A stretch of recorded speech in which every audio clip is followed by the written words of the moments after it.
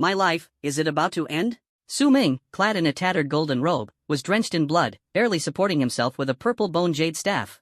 He, the youngest archmage of Huaxia, the man who had saved countless fellow countrymen, was now branded a traitor. Surrounded by expert combatants, Su Ming panted heavily, shielding the beauty behind him with one arm. He stood at the edge of a cliff, with an abyss of infinite depth at his back.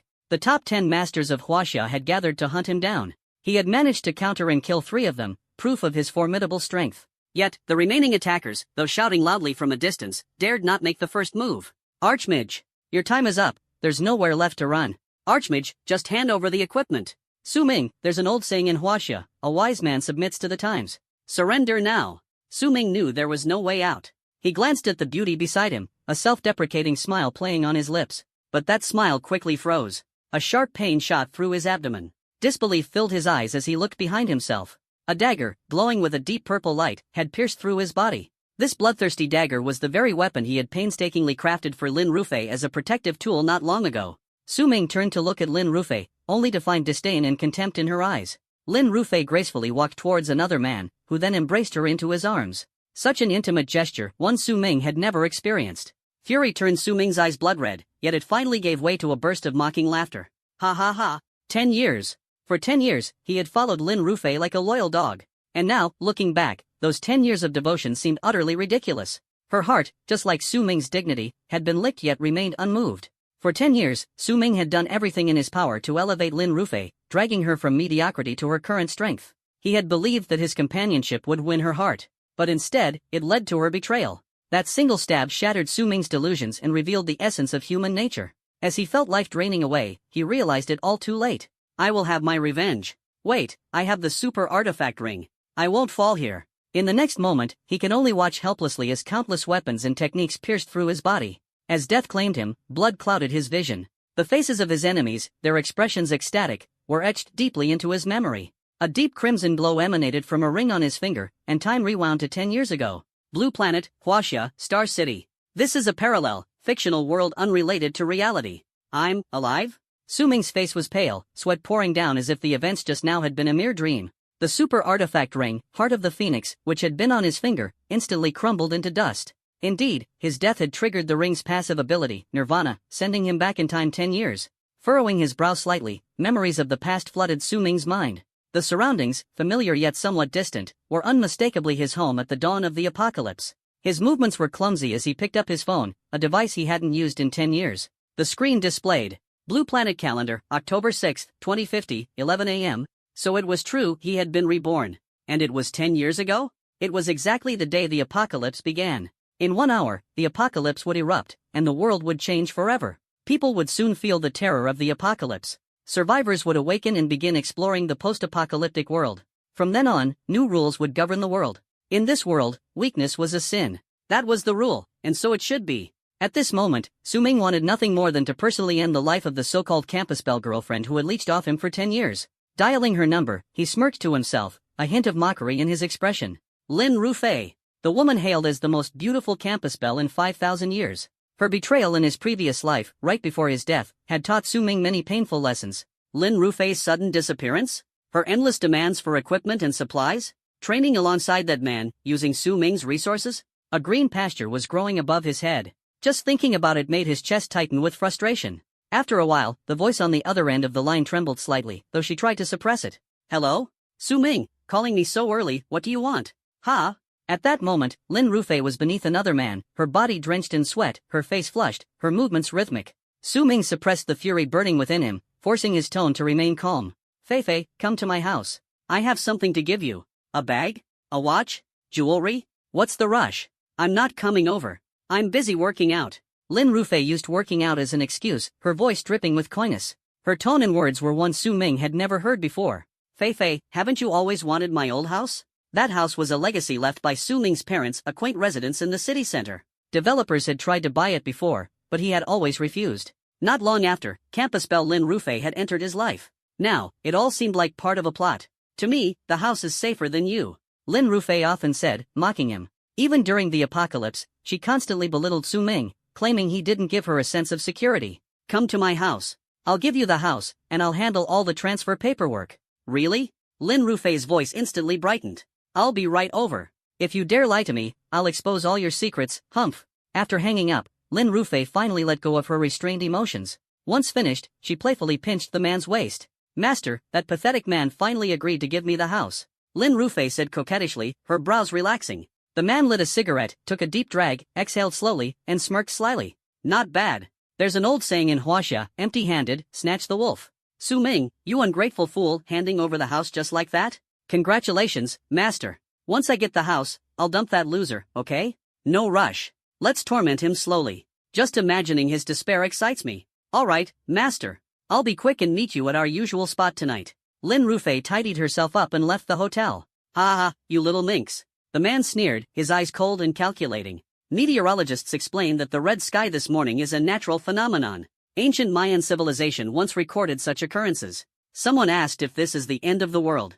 Dude, 2012 is long gone. Please trust the experts, remain rational, and avoid conspiracy theories. The television volume was turned up, and several experts on the news channel were discussing the strange phenomenon in the sky. Su Ming lit a cigarette and waited quietly for Lin Rufei's arrival. Su Ming, you've started smoking? Lin Rufei frowned as she entered, throwing him a disdainful look. Staring at the campus bell before him, Su Ming froze for a moment. Lin Rufei's fresh and natural facial features, fair and delicate skin, and perfectly proportioned slender figure were complemented by a white dress adorned with pink flowers off her shoulders and paired with khaki-colored leather shoes, exuding youthful vitality. She hurried over, her chest heaving with breath, and the faint glimpse of spring light that showed through made hearts flutter. If this were the Su Ming of his past life, he would have been immediately captivated by her. Lin Rufei once claimed to be allergic to the smell of cigarettes and never allowed Su Ming to smoke. Yet Su Ming could detect a faint scent of tobacco on Lin Rufei. She never smoked, so where did this smell come from? The answer was obvious. Such blatant double standards were Lin Rufei's usual methods.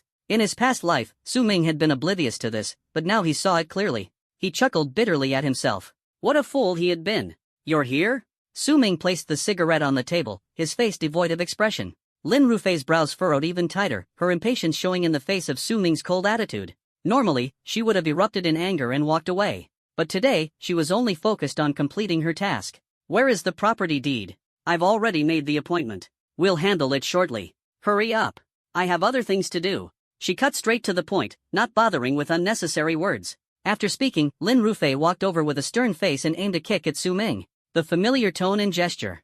For 10 years in his past life, Lin Rufei had treated Su Ming like this every day, as if he were a tireless servant. She made Su Ming willingly sacrifice for her, naively hoping to win her over. If not for that fatal betrayal, Su Ming would still be her obedient lapdog. What a joke! Su Ming stood up, his icy gaze staring at Lin Rufei as if she were already dead. The oppressive heat of the noon in Xingqing made Lin Rufei feel a chill run down her spine. Her foot froze midair. What are you doing? Lin Rufei's voice trembled, sensing that the once gentle Su Ming had become a stranger. Su Ming didn't answer, his actions spoke for him. Slap. A resounding slap landed heavily. Lin Rufei was stunned, stumbling, and falling to the ground. Su Ming, you're crazy. How dare you hit me? I'm calling the police. She screamed for help, but it was futile. The television's volume had already been turned up by Su Ming.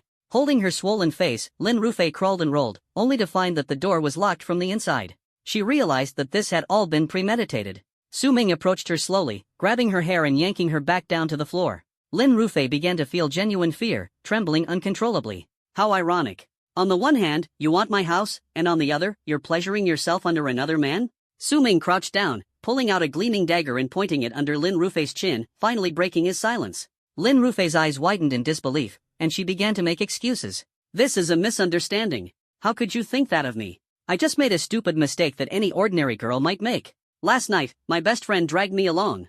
I don't even know that guy. He used protection, so what more do you want? We didn't even touch directly. I'm a victim too. Can't you understand me? I won't do it again. I realize now how good you've been to me. Buzz. The vibration of a phone interrupted her desperate pleas, and Lin Rufei became visibly panicked. Su Ming bent down, forcibly unlocking the fallen phone, and successfully opened it. It was left on a chat window with someone named Master. Little slut, did you miss me? Master, you're so annoying. My body's still shaped like yours, I can't even drive properly. I've already made arrangements at the land registry. Just take Su Ming straight there. Got it, Master. Await my good news. Little slut, call me twice for fun.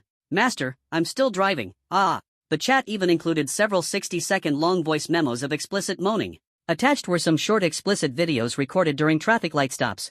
Quite the performance, Su Ming sneered, slamming the phone onto Lin Rufei's pale, blood-drained face. Any further explanation from her was now laughable. Lin Rufei suddenly broke down hysterically, putting aside the facts. Haven't you made mistakes too? As the campus belle of Xinjiang University, I had countless suitors. Why would I choose you, an orphan? If it weren't for master's orders, I wouldn't have bothered getting involved with you. Now let me tell you, behind me stands not just the Lin family, but also Xiao Bai Shihao.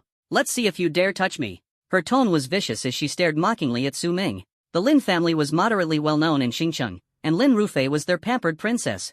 The Baishir family she mentioned was the largest family in the neighboring Sakura nation, with influence extending to China. Xinjiang was their foothold in China, managed by the son of the family's third elder, Bai Shihao. Their real estate company had long coveted the land owned by Su Ming's family. After failed negotiations, they had tried to humiliate Su Ming into submission. But they never anticipated the apocalypse, where Su Ming managed to gain some power and even helped Bai Shihao profit through Lin Rufei. In the end, Bai Shihao, leveraging his status as a foreign national, became one of China's top 10 powerhouses and led the charge against Su Ming. What irony! Yet Su Ming felt nothing. At this moment, Lin Rufei was utterly terrified. Su Ming smiled faintly, then drove the dagger forward without hesitation. Being a woman, Lin Rufei was no match for Su Ming's strength and could only lie there, at his mercy. Under his control, each stab avoided her pain nerves deliberately. 2 cuts severed the popliteal veins in her legs. Instantly, she lost her ability to move, helplessly watching as blood seeped from her wounds. Before she could react, Su Ming slashed again, severing the radial arteries in both her wrists. Blood gushed out like a fountain. Although Lin Rufei didn't feel much pain, she could clearly sense her heartbeat slowing. Another 2 cuts followed. Her white dress was dyed red, the ground drenched in her blood. Su Ming's intent was not just to kill but to make her feel her life slipping away. Her eyelids grew heavier, her breathing labored. But Su Ming's murderous aura brought her back to reality. At this moment, she felt the terror of death. Su Ming, you can do anything to me, but please don't kill me. Su Ming, don't you want to taste me? Su Ming, help me, ah. But her pleas couldn't stop Su Ming. Finally, amidst her desperate cries, her life ebbed away. Death came suddenly, but the process dragged out for 10 minutes of excruciating torment for Lin Rufei. Her eyes remained wide open in death, filled with shock, despair, and regret. The final slash cut across her neck. With a swift motion, her head was nearly severed, hanging by a thin piece of flesh. Su Ming let out a long, cathartic howl toward the heavens. 10 years of being a simpering fool ended at that moment, vanishing like smoke.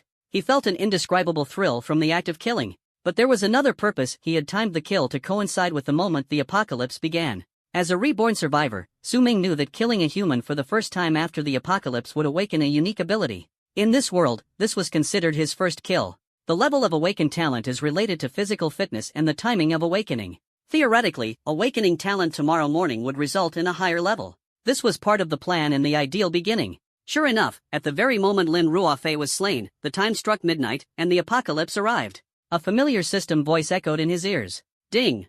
Congratulations to the survivor for personally slaying their enemy, achieving rebirth through nirvana, completing the world's first kill, and awakening the talent Plunderer's Hand, SSS level. At exactly midnight, time on Blue Planet seemed to freeze. Whoop whoop whoop whoop.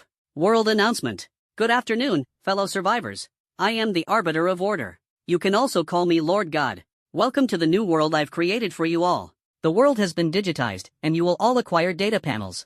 Each of you will have a one-time chance to rename yourselves. As for the remaining 7 billion people, I have turned them into zombies, ready to hunt you down. Don't worry, death is not scary. Every survivor has only one life. Food and water on Blue Planet have been destroyed by me. Survival is impossible. Here's a spoiler warning, proceed with caution.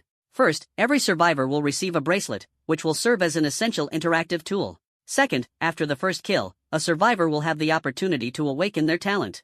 Third, defeating zombies will yield experience, gold coins, equipment, items, and supplies. Fourth, the newbie development period lasts 7 days, after which zombie aggression and evolution speed will increase significantly. In this world, anything is possible. Prepare to face the challenges.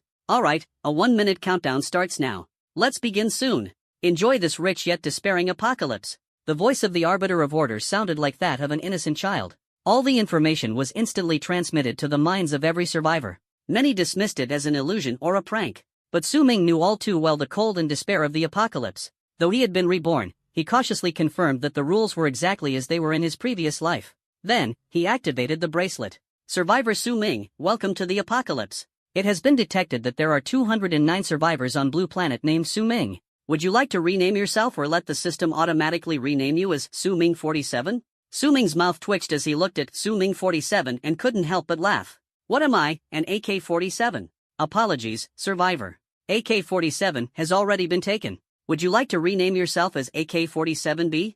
Rename me as Lone Wolf, Su Ming sighed helplessly. The bracelet's interactive system was still underdeveloped, its intelligence far too crude. Ding. Confirm renaming to Lone Wolf? Confirm. Wolves are pack animals that hunt through cooperation. They hold grudges, remembering their enemies vividly. A lone wolf, however, is an outlier, unwilling to be controlled by others and willing to take responsibility for its actions. Choosing to become a lone wolf was a declaration of vengeance. In the apocalypse, the most terrifying thing wasn't zombies but humans. Su Ming had seen too many instances of brothers turning against each other and spouses betraying one another, and he himself was no exception. In the end, he was left with nothing. Thus, in this life, Su Ming resolved never to trust anyone easily and to embark on a solitary path of revenge. He decided to grow stronger, step by step, by treading over the corpses of his enemies. He opened his attribute panel. Name, Lone Wolf. Class, None.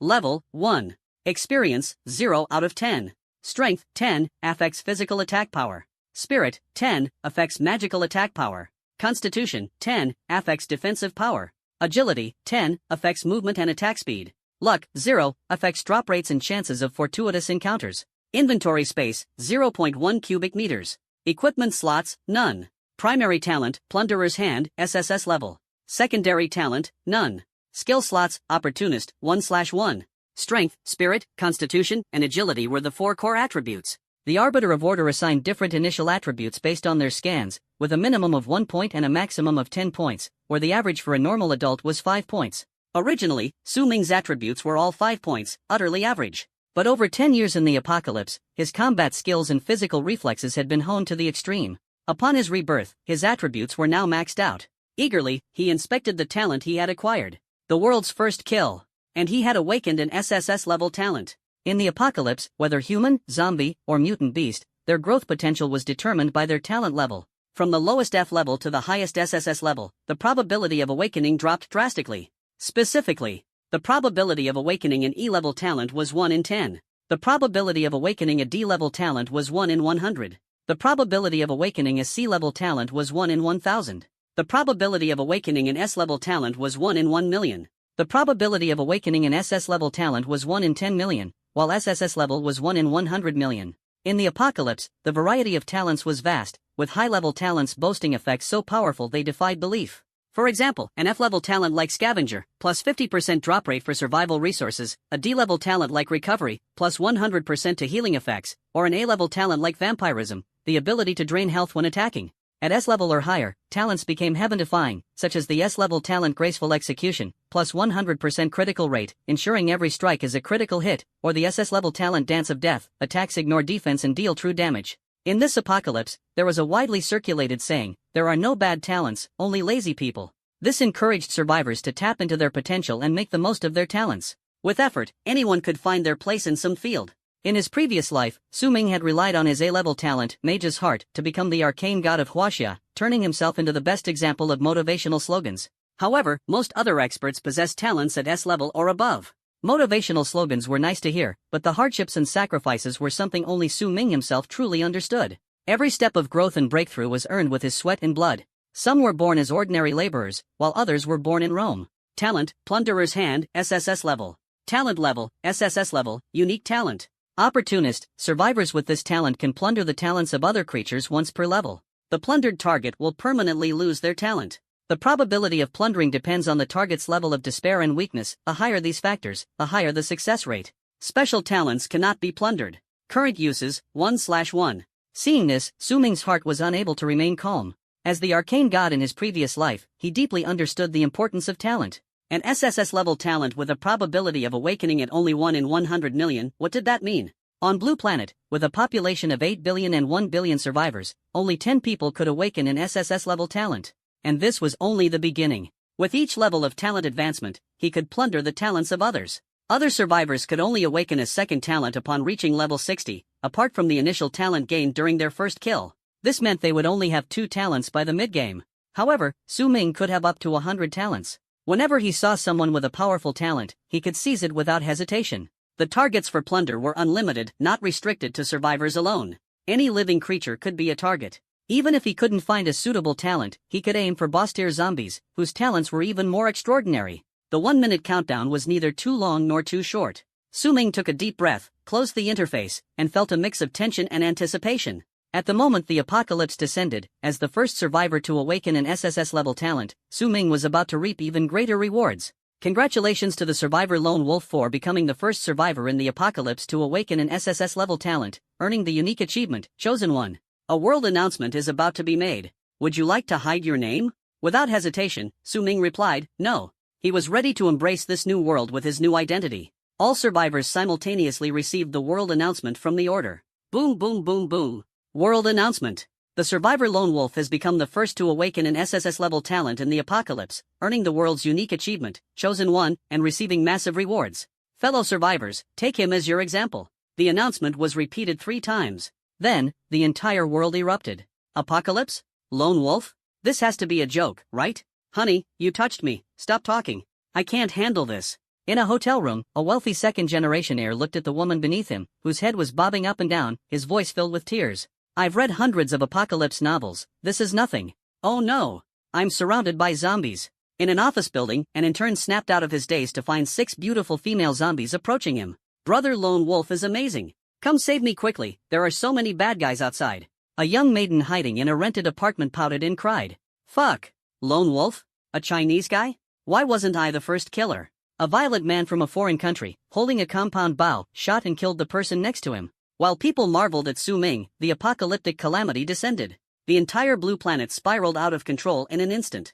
The previously pale red sky seemed to reach a critical point and instantly turned blood red. Vehicles lost power, and the sounds of alarms and collisions followed one after another. This was just the prelude to the catastrophe. Panic spread among the survivors, and the entire world was filled with chaotic, terrified crowds. They watched helplessly as their companions transformed into zombies within seconds. The zombies' eyes turned white, their limbs trembled with uncoordinated movements, and their speed was astonishing. They opened their bloodthirsty mouths, letting out eerie roars, and charged into the crowds like mad creatures. The chilling roars of countless zombies mixed with human screams, filling every corner of the city. Within mere minutes, severed limbs, blood, and filth were everywhere, and the blue planet turned into a living hell. Many survivors died on the spot, while more were infected, gradually transforming into new zombies. The world announcement wasn't just about fame, it was also about its rewards. The moment the apocalypse descended, the announcement was broadcast. Without a doubt, Su Ming had secured an early victory. And as the protagonist of this announcement, he was gleefully claiming his massive rewards.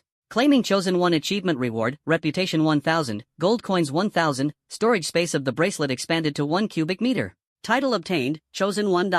It was like Emperor Qin Shi Huang touching an electric switch, winning big time. Reputation was an invaluable resource. It could be used to purchase discounts, special items, and dungeon entry permissions, among other things.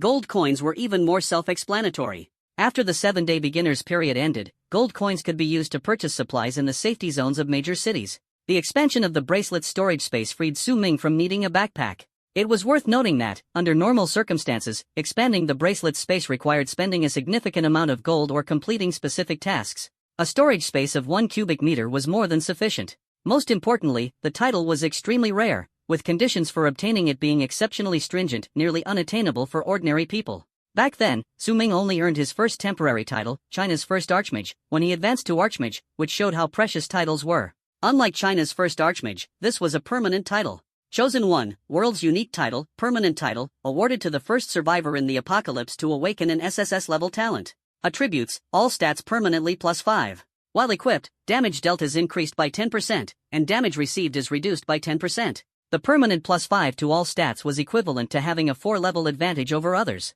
Moreover, the bonuses were percentage-based, which was the most prestigious type of stat. Although the 10% bonus damage and damage reduction seemed negligible now, by the late stages of the apocalypse, when everyone became stat monsters, the boost would be significant. The only downside was that each person could only equip one title. Without hesitation, Su Ming equipped the title. Who knew how long it would take to acquire another one?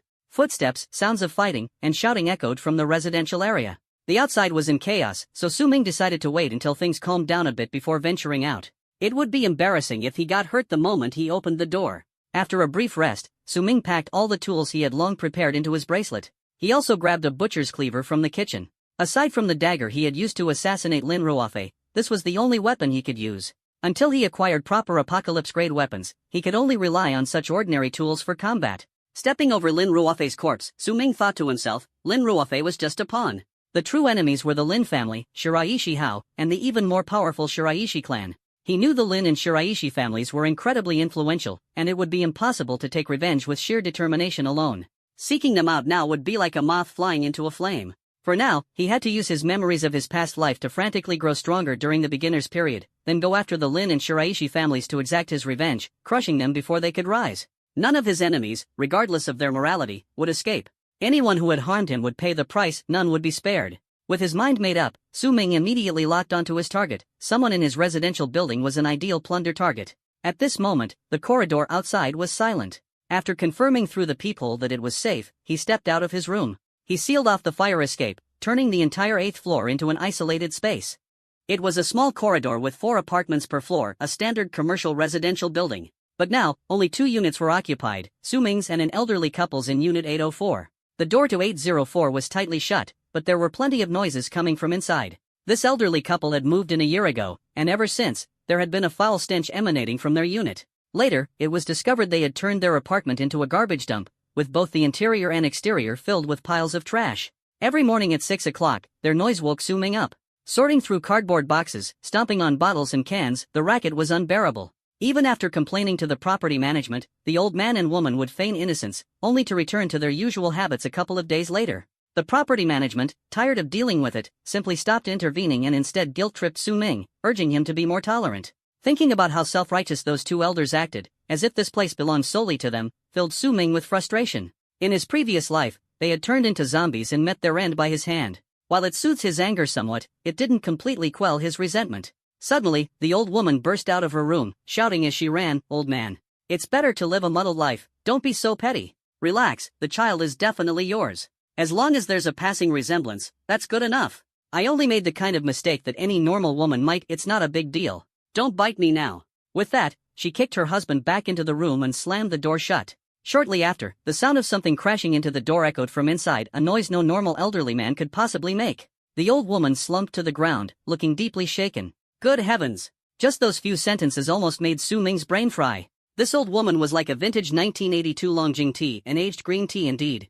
Her lines were eerily similar to those of Lin Rufei, to the point where Su Ming couldn't tell who had copied whom. At that moment, Su Ming noticed the bite mark on the old woman's arm. Clearly, she had just been infected by her husband, who had turned into a zombie. From her current condition, Su Ming estimated she would transform into a zombie within 1 minute. Out of habit from his time in the apocalypse, Su Ming instinctively checked the old woman's basic information. In this post-apocalyptic world, everyone had the ability to use an appraisal skill, which allowed them to inspect opponents up to 3 levels higher. When observing zombies, this skill provided even more detailed information about their attributes, talents, and skills. To his horror, Su Ming discovered that this old woman had already achieved her first kill and awakened a talent. Unfortunately, she had been bitten by a zombie and wouldn't survive for long. Li Taiapi, undergoing zombification, LV2, no class, S-tier talent, maxed out luck. Su Ming knew her surname was Li, but he hadn't expected her name to be so unique. People live up to their names, he thought. Her personality certainly matched her name. Unlike in his previous life, Su Ming's SSS tier talent now allowed him to directly observe a target's talent, a delightful surprise.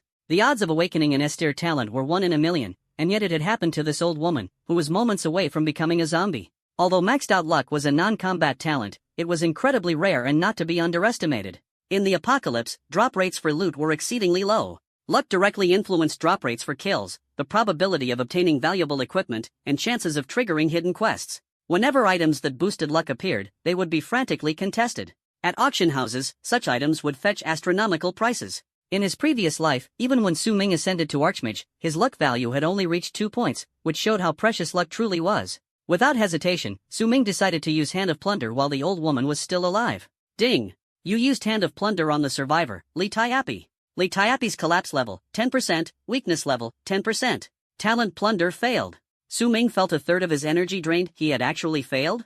Despite watching her husband turn into a zombie and being injured herself, Li Taiapi's collapse and weakness levels were only at 10%. Such low levels. After his failed attempt, Su Ming noticed that both her collapse and weakness levels had increased on her profile. So, this talent had such an unexpected function? In the future, he could use this to watch his enemies gradually break down. How delightful. However, he decided he wouldn't attempt another plunder unless the success rate was 100%. Still, this was a good opportunity. She was about to turn into a zombie anyway, so he might as well practice on her. At this moment, Li Taiapi's body had already begun to show visible signs of transformation, though she didn't seem to notice. She looked at Su Ming and muttered something, even smiling, completely oblivious to her impending fate. Little Su, what are you staring at? Aren't you going to help me up? Didn't your mother teach you to respect the elderly and care for the young? Li Taiapi grinned, revealing a mouthful of yellowed teeth, while struggling to get up. Unexpectedly, Su Ming gave her a light push, and she went tumbling like a ball, slamming heavily into the wall. From the force of the fall, one of her newly fitted gold teeth flew out, and her mouth was instantly filled with blood. Collapse level, 20%, weakness level, 20%. Current plunder success rate, 40%. Interesting. Su Ming spread his hands innocently and said in a mocking tone, "Oops, a few of your teeth fell out. I'm so clumsy, sorry about that, okay? Clumsy? Clearly, it was intentional. Collapse level, 30%, weakness level, 20%. Current plunder success rate, 50%. Ow. Assault. Help. A college student is attacking me. Somebody, come quickly." Li Taiapi lay on the ground, slapping the floor with her hands in an attempt to draw attention, but her efforts were futile. When one plan failed, she quickly tried another. "Little Su, my son is Li Gang, from the local police station. Just wait until he checks the surveillance footage, you'll regret this." Li Taiapi pointed at Su Ming, her face twisted in a sinister grin. To Su Ming, Li Taiapi was digging her own grave. Without hesitation, he swung his blade, severing her wrist. Blood spurted everywhere. "Ah! Murder! Murder!" she screamed. Without stopping, Su Ming swung his blade a few more times, severing all her limbs. Reducing the combat strength of someone about to become a zombie didn't seem excessive, did it? Strangely, Li Taiapi didn't appear to feel any pain. The spread of the zombie virus had numbed her completely. Lying in a pool of her own blood, she was filled with terror. Her fear was so intense that she lost control of her bladder, mixing urine with the blood beneath her. She was utterly helpless. "Please, don't kill me. I promise to be a good person from now on," she pleaded. Be a good person? That would have to wait until her next life. Heh, I actually quite like that defiant look you had earlier. Here, let me help you recover a bit. Su Ming smiled faintly, cutting her off mid-sentence. Collapse level, 50%, weakness level, 90%. Current plunder success rate, 140%. After severing her limbs, her collapse level had only reached 50%, but her weakness level had skyrocketed. The extra 40% was essentially a bonus for the system. How generous. Ding. You used Hand of Plunder on the survivor, Li Taiapi. Talent plunder successful. Remaining attempts, 0. Ding. You have acquired an S-tier talent, maxed out luck. Holy crap, just like that? Talent, maxed out luck, S-tier. Survivors with this talent have their luck value permanently locked at 9 points, unaffected by any equipment or environmental factors. This meant that even if he encountered equipment or scenarios that reduced luck in the future, it wouldn't affect him. Starting with maxed out luck put him leagues ahead of everyone else. Having her talent plundered, Li Taiapi felt as if something had been sucked out of her, though she couldn't explain what it was. Suddenly, her body froze, her mind blanked out, and her vision spun as if the entire world were revolving. Her head seemed to spin 10 or so times before finally coming to a stop. Ding! Successfully killed zombie LV2, gained EXP *20, gold *2. Ding! Level increased to level 2, gained 5 free attribute points. Ding! Talent, Hand of Plunder, remaining uses, 1. Amidst the faint light, Su Ming noticed a green glow beneath the corpse lying in the pool of blood. With a swift kick, he flipped the body over, uncovering a glowing green ring beneath it. This glow was unique to Apocalypse-grade equipment. Apocalypse equipment was classified into 5 levels: Excellent, Fine, Legendary, Mythical, and Super Mythical. There was also the lowest rank, Common, which wasn't worth mentioning. The drop rate of equipment in the Apocalypse was exceedingly low, making such items almost impossible to come across. After the 7-day novice period, having 1 or 2 pieces of excellent-grade equipment was considered extraordinary luck. Yet, on his very first attempt, Su Ming had acquired an item. Wow, the drop rate is really high. Su Ming couldn't help but exclaim. Hee, it's no wonder, max luck stat. His mood brightened considerably. His long-repressed personality had finally been unleashed after taking down his school belle girlfriend and the old lady Li. Why not let loose a little, he thought to himself. Su Ming picked up the ring from the ground and examined its stats. Vitality Ring, excellent grade equipment. An eternal ring infused with simple magic during its forging, granting vitality to its wearer. Stats, Constitution +5. Passive, gradual recovery of vitality outside of combat. Set effect, January 2nd not activated.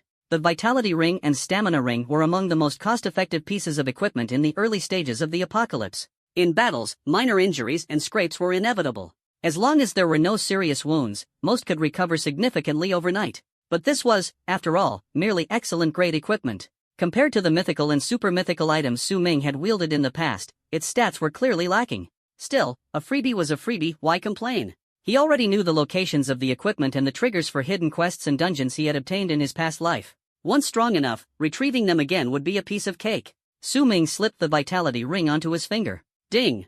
Vitality ring equipped. Reminder, survivors can wear up to 2 rings simultaneously. Next, he allocated all 5 free attribute points to strength. Base attributes: Strength, 20, Spirit, 15, Constitution, 20, Agility, 15. Before reaching level 10, when skills were sparse, strength could overpower all flashy techniques. The other attributes were sufficient for now. At this moment, the reinforced door of apartment 804, battered repeatedly by the elder zombie, was on the verge of collapsing. These novice-level ordinary zombies typically relied on their sense of smell and hearing to locate prey. When the noise at the door ceased, the elder zombie also paused its assault. Su Ming took the key from old lady Li's waist and carefully unlocked the door. Hearing the sound, the elder zombie let out a low growl. Seizing the initiative, Su Ming abruptly swung the door open. Their eyes met. Standing before him was a thin zombie in a basketball jersey, its body covered with scars. Who knew what old lady Li had done to it earlier? Wielding its mangled claws, it lunged at Su Ming's face. Su Ming sidestepped slightly and subtly tripped it with his leg.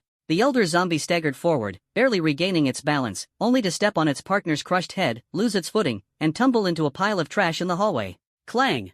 Cans, plastic bottles, and cardboard spilled everywhere. Su Ming took advantage of the moment to check the zombie's stats. Weak zombie. Level 1. Base attributes: Strength, 6, Spirit, 15, Constitution, 6, Agility, 3. Not bad, quite spirited. After zombification, humans experienced a slight increase in their base attributes. This elder had been spirited both in life and in death, persistently troubling Su Ming every day. However, with only 6 strength and 3 agility, its movements were slow and its damage negligible. To Su Ming, such attributes posed no threat. The elder zombie struggled to its feet, fumbling with a green paint bucket it had inadvertently grabbed. Su Ming wasn't about to miss this opportunity. He darted forward, bone-cutting blade aimed at its neck. As the elder zombie finally removed the paint bucket, it instinctively raised its arm to block. The first strike severed its arms, the force slightly reduced but still enough to cleave off its jaw. Unrelenting, the zombie attempted to bite him with its remaining upper jaw. Su Ming remained unfazed. His second strike landed before the zombie could react. The elder zombie's head was severed, tumbling into the paint bucket. It seemed the green paint bucket was truly the elder's happy home. Ding! Successfully killed zombie LV1, gained EXP *10, gold *1. Su Ming took a deep breath, quickly reviewing his actions in his mind. He wasn't entirely satisfied with his performance. Technically, he should have managed with a single strike but had needed 2. After all, in his past life, he had been a mage, and close combat wasn't his forte. Kicking aside the corpse on the ground, he discovered a new item. This time, it was a universal capsule. Typically, universal capsules represented apocalypse supplies, essential tools for survivors. From candy and soda to seafood feasts and whole roasted lamb, all could be stored within. Using it was simple: press the button on top, and the supplies would appear. However, capsules were single-use. Any leftovers had to be stored in a wristband. According to the rules, all pre-apocalypse food on Blue Star had rotted and spoiled upon the apocalypse's arrival. The safe zones in major cities would only open after the 7-day novice period. Until then, survivors could use gold to purchase supplies from the system store. But merely surviving wasn't enough. The only way to thrive was to kill zombies. As expected, the capsule's label read, 2L bottle of fizzy cola. According to human experiments from the Lighthouse Nation, one could survive 7 days without food but only 3 days without water. In the apocalypse, clean water was particularly precious. Fizzy cola not only replenished water but also had a high carbohydrate content, making it a rare and valuable resource. Pressing the button, the capsule burst open, and the cola appeared before Su Ming. He took a few gulps, scanning the room. A zombie infant lay sprawled on the ground. It seemed old lady Li had awakened her talent by killing it. Without giving it much thought, Su Ming headed straight for the 9th floor. He remembered there were 2 families on that level. Sure enough, as he approached the communal area, he heard footsteps and the distinct growls of zombies. 2 zombies appeared simultaneously. One was a zombie brat hanging upside down from the ceiling, while the other was an elder zombie pushing a baby stroller. It seemed they had been infected while the grandmother was babysitting her grandchild. Su Ming checked their stats. The brat had 12 points in agility, while its other attributes were similar to those of ordinary zombies. It was slightly stronger than the average person but far weaker than Su Ming. Upon spotting a living human, they growled excitedly and charged at him. Though they seemed aggressive, their attacks were entirely uncoordinated. The biggest flaw of ordinary zombies was their lack of intelligence, relying solely on instinct to attack humans. Crack! Su Ming advanced instead of retreating, stepping forward decisively. With a swift slash, he cleanly severed the agile zombie child, who was the first to arrive, into 2 halves. Blood splattered everywhere, obscuring the ordinary zombie's vision. By the time the zombie stepped through the curtain of blood, the bone-cleaving blade was already waiting, striking accurately at its neck. Once unfamiliar, now adept, Su Ming wielded the bone-cleaving blade with ease and precision. Ding! Successfully killed zombie LV1, gained EXP *10, gold *1. 2 consecutive system notifications chimed. With 20 points of experience gained, Su Ming now had 60 more points to reach level 3. After the 2 zombies fell, 2 consumable items appeared nearby. What a stark contrast! Thinking back to his previous life, where he starved for 3 days at the start, struggling desperately just to survive the beginner's phase, only to end up empty-handed, the memory was bitter. If not for a zombie dropping an apple, he probably would have died of hunger. Unfortunately, halfway through eating it, he realized the apple was worm-infested. Picking up the 2 items, Su Ming felt a burst of joy. Silver Bird Claw, common grade consumable. Consumes a small amount of stamina. After use, observation ability is enhanced for 5 minutes. Lore Jar, common grade consumable. Consumes a small amount of stamina. After being thrown, it attracts humanoid zombies within a 10-meter radius for 1 minute. Distraction stops upon taking damage. Though these were only common grade consumables, with proper use, they could greatly amplify effectiveness in the apocalypse. Not bad. These will come in handy soon. Su Ming smiled slightly and stored the items in his wristband. The commotion stirred up activity in other rooms on the floor. From room 903, a young woman wearing pajamas and a face mask suddenly opened her door. She was severely nearsighted, with a prescription of 800 degrees. Squinting at Su Ming, she placed her hands on her hips and began cursing loudly. Are you out of your mind? Making such a racket in the middle of the day in a public area? Her temper flared as she spoke, and she picked up her phone, preparing to call the police. Having survived 10 years in the apocalypse, Su Ming had long lost the patience for reasoning. It seemed laughable to him now. Killing her wouldn't benefit him in any way. He discreetly probed her stats and discovered she was level 1 and not yet awakened, clearly still unaware of the situation at hand. Ignoring her outburst, Su Ming picked up his bone-cleaving blade and moved toward her room, where a feeble elderly zombie was shuffling out. With her blurry vision, the young woman thought Su Ming was provoking her. Anger flared, and she grabbed a broom, ready to confront him. It wasn't until Su Ming approached that she realized the man before her was drenched in blood. The overwhelming sense of oppression left her breathless. Terrified, she collapsed to the floor, trembling as she fumbled in her pocket for her glasses. Finally, she saw the blood-soaked scene in the common area clearly and was so frightened she wet herself on the spot. The elderly zombie slowly staggered toward her, and Su Ming wondered if it was on the verge of dying from old age. It grabbed her hand and brought it to its mouth. Lacking teeth, it gnawed on her hand for ages, leaving her hand drenched in saliva. The absurdity of the scene made Su Ming laugh despite himself. The young woman frowned, wincing as pain began to radiate from her hand. The zombie, through persistent effort, finally managed to break her skin. Once infected, the young woman turned into a zombie, and the elderly zombie leveled up to level 2. It shuffled its fragmented steps toward Su Ming, launching an attack. Another opportunity. When prey delivered itself to his doorstep, Su Ming naturally wouldn't turn it down. With just a few swift strikes, he dispatched both zombies, gaining 30 experience points. From this mismatched duo, he looted a supply capsule containing a fragrant, spicy hot pot meal. Not bad. Enjoying cola and spicy hot pot on the first night of the apocalypse was a luxury. After ensuring the 9th floor was cleared, Su Ming set his sights on the 10th floor. This floor had been rented out by a streaming guild, rumored to be a gathering spot for the unemployed from Chengdu looking to re-enter society. Men and women alike, including staff, numbered over 20 people. By day, the streamers attracted fans on ordinary platforms, washing windows or driving trains. By night, they shifted to adult platforms, raking in money. Upon reaching the 10th floor, Su Ming was immediately surrounded by promotional cutouts of beautiful women. Divorced beauty streamer, 38, with 2 kids. Check out room 9527. Runaway princess from Star City, just turned 18. Room 02825, do you love me? Claim your first love girlfriend, guaranteed to match her profile picture. Livestream ID, 11,037. The cutouts displayed youthful, stunning faces, but Su Ming knew their true appearances. Most were products of beauty filters, best not scrutinized too closely. However, one person here had once awakened an S-grade talent, becoming the leader of the entire building. Their private exploits of bullying men and women alike led to their death before even passing the beginner's phase. Thus, Su Ming still remembered them. Quietly standing at the room entrance, Su Ming knew barging in blindly wasn't wise. To handle the situation, he pulled out the silver bird claw he had just obtained. Ding! You have used the consumable silver bird claw. Your observation ability has been slightly enhanced. Duration, 5 minutes. The system's notification echoed as Su Ming felt his senses sharpen instantly. The world seemed clearer, and he could discern activities behind closed doors through sound alone. The doors to rooms 1001 and 1002 were tightly shut, each concealing 2 zombies. Room 1003 was wide open but empty. Room 1004 had its door ajar, with a heavy stench of blood wafting out, clearly the site of a fierce battle. Inside, no fewer than 10 corpses lay scattered. From deeper within the room came the sound of a zombie chewing and the breathing of 2 humans. This was the only spot on the 10th floor where people remained alive. To prevent complications, Su Ming kicked the door open and shouted loudly, "Open up! FBI raid!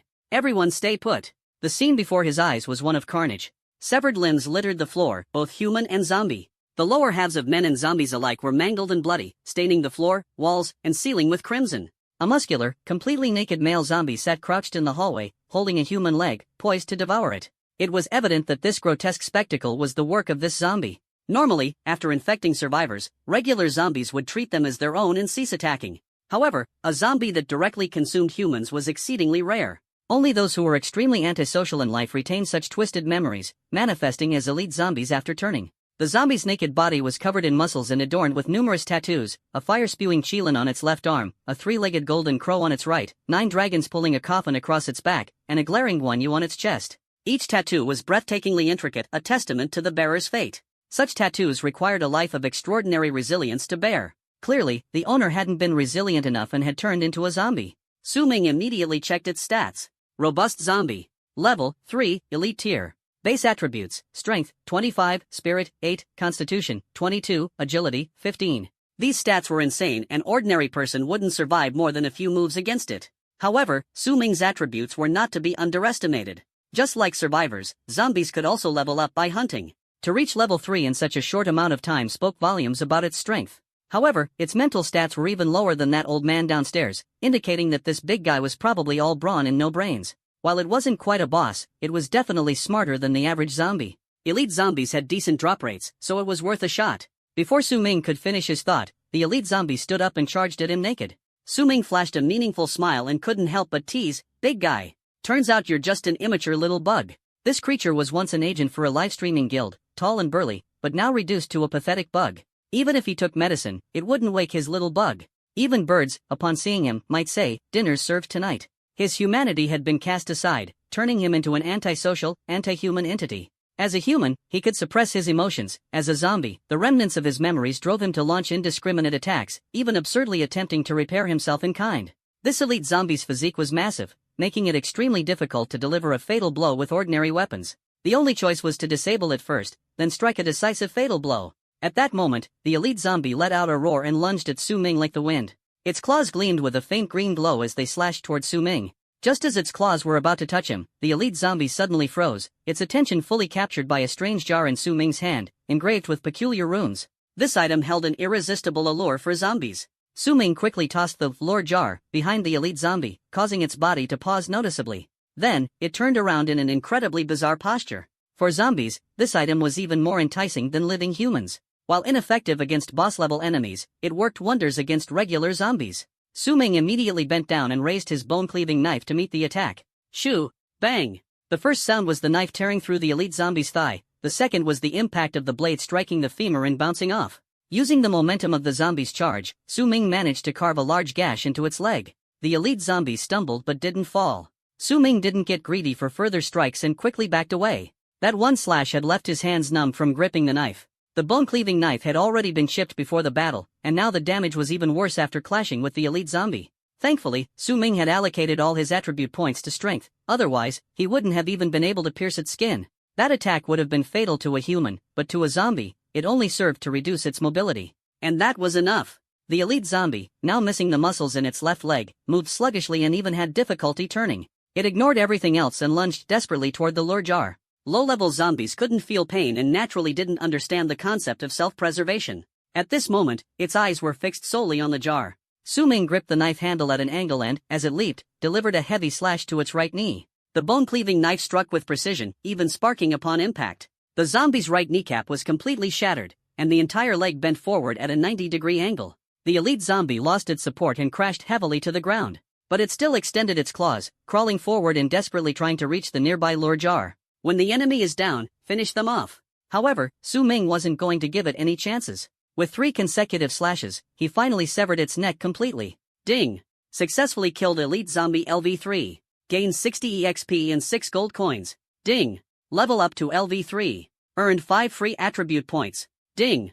Talent, Plunderer's Hand. Uses remaining, 2. Phew! 60 EXP? Not bad, just enough to reach level 3, with 30 EXP to spare. Hearing the familiar system notification, Su Ming finally relaxed. The series of moves he had just executed would seem utterly incredible to an outsider. For Su Ming, who had been fighting in the apocalypse for 10 years, this was nothing more than child's play. After a decade of dealing with various types of zombies, he was well acquainted with their behaviors. However, the bone-cleaving knife was now severely damaged from the repeated attacks, rendering it unusable. He had no choice but to discard it reluctantly. Weapons from Blue Planet were simply too inadequate against these zombies. Kicking aside the body of the elite zombie, Su Ming discovered a supply capsule and a weapon. The capsule read, "A lavish barbecue feast, serves 4. Not bad, tonight's supper was secured." His eyes quickly locked onto the weapon, a longbow.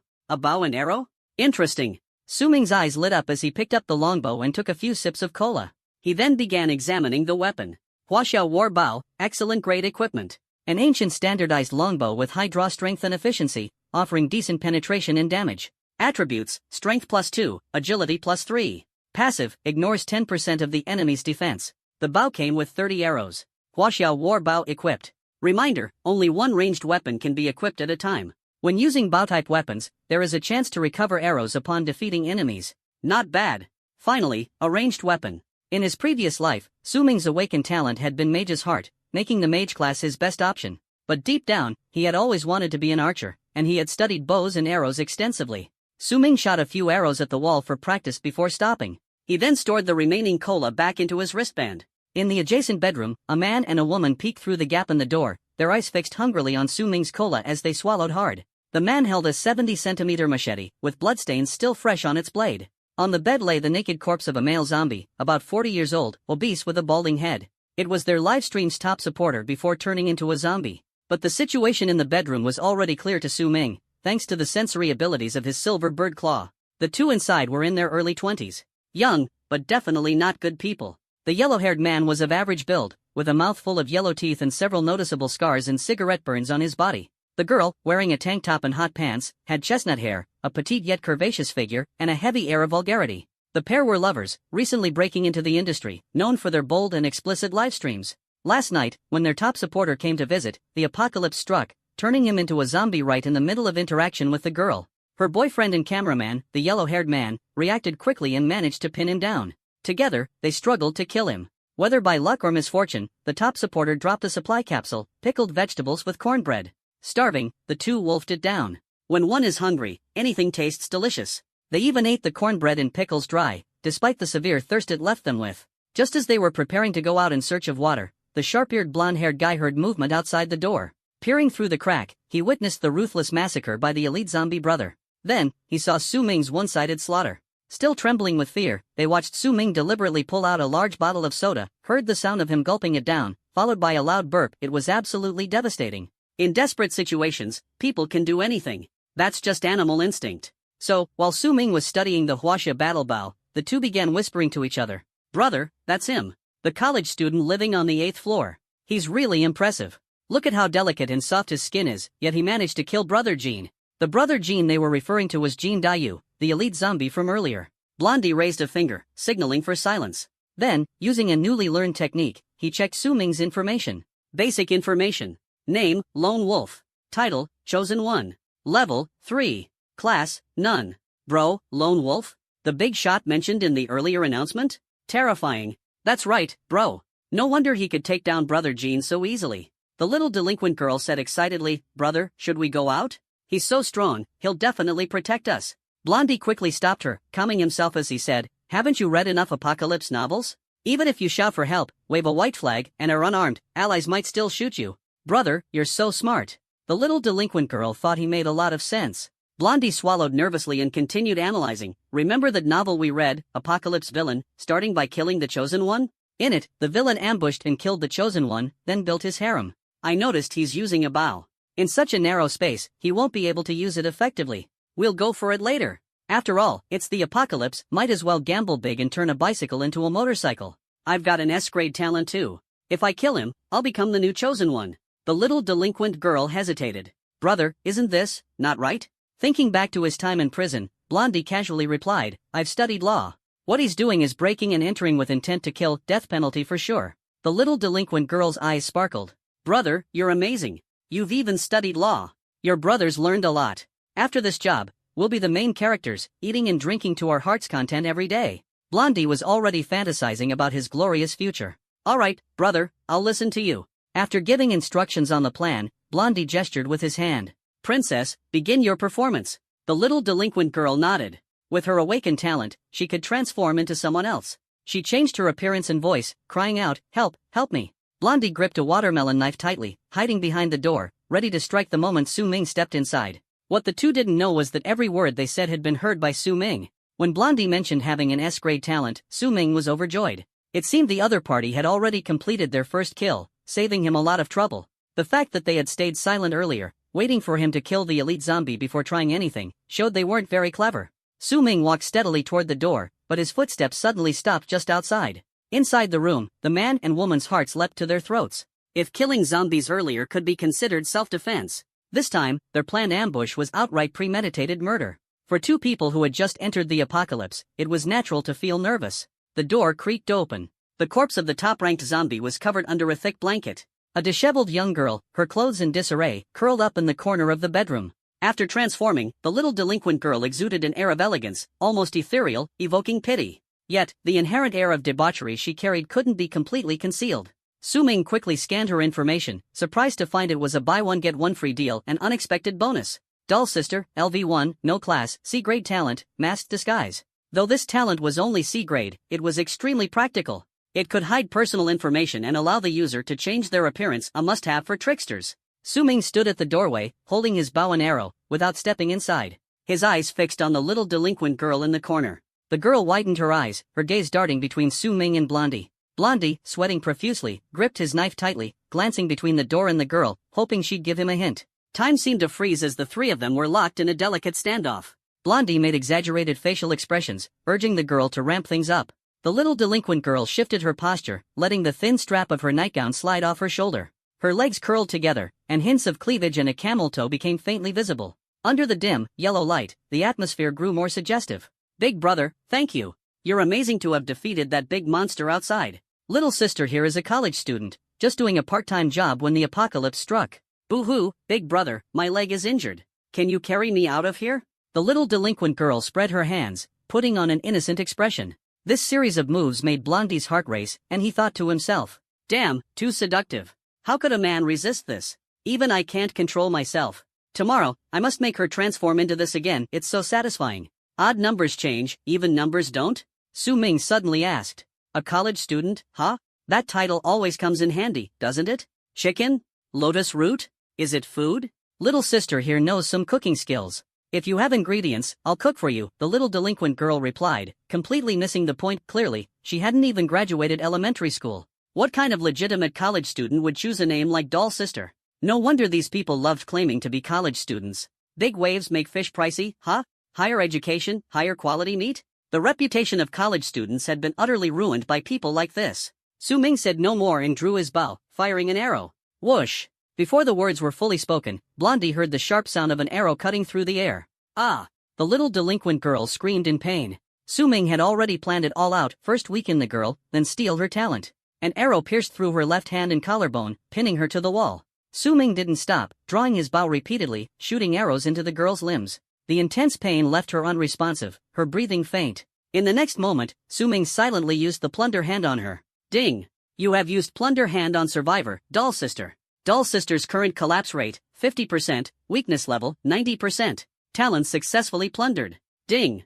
You have acquired the C-grade talent, Masked Disguise. Talent, Masked Disguise, C-grade. Talent level, C-grade. Disguise, hide personal information, only visible to those above level 3. Masked form, transform into another person's appearance for 1 hour, usable once per day. After being plundered, the little girl felt her tall and slender body gradually becoming shorter, and her pure face turning into a heavily made-up visage, dazzling and coquettish. The blonde-haired thug watched all this with his mouth instinctively agape. Su Ming's method of combat was too insane, it scared him to the core. Could he have truly encountered one of those ruthless characters from an apocalypse novel? Well, since death was inevitable anyway, he might as well see how strong this SSS-level talent truly was. Unable to hold back, the blonde-haired man gripped his watermelon knife and charged out in a rage. Lone Wolf, how dare you touch my woman?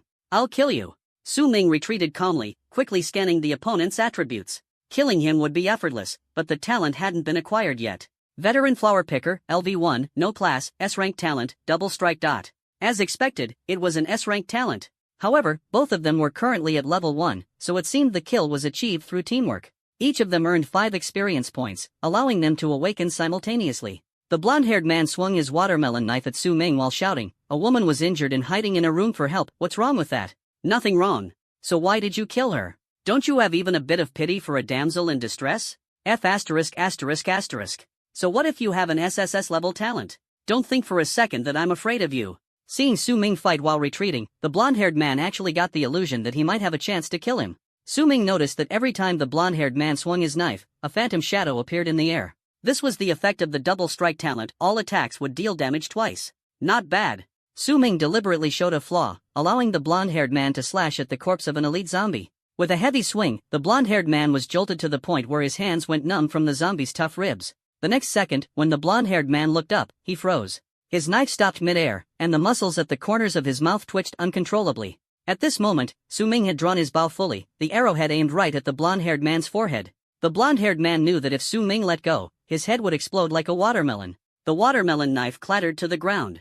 The blonde-haired man immediately put on a fawning smile. He begged for mercy, claiming, "Boss, I was wrong. I shouldn't have targeted you. Please, have mercy. Boss, I was blind and didn't recognize greatness when I saw it. Please spare my life." "Not killing you? That's not impossible," Su Ming said. These words dumbfounded the blonde-haired man. He thought he was dead for sure. After all, in apocalypse novels, begging for mercy was just a formality. The protagonist would strike immediately, and he'd be dead and gone. In those novels, wasn't every male protagonist a ruthless character? He hadn't expected Su Ming to actually spare him. "You're not lying to me, right, boss?" the blonde-haired man asked, his voice trembling. "Of course, I'm not lying. I always tell the truth. Killing you won't benefit me," Su Ming replied sincerely, his bright smile lighting up his face. "That's true, boss. I have an S-rank talent. If you spare my life, I'll be loyal to you forever." The blonde-haired man grinned foolishly as well, but he couldn't shake the feeling that Su Ming's smile was unervingly radiant. The next second, Su Ming moved. Raising his hand, he shot an arrow straight into the blonde-haired man's thigh. A bloody hole opened up, instantly robbing him of any ability to escape. "Ah!" The blonde-haired man screamed in agony. After a few more arrows, the blonde-haired man completely lost his mobility, his voice weakening to the point of being almost inaudible. He collapsed, saying in despair, "Boss, didn't you say you always keep your word and wouldn't kill me?" "Correct, I said I wouldn't kill you," Su Ming replied coldly, then activated his plunder hand. Ding! You used plunder hand on the survivor, veteran flower picker. Veteran flower picker's current collapse rate, 70%, weakness rate, 50%. Talent successfully plundered. Remaining uses, 0. Ding! You have acquired the S-rank talent, Double Strike. Su Ming turned and left, leaving the blonde-haired man struggling desperately. "What does this mean? Are you planning to let me fend for myself?" "Humph. 30 years of rivers east, 30 years of rivers west. Don't underestimate the poor young," the blonde-haired man gritted his teeth and said. "When I escape, I'll definitely come after you for revenge. I have an S-rank talent, so I'll have a chance to turn things around. Wait, where's my talent? Ah, zombies." After leaving the room, Su Ming hid in the shadows and used his bow to destroy the locks on rooms 1001 and 1002. Zombies were finally released, heading straight for room 1004, where the 2 severely weakened individuals were. If Su Ming truly wanted to kill them, it would only take a moment. But what good would that do him? Letting them turn into zombies first before killing them, that was far more profitable. This was maximizing benefits. While waiting for the 2 to get infected, Su Ming checked the talent he had just plundered. Talent, Double Strike, S-rank. Talent level, S-rank. Double the cola, double the joy. Survivors with this talent will deal damage twice with every attack. After plundering 3 talents, Su Ming finally obtained his first combat-related talent. As expected of an S-rank talent, simple, straightforward, and effective. 1 arrow equals 2 arrows, 1 slash equals 2 slashes, 1 shockwave equals 2 shockwaves. There were no restrictive conditions, and even ultimate abilities were doubled in effectiveness. Truly, incredibly practical. Su Ming remembered that the first warrior god of Huaxia also possessed this very talent. Su Ming, holding his longbow, stood at the doorway of room 1004. Inside the room, the blonde-haired man and the little delinquent girl had already turned into zombies. Their abilities were mediocre, but after being shot by Su Ming's arrows, they were pinned in place, unable to move temporarily. Su Ming decided to test this weapon to see just how powerful it was when paired with his S-rank talent. The scene before him was rather absurd. Several individuals, stark naked, had been engaged in intimate activities when the apocalypse struck. What could he say? It was madness.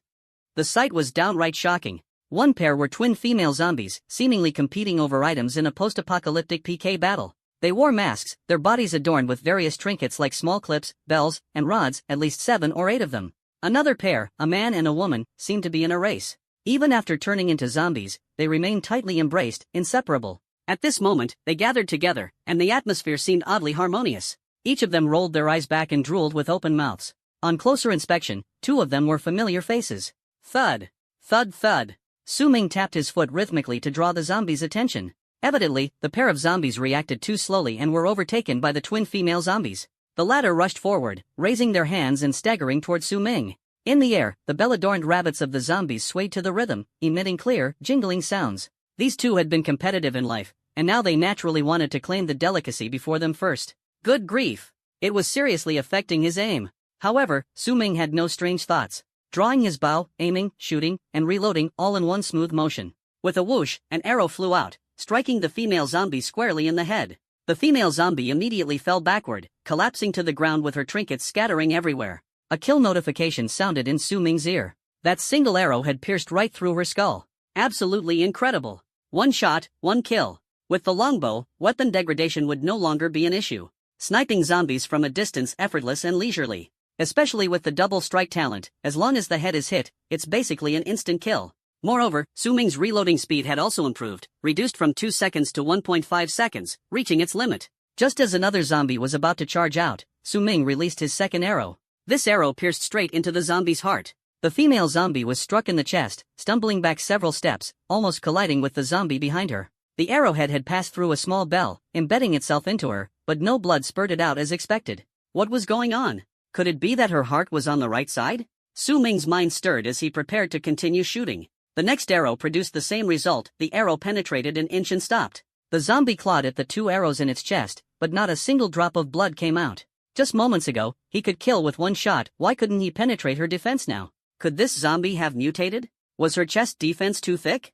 How could it be harder than stone? Su-ming ceased his thoughts and raised his bow, aiming for the head. In an instant, he took her down. What exactly was the issue? He'd investigate later. As for the remaining pair of zombies, the male zombie finally arrived driving a tank. In life, this male zombie had been a skinny livestreamer, while the tank-driving female zombie had been his wealthy sponsor. The weight difference between the two was almost double. With just a little effort from the rich woman, the little guy would be doomed. Unexpectedly, even after turning into zombies, she hadn't let him go. What a tough situation for the male zombie. Feeling a bit sympathetic, Su-ming decided to send him off first. One arrow, straight to the head. With a BER sound, the male zombie collapsed stiffly. On the battlefield, only the rich woman remained, visibly uncomfortable. However, Su-ming's next arrow was already on its way. Who knew, in the afterlife, if she could catch up with her little duckling? Afterward, Su-ming dealt with the blonde-haired man and the young delinquent girl, casually collecting all the loot into his wristband. For level 1 zombies and 2 level 2 zombies had earned Su-ming a total of 80 experience points and 8 gold coins. To level up from level 3 to level 4 required 300 experience points, and he currently had 110. In the entire world, this was considered quite impressive. Now, he finally had time to check what was going on with that female zombie, who had managed to withstand 2 arrows. Upon approaching, it became clear. From afar, she looked like a crime waiting to happen. Up close, she made you want to defend yourself. These twin zombies had meticulously crafted faces, high noses, double eyelids, and makeup resembling that of online influencers. Their faces were laden with chemicals, augmented further by advanced hex tech enhancements. Beneath the glamorous surface, they had lost their soul. The 2 arrows had embedded themselves into her resilient peaks, which, even in death, stood upright. At the arrowheads, a yellowish liquid seeped from the rock-hard synthetic tissue. Who knew which shady hospital had performed the surgery, making her chest harder than stone? Su-ming chuckled helplessly. Turns out I really was shooting at rocks. He glanced out the window. The sky was growing darker, with only an hour left until 6 p.m. Currently, Su-ming had cleared everything above the 8th floor, but the situation below the 8th floor remained unknown. At that moment, a voice abruptly interrupted Su-ming's thoughts. Oh ho ho ho. It's almost 6 p.m. already? Dear survivors, are you having fun? This lord has come to spoil things for you again. Daytime belongs to the survivors, but from 6 p.m. to 6 a.m., it's the zombies' time. All zombie babies will become slightly stronger at night. Brave survivors, feel free to test your limits. Ha! Su-ming responded coldly with just 2 words, expressing his disdain for the overseer. You call doubling their stats, aggression, and alert range slightly stronger? What's more, most zombies evolve or even mutate at night. Their strength would rival that of mutated zombies of the same level, and they had a tendency to swarm together. The difficulty spiked, but the rewards didn't increase. Unless one had absolute strength, it was impossible to face these zombies head-on at night. In his previous life, this was an unchanging truth. Su-ming gazed at the darkening sky and decided to spend the night here. He closed the door, piled several zombie corpses in front of it, and used the thick bloodstains in the living room to mask his scent. This would make things a bit safer. After finishing his preparations, Su Ming entered the slightly cleaner master bedroom. This had once been the workspace of the guild's top star, though she had been killed by an elite zombie right outside the door when the apocalypse began. Su Ming critically examined the room's decor. The room was filled with pink elements, and the walls were plastered with risque photo posters. The wardrobe contained various uniforms and cosplay outfits, as well as strange props Su Ming had never seen before, truly the gear of a high-level player. One could only imagine how many battles she had fought on this bed and how many enemies she had defeated. Su Ming changed out of his blood-stained clothes, retrieved some clean garments from his wristband, and eagerly began sorting through the spoils of his earlier battle.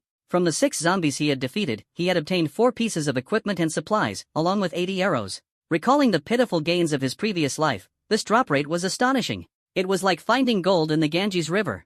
First were 2 supply capsules. The first contained steamed authentic Yongchun Lake Hairy Crab, guaranteed genuine, not the fake kind.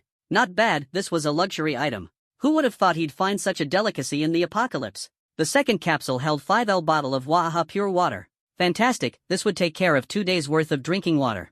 Next was a ring glowing with a faint green light. Upon closer inspection, the pattern on it resembled the vitality ring that Su Ming was already wearing. Su Ming's eyes lit up, it was indeed what he thought. Ring of Stamina, excellent grade equipment. Forged with a simple magical spell, it grants the wearer stamina. Attributes, Constitution +5. Passive, gradually restores stamina when out of combat. Not bad, this ring could restore stamina and, together with the vitality ring, formed a set. Without hesitation, Su Ming put on the ring. His stamina was nearly depleted, and the plunder skill also consumed it. He hadn't expected to complete this ring set on the first day of the apocalypse. Ding! Ring of Stamina equipped. Ding! Set effect activated, Rejuvenation. Rejuvenation instantly restores a small amount of the survivor's vitality and stamina. Cooldown, 1 hour. Finally, he had an additional life-saving skill. Although only level 3, his current attributes were already comparable to his level 10 self in his previous life. Base stats, Strength 27, Spirit 15, Constitution 25, Agility 18. Finally, his attention turned to an ancient-looking book that appeared ordinary at first glance. A skill book. He had been worrying about not having a suitable skill, this was perfect. In the apocalypse, there were 2 main ways to acquire skills. One was completing a class advancement quest after reaching level 10 to learn class skills. The other was learning skills through skill books. Among them, the best skill books are support skills that can add combat buffs, making them versatile skills. Alternatively, there are general attack skills, but these usually come with weapon requirements. The least desirable are life skills, such as construction, crafting, and alchemy. While anyone can learn them, their effectiveness varies from person to person. Regardless of the type, skill books are incredibly valuable due to how difficult they are to acquire. Please give me a useful combat or support skill. Just don't give me some life skill. Su Ming prayed in his heart, filled with anticipation as he opened the skill book. Arrow of Retribution, excellent grade universal skill, requires a bow or crossbow to use. Consumes a certain amount of stamina to begin charging, increasing the range and damage of the next shot. Maximum charge time is 4 seconds. During the charging process, a phantom arrow can be fired at any time. At full charge, it deals 150% damage, with damage decreasing for each enemy it pierces through. A bow and crossbow related skill? After carefully reading it, Su Ming gave his evaluation. To others, this skill might seem a bit redundant. Once used, their class would essentially be locked to an archer, since you can't expect a mage to abandon their spells to use a bow. However, this skill allows for long-range sniping and can deal decent area damage. For Su Ming, who lacked area damage and had to spend time reloading arrows after every shot, it was exceptionally practical. Moreover, with the S-grade talent Double Strike, a fully charged shot would deal a whopping 300% damage. Ding! Congratulations to Lone Wolf for successfully learning the skill Arrow of Retribution. Feeling a bit eager to test it, Su Ming shot an arrow into the air. He didn't need physical arrows. After charging, a phantom arrow glowing with a purplish-red light condensed on his war bow. While charging, he could still move and turn freely. Not bad, I can even turn around mid-charge. Su Ming exclaimed excitedly. Fully charged, Su Ming adjusted his aim and fired the arrow out the opposite direction, off the balcony. In the post-apocalyptic world, the attack range of an ordinary bow or crossbow is typically 30 meters. Beyond that, the arrows would drop sharply, with a maximum range of no more than 40 meters. But the phantom arrow he just fired had an attack range of 50 meters. However, while the cooldown for this skill wasn't long, with his current stamina stats, he could only use it 6 times at most. If it weren't for the high stamina cost, Su Ming would have loved to stand on the 10th floor balcony and shoot down the zombies below. Suppressing his impulsiveness, he thought to himself, I'll test it properly tomorrow. Today's gains left Su Ming extremely satisfied. Not only had he leveled up to 3 and gained a pair of rings and an excellent grade war bow, but he had also collected a variety of miscellaneous supplies, things he wouldn't have even dared to dream of in his previous life. Most importantly, he had looted 2 S-grade talents, max-level luck and double strike. What a phenomenal start! At this moment, Su-ming took out the remaining half bottle of cola and opened capsules containing spicy hot pot and hairy crabs, ready to enjoy the good life. Since his rebirth, he had barely eaten a proper meal and was starving.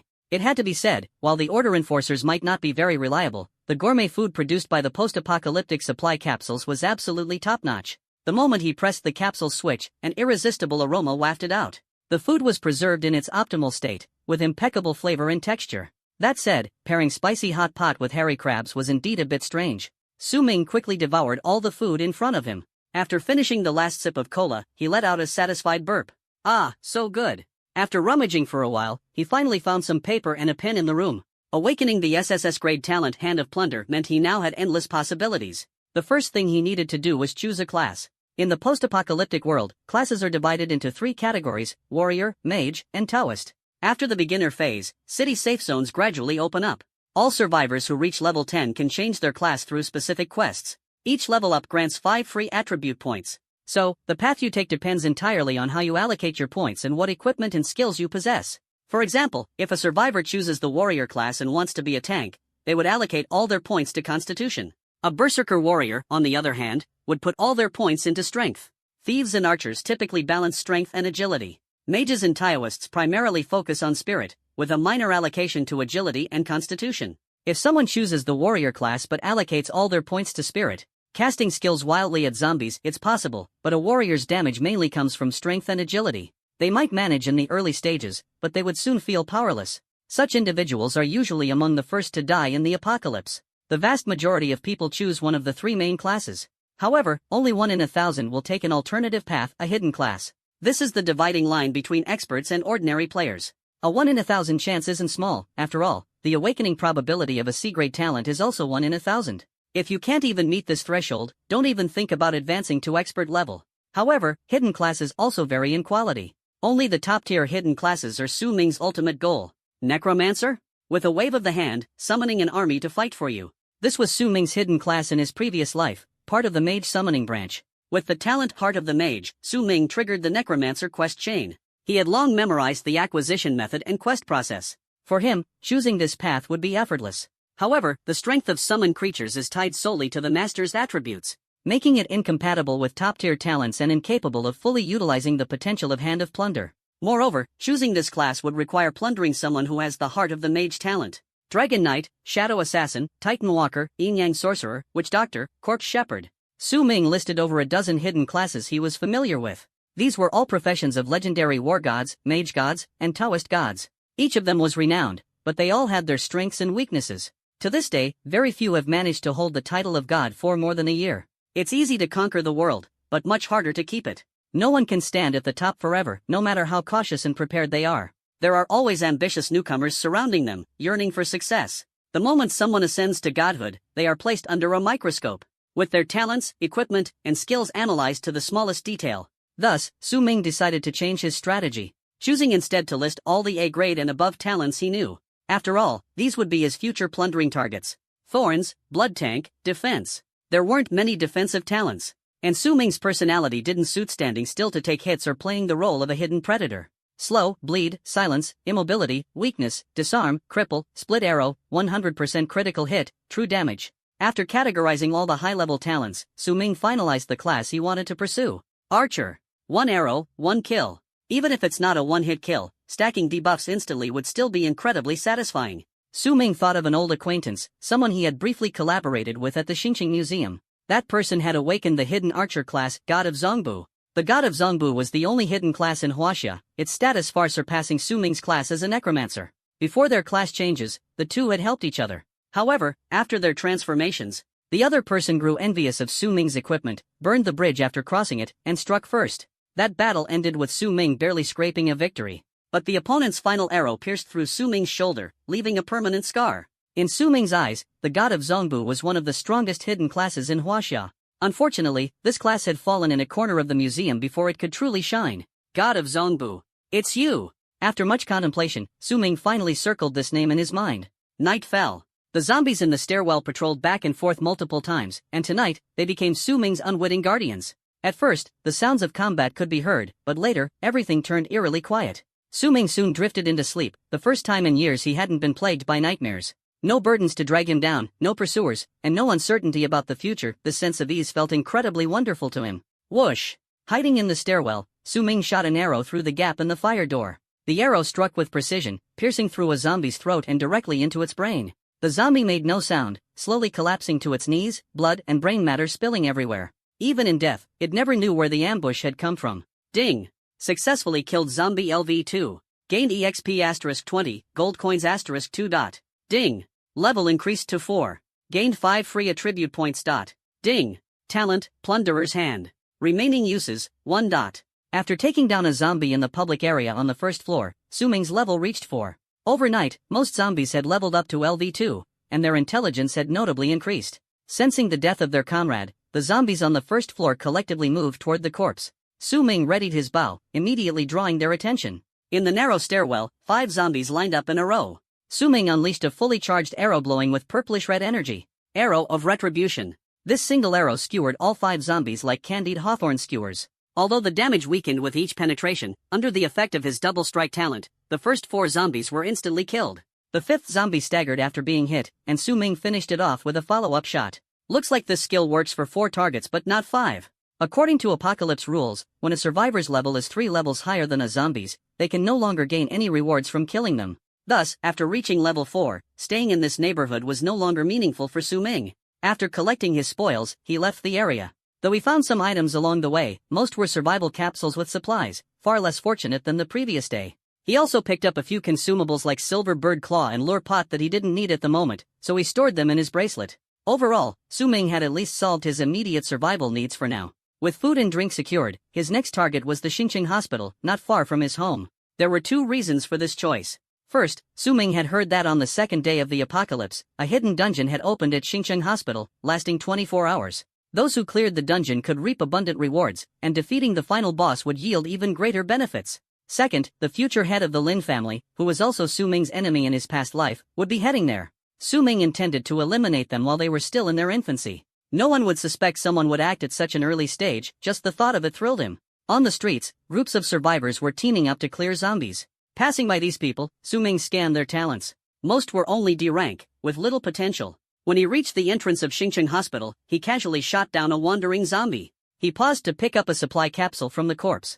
According to Apocalypse rules, places like hospitals, nursing homes, and kindergartens had weaker human physiques, but to balance regional difficulty, the chances of encountering elite zombies were much higher. What Su Ming sought were these elites. If he could kill 1 or 2, his strength would increase rapidly. In the parking lot, 2 women were hiding inside a luxury SUV. They were socialites from Xinqiang University, who had been on their way to the hospital for cosmetic surgery when the apocalypse struck. Hiding in the car, they had narrowly avoided death but hadn't dared to close their eyes for an entire day and night. Hunger and anxiety had left them in a daze. Though there were fewer zombies on the streets now, they still didn't dare to leave the vehicle. Now Huan, look.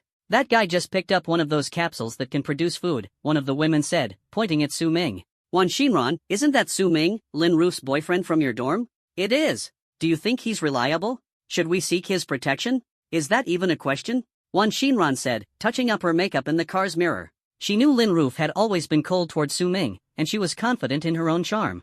Once she made a move, she'd surely win him over. Wan Xinran, Lin Ruf's title as the campus belle was just the result of the Lin family's influence. You're way better than her. Huan encouraged her. Of course. If I step in today, wouldn't little Su Ming be at my beck and call? Wan Xinran, tone it down. Miao Huan rolled her eyes but also began fixing her makeup. In terms of looks, Wan Xinran was indeed on par with Lin Ruf, but her natural allure and bold personality made her stand out. Over 3 years of university, she had dated over 30 boyfriends yet remained indifferent to public opinion, living life on her own terms. Lin Ruf, on the other hand, appeared pure but had long become a plaything for Bai Shihao. Neither was more virtuous than the other. Su Ming, wait for us, the 2 women called out, running up to him. I'm Lin Ruf's roommate, Wan Xinran. You've probably heard of me. The streets are crawling with zombies, it's so terrifying. I'm just a helpless girl with no one to rely on. Could you take us with you?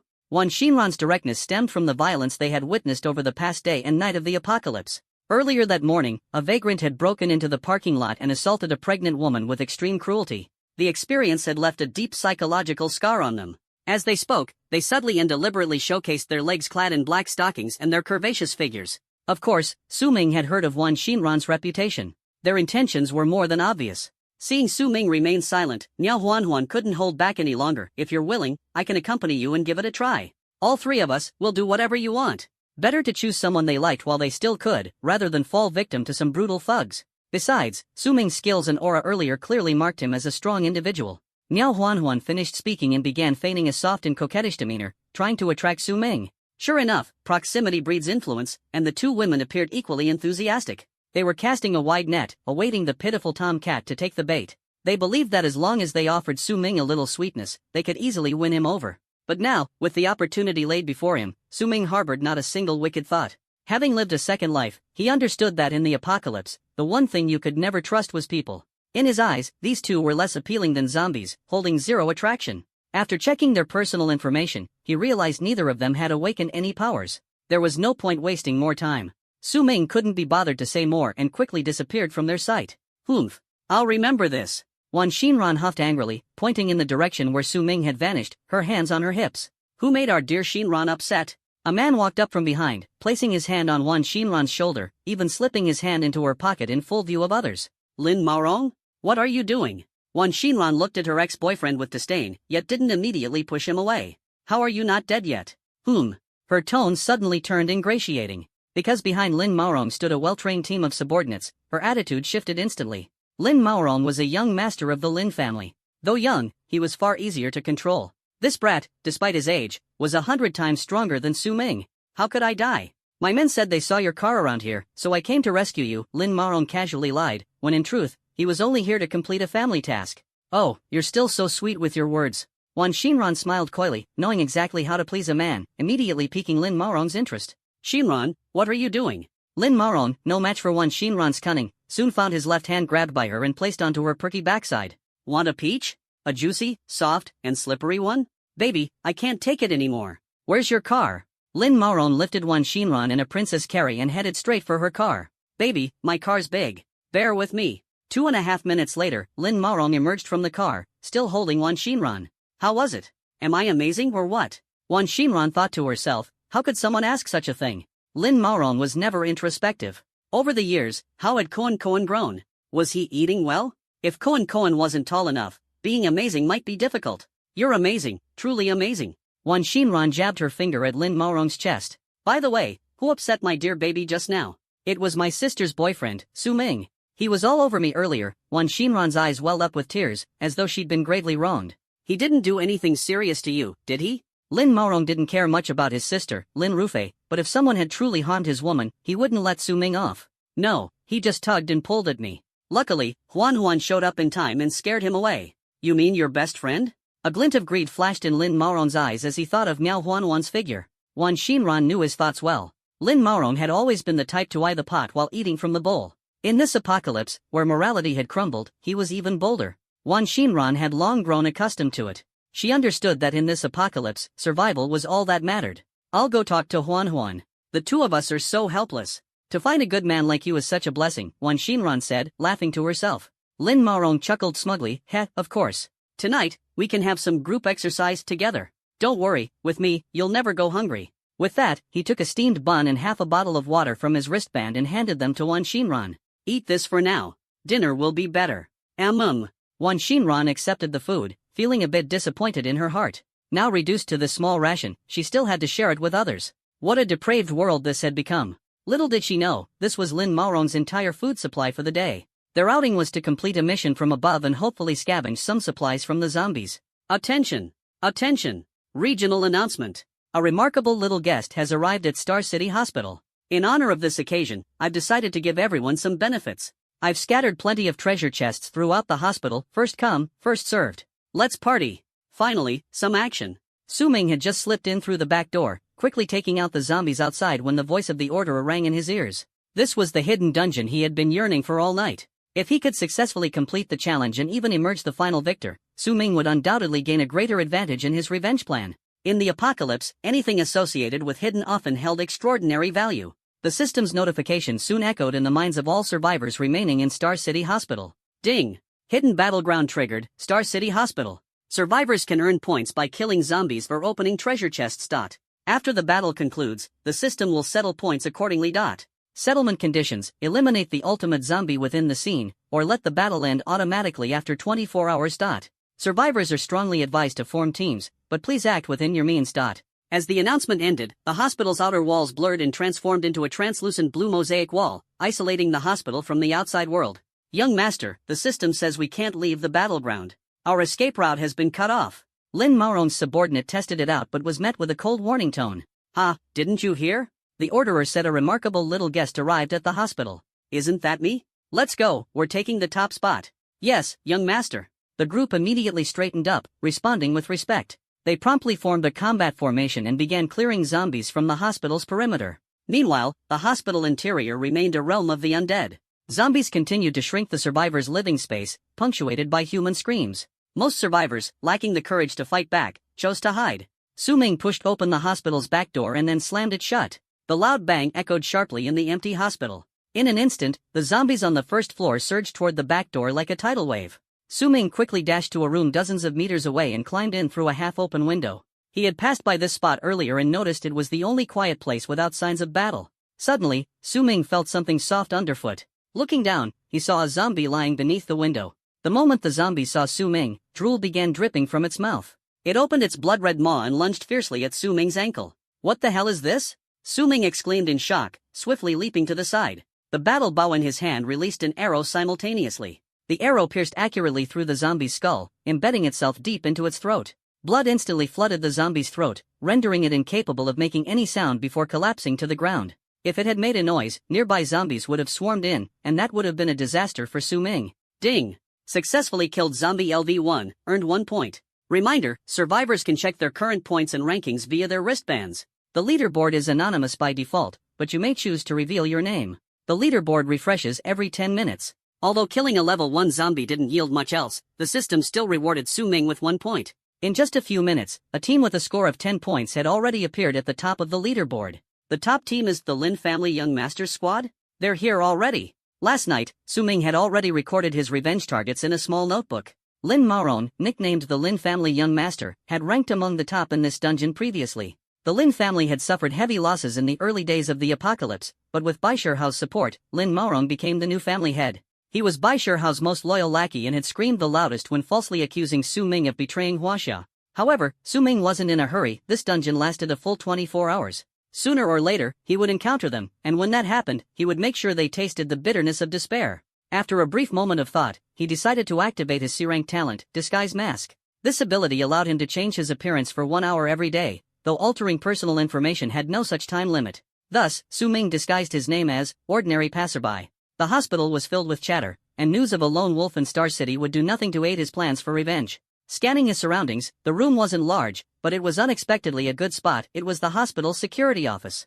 The corpse lying on the ground was the security chief. Su Ming quickly tore the access card from around the man's neck and tied it to his forearm. With this, he could traverse almost the entire hospital unhindered. Next, he locked all the doors and windows and drew the curtains. He found the hospital's full evacuation map in a drawer. As the saying goes, sharpening the axe does not delay the work of chopping firewood.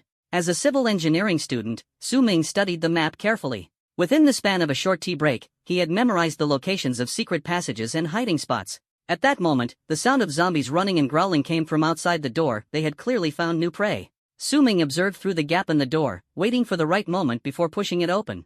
Everything was in place. All that was left was to ignite the spark. Come on, let's fight to our heart's content. When the apocalypse struck, it was midday, the peak time for doctors and nurses to change shifts. At this hour, the number of doctors, nurses, and patients in the hospital had reached its zenith. The corridor was dark and gloomy, with pieces of the ceiling scattered across the floor, leaving only the steel framework behind. Flickering lights seemed to mourn the dead. A chilling wind carrying the smell of blood, rotting corpses, and medicinal odors swept through. Bloodstains and fragmented body parts smeared the walls, floor, railings, and ceiling, transforming the entire hospital into a scene straight out of hell. After 10 years of surviving the apocalypse, Su Ming was no stranger to such sights. While over 1,000 zombies were gathered here, his silver bird claw ability heightened his observational skills. Every step he took was meticulously calculated to avoid the zombies' line of sight. Beep. Access granted.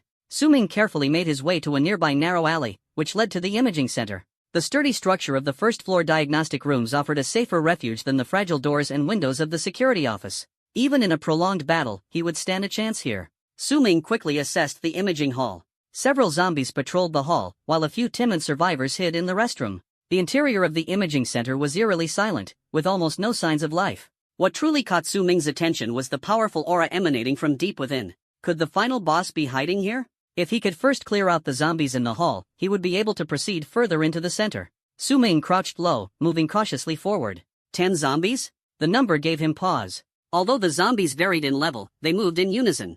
The moment one was attacked, the rest would respond immediately. For an average person, facing even one zombie required their utmost effort. Facing 10 was suicide. Even someone as strong as Su-ming dared not act recklessly. At this moment, the advantage of having long-range weapons became apparent. 10 zombies were nearly the limit of what he could handle. After circling 3 times, he had memorized the zombies' patrol routes.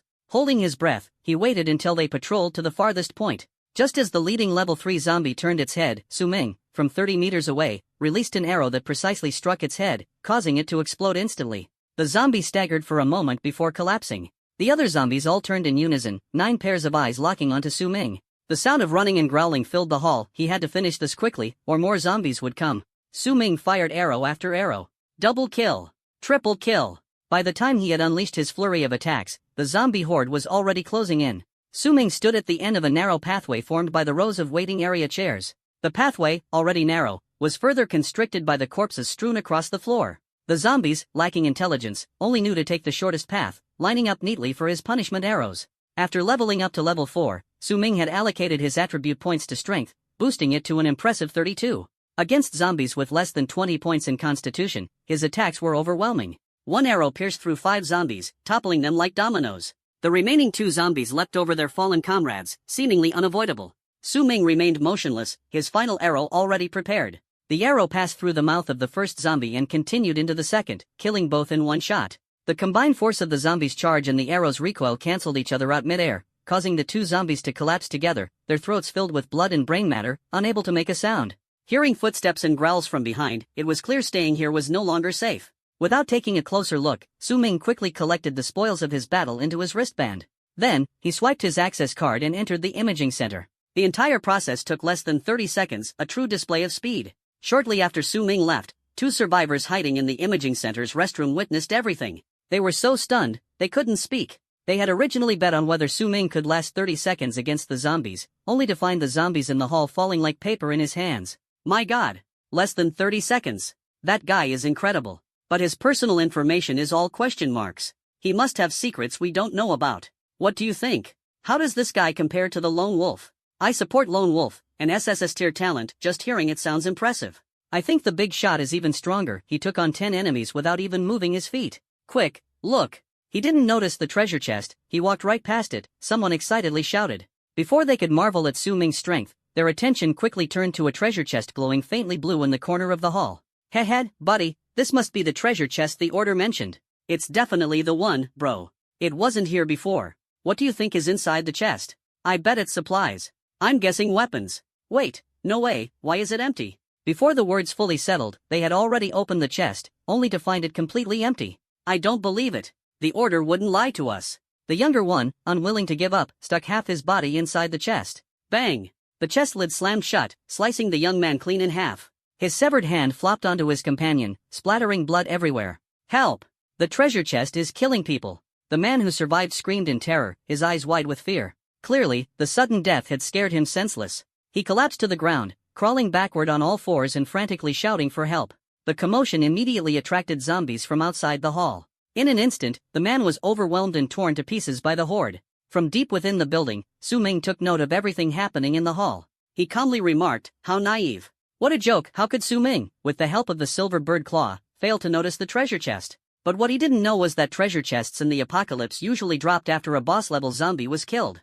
Such chests could yield exceptionally bountiful rewards. However, there were also plenty of wild treasure chests, and 99% of them turned out to be mimic chests. These mimic chests were not only tough to defeat but also yielded no rewards whatsoever, far from being a boon. They were nothing more than a malicious trick by the order. Mimic chests imitated the appearance of regular treasure chests, but there were still subtle differences in their design. Before long, the wild treasure chest identification guide began circulating among survivors. The order and the survivors engaged in a battle of wits, constantly improving their methods of deception. But now, it was only the second day of the apocalypse, and the quality of fake chests was embarrassingly low. To Su Ming, this chest looked like a poorly made project by an old man at a construction site. Just glancing at it felt like an insult. It wasn't even a convincing imitation, it was laughably fake. Su Ming surveyed the heavily damaged imaging center. It was clear that the place had been through several brutal battles. He slipped into an office and retrieved a bottle of blue potion from his wristband. The punishment arrow he had just used was already his fourth shot of the day. At this point, his energy levels were more than halfway depleted. Energy potion, a common consumable item. Instantly restores 10% of energy, then restores 2% per minute for the next 10 minutes. Only one potion of the same type can take effect at a time. This was the so-called Little Blue Bottle Energy Potion in the Apocalypse. The lowest grade potion, capable of restoring 30% energy over 10 minutes. It was sold in limited quantities in stores for 50 gold coins and was often monopolized by scalpers. On the black market, it could even fetch up to 100 gold coins. Drinking it in one go, Su Ming felt his energy recover significantly. Using the recovery time wisely, Su Ming checked his recent gains. 1 level 3 zombie, 6 level 2 zombies, and 3 level 1 zombies. Altogether, they had earned him 150 experience points, 15 gold coins, and 10 points of currency. With a total of 11 points, he had made it onto the leaderboard, ranking 4th. However, this was of little importance to him. Su Ming rummaged through his wristband for the items he had just obtained. 1, 2, 4 capsules dropped, huh? A single red potion, 1 decoy jar, and that's it? Is this really the drop rate for a hidden dungeon? The order is seriously underperforming. Though the drop rate for hidden dungeons was slightly higher, for most people, getting this much in a single run would have them kneeling with gratitude for the order's blessings. But for someone like Su Ming, with maxed out luck, this was hardly exciting. He had already collected 7 or 8 supply capsules on his way from the neighborhood to the hospital. They contained everything from Chinese and Western meals to beverages, snacks, fruits, and a variety of consumable items. Finally, in a corner of his wristband, Su Ming spotted a necklace glowing faintly blue. What's this? A necklace, and an excellent grade one at that. Talk about a lucky streak. This is even better than pulling 3 golds in a 10 pull. Sorry, got a bit too excited just now. Necklaces were the rarest type of equipment to drop. Their rarity lay in the fact that, in addition to boosting attributes, necklaces always came with an active skill and it was always a damaging attack skill. Holy Arrow Chain, excellent grade equipment. Rangers infused this necklace with ancient power to cleanse the darkness from the world. Attributes, Strength +3, Spirit +2, Constitution +2, Agility +3. Skill, Holy Arrow Massacre, while freely mobile, fire a rapid volley of 20 wind arrows in 3 seconds, plus 25% critical chance, each dealing 30% damage. Weapon requirement, bow or crossbow. Cooldown, 12 hours. What a powerful single-target damage skill worthy of being excellent grade. Even without considering crits, if all 20 arrows hit, that's 600% damage. With the double strike bonus, it could even reach 1,200%.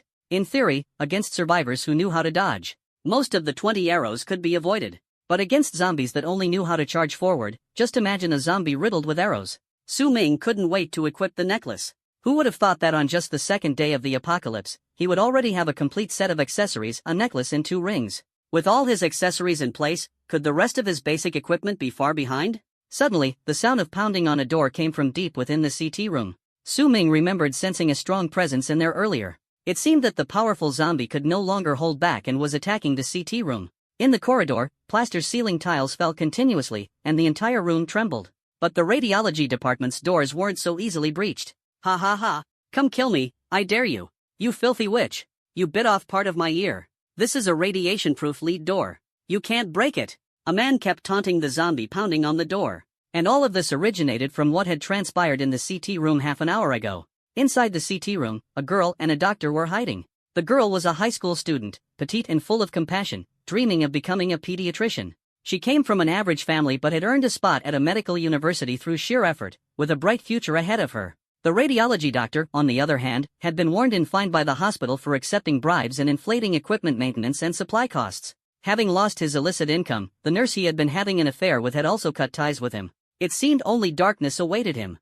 The apocalypse has arrived, and the era has changed. A lonely man and woman spent a whole day and night in the CT room, now exhausted and hungry. They barely escaped last night's horrors, thinking that good days were just around the corner. But ever since the regulators turned this place into a dungeon, the number of zombies around has noticeably increased. The girl looked at the snarling zombies outside the observation window, feeling helpless in her heart. She didn't know that the real danger in the apocalypse wasn't the zombies, but humans. Dr. Uncle, what should we do? We won't die here, right? Didn't they say a powerful person arrived? Maybe they'll save us. Dr. Uncle, I'm so lucky to have met you. I really don't know how to thank you. Thank me? Just use your body to thank me. The doctor looked through the small window at his former colleagues killing each other, feeling ecstatic inside. Who told you to report me? The innocent-looking girl in front of him made him reveal his true colors. At this moment, even if he killed this little girl, there wouldn't be any consequences, so why not indulge himself first? The girl was terrified. Uncle, please, let me go. I'm on my period these days. The doctor's expression turned manic instantly. Oh? Your period?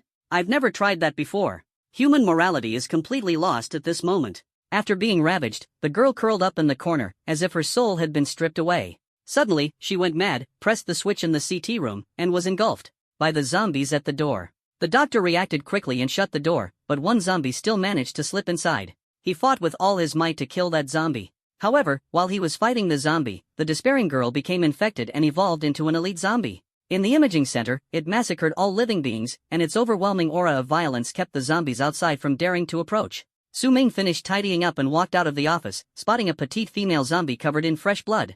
Like an agile leopard, she darted around the corridor, bouncing off walls repeatedly to ram into the CT room door. The door began to deform, the frame smoking, on the verge of being smashed by the elite zombie. The man inside the CT room also sensed something was wrong. The shouting noise had disappeared. Elite zombie ravaged. Level 4, Elite Tier. Basic attributes: Strength 30, Spirit 0, Constitution 25, Agility 30. Talent: Soul of Vengeance. Though deceased, the soul lingers, driven by an insatiable thirst for revenge. While battling an enemy, all damage is increased by 100%. Special talent: Born of Hatred, cannot be plundered. Compared to Su Ming, the strength is 7 points lower, but agility is 9 points higher. The 0 points in Spirit stands out conspicuously. 0 points in Spirit? Who knows what they experienced before turning into a zombie? Su Ming silently approached, not drawing the attention of the elite zombie. With his battle bow drawn, the moment the door was smashed open, a purple-red phantom arrow pierced the zombie's head. While the arrow of penalty was effective against regular zombies, it was far from sufficient against an elite zombie. Su Ming's second arrow followed closely, striking the zombie's left shoulder. Sensing a threat, the elite zombie dropped the trembling man in the CT room and turned to charge at Su Ming. Letting out a chilling screech, its body convulsed as it performed a rapid lateral leap. Su Ming knocked another arrow and shot, predicting the zombie's movement, but the arrow barely grazed past. What incredible speed! Su Ming exclaimed.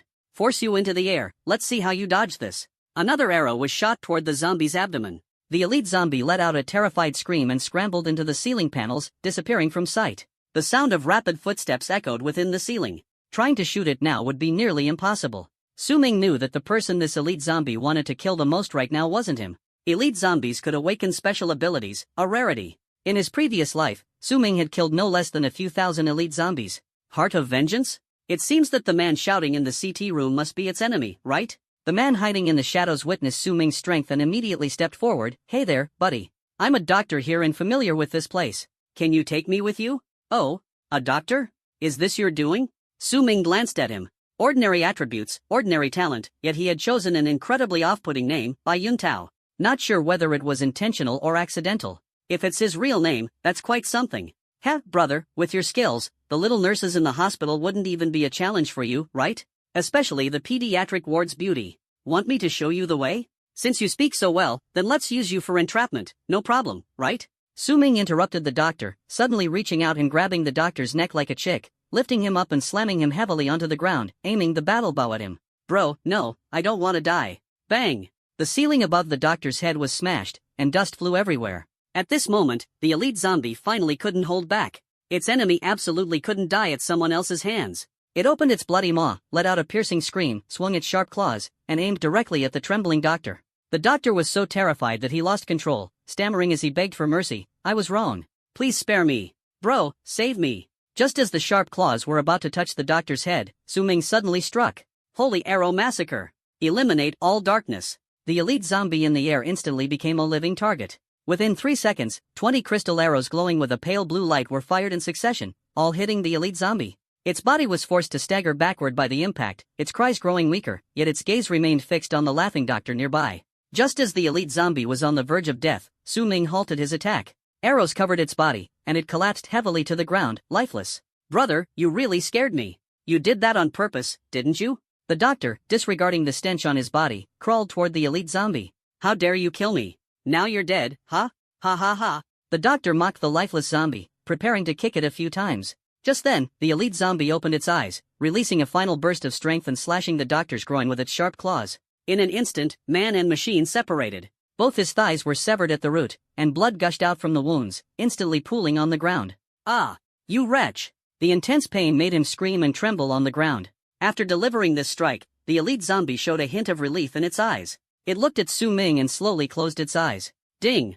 Successfully killed elite zombie LV4, gained EXP *80, gold *8. Ding! Successfully killed elite zombie LV4, gained points *50. Perhaps, death is your best destination, Su Ming said calmly. After 10 years in the apocalypse, Su Ming had his own way of survival, avenging his grievances while turning this beast into a zombie, killing 2 birds with 1 stone. Brother, I beg you, save me. The doctor, feeling life slipping away, crawled toward Su Ming in terror, pleading incessantly. Su Ming's arrow was already aimed at his head. Save you? What's in it for me? He asked with interest. Soon, the doctor would turn into a zombie with 3 broken legs. Brother, there's a huge secret hidden in the hospital. It's on the 4th floor of, Before the doctor could finish speaking, his eyes rolled back, and in an instant, he turned into a zombie. An arrow had already pierced his head. After the elite zombie was killed, the murderous aura of the other zombies suddenly vanished. This territory, originally belonging to the elite zombie, will soon be occupied by other zombies. Hearing the roars and footsteps coming from the imaging hall, it seems there are dozens of them.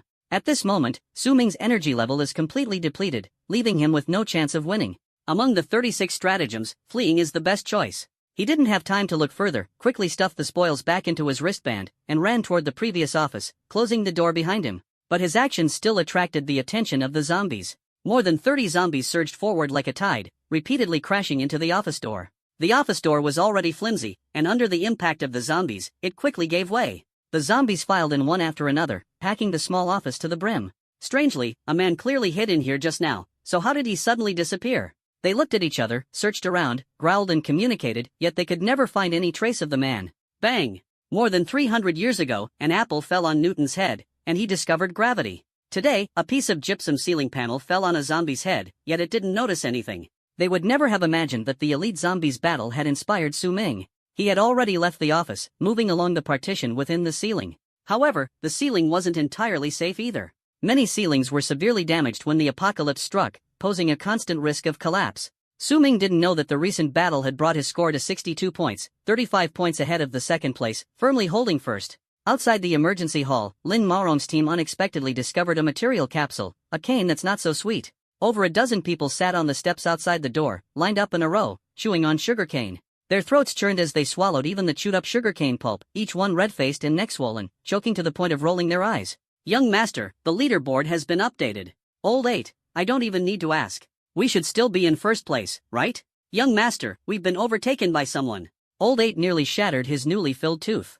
Oh, interesting. Let me see, could it be that group from the Ma family in Hishi? Lin Maron looked at the list, his face twitching, and the sugarcane in his hand suddenly lost its flavor. The top spot turned out to be a stranger's name, an utterly ordinary passerby? 62 points? No team yet? How did he manage that? Young master, do you remember? Could the mighty figure mentioned by the Lord of Order be him? Nonsense. The strong one can only be this young master. Hurry up and eat. We'll continue fighting in a bit. Su Ming found a relatively sturdy concrete platform. The earlier battle had drained quite a bit of his energy. He was devouring sweet and sour pork and drinking kvass, occasionally letting out a few burps. Every hiccup would attract the zombies in the office. They glanced around but could never find Su Ming, who was hidden behind a pillar. Before eating, Su Ming downed the last small blue bottle in one go. In his past life, he acquired a skill after switching professions, and during the novice phase, his energy levels were nearly maxed out. But now, just using 2 skills exhausted his energy completely. He recalled the words the doctor said before dying.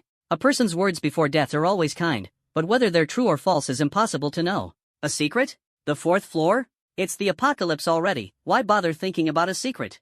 How much could that be worth? However, this only aroused Su Ming's interest. Who cares, he was going to fight his way up anyway. After eating and drinking his fill, Su Ming took out the spoils he had just gained. A capsule, he couldn't be bothered to examine it and simply slipped it into his pocket. Next is an antique and exquisite key. Master Key. Truly amazing. Master Key, excellent grade consumable. The lock-opening king of Yokohama, there's no lock it can't unlock. After use, it can unlock locks or mechanisms of excellent grade or below. The more of these, the better. Su Ming took out the last piece of equipment. Fine quality shoes. He almost burst out laughing. But when he saw the iconic red color, his smile instantly disappeared. How could it be this? Seductive red leather emits a blue glow unique to fine-grade equipment. There are two circular steel tubes on the sides of the shoes, resembling missiles. This is the super rocket boots known as the Russian roulette.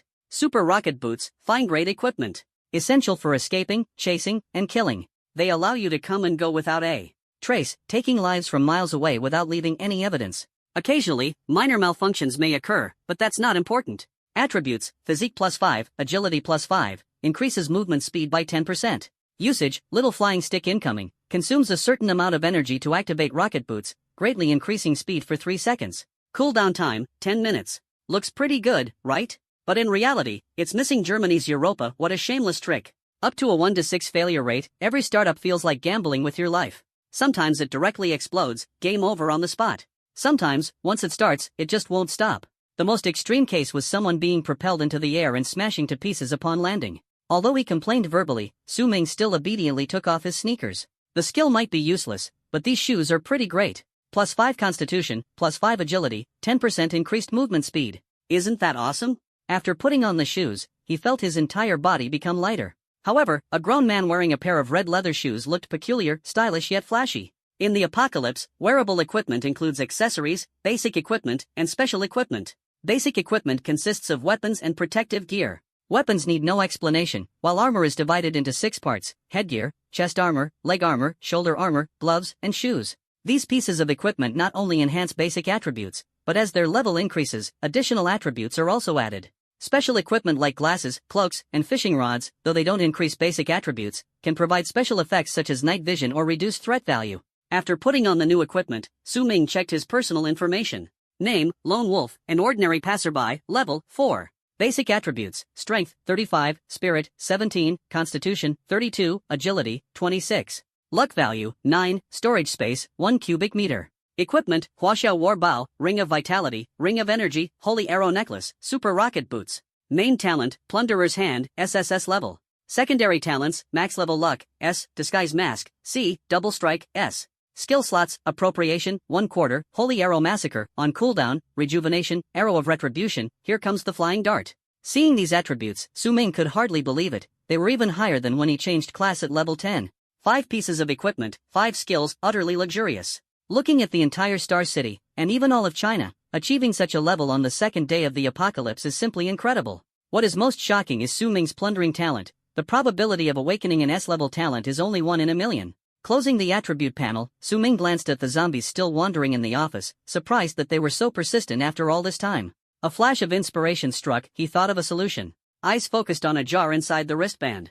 Lord Jar, common grade consumable, consumes a small amount of stamina. When thrown, it can attract humanoid zombies within a 10-meter radius for 1 minute, disappearing upon taking damage. This item has a fatal attraction for zombies. Zombies huddled together will even abandon their companions for it. As long as the maximum range of the lure jar is utilized, the zombies in the office can be lured out one by one and defeated individually. Let's get to work. Su Ming deftly jumped into the corridor, stepping onto a zombie corpse without making a sound. Then, he took out the decoy jar and placed it on the ground, exactly 10 meters away from the office door. The originally lifeless zombie at the door suddenly lit up, becoming unbelievably excited. It rushed out first, its eyes greedily fixed on the luring pot. The sound in its mouth stopped as it lunged madly at the luring pot. Just as it was about to touch it, an arrow shattered its head. Ding! Successfully killed zombie LV2. Gained EXP *20, gold *2. Ding! Successfully killed zombie LV2, earned points *1. Su Ming stretched out his leg and kicked the luring pot forward half an inch, and another zombie emerged. Just like that, system notifications and point information kept echoing in his ears. Within the 1-minute duration of the luring pot, dozens of messages flooded the screen. He easily earned 27 points. The ground was piled with zombie corpses, and Su Ming felt like the battle bow in his hand was almost smoking. Done, collect the loot, and move on to another spot. He avoided the teams on the first and second floors, roamed around the hospital, and kept changing spots after each shot. Third floor ENT department, 32 points earned. Stairwell between the third and fourth floors, 23 points earned. Fourth floor neurosurgery department, 19 points earned. In the process of killing zombies, Su Ming also tried to search for the secret the doctor mentioned before his death, but he found nothing unusual on the fourth floor. However, with his persistence, his level finally rose to level 5. At this point, since he exceeded the zombies' level by 3 levels, he could no longer gain any benefit apart from points. Looking at the time, it was almost 6 in the evening. 168 points, far ahead. With less than an hour left, Su Ming decided to call it quits. Although this method is effective, it's simply too exhausting. Along the way, Su Ming felt like his arms were no longer his own. Energy and stamina are almost completely drained, and the wristband is packed full. The most important thing now is to find a safe place to take refuge. Continue the operation tomorrow at 6 o'clock. On the second floor of the obstetrics and gynecology department, Lin Maorong and his group arrived here. They decided to use this place as their hiding spot for the night. Old 8, check the leaderboard. Read me the name and score of the first place. Lin Maorong stared at his wristband in disbelief, rubbing his eyes, thinking he had seen it wrong. Young master, it's an ordinary passerby, 168 points. Old 8 reminded softly. Then what about our score and ranking? Lin Maorong's face turned extremely grim. They had been desperately killing zombies all along. Young master, we are now at 68 points, ranked 3rd. This is an illusion, definitely an illusion. Enforcer, I want to report someone is cheating here. Young master, how should we arrange tonight's plans? You'll take turns keeping watch, head straight to the 4th floor tomorrow. Remember, this time it's with young master Baisher's mission. Yes, sir. Old 8 saw the young master lose his temper and quickly retreated. Lin Maorong's face was grim as he paced back and forth in the office. Suddenly, he heard 2 women quarreling in the neighboring room. Seeing Lin Maorong enter, Wan Xinran immediately grabbed his arm. Honey, help me judge, who looks better between the two of us? Who will you keep company tonight? Lin Maorong was stunned. Wan Xinran had no idea where she found the uniform. The top was a buttoned-up doctor's uniform, with a red lace-trimmed underwear underneath. The bottom was a gray short skirt, and the black stockings had a few torn holes. She wore glasses and held a stethoscope in her hand, exuding an irresistible allure. Young Master Lin, you better speak carefully or else I'll have to give you an injection. Following the voice, Niao Huanuan's outfit appeared even bolder. Dressed in a pink nurse uniform, her chest was full and clearly without a bra underneath. The hem of the skirt also has noticeable cutting marks, designed quite cleverly. A tall and stunning beauty, I like her. A petite and charming gem with a killer figure, I love her too. So, who is better? The 2 women asked in unison. Who's better? You have to try to know. Only kids make choices, adults naturally want everything. Young master, 2 survivors seeking refuge have arrived. Can't you see I'm busy? Handle it yourself. Lin Maorong was sprinting with all his might and was interrupted by Lao Ba outside the door, looking very annoyed. Alright, I won't interrupt your enjoyment, young master. Unexpectedly, this interruption actually made Lin Maorong perform even better. This time it lasted a full 5 minutes before entering the sage time. Honey, you're amazing. The time was twice as long as usual. I've long heard Xinran say that Lin Xiao is really strong, and she wasn't wrong. Still calling me Lin Xiao?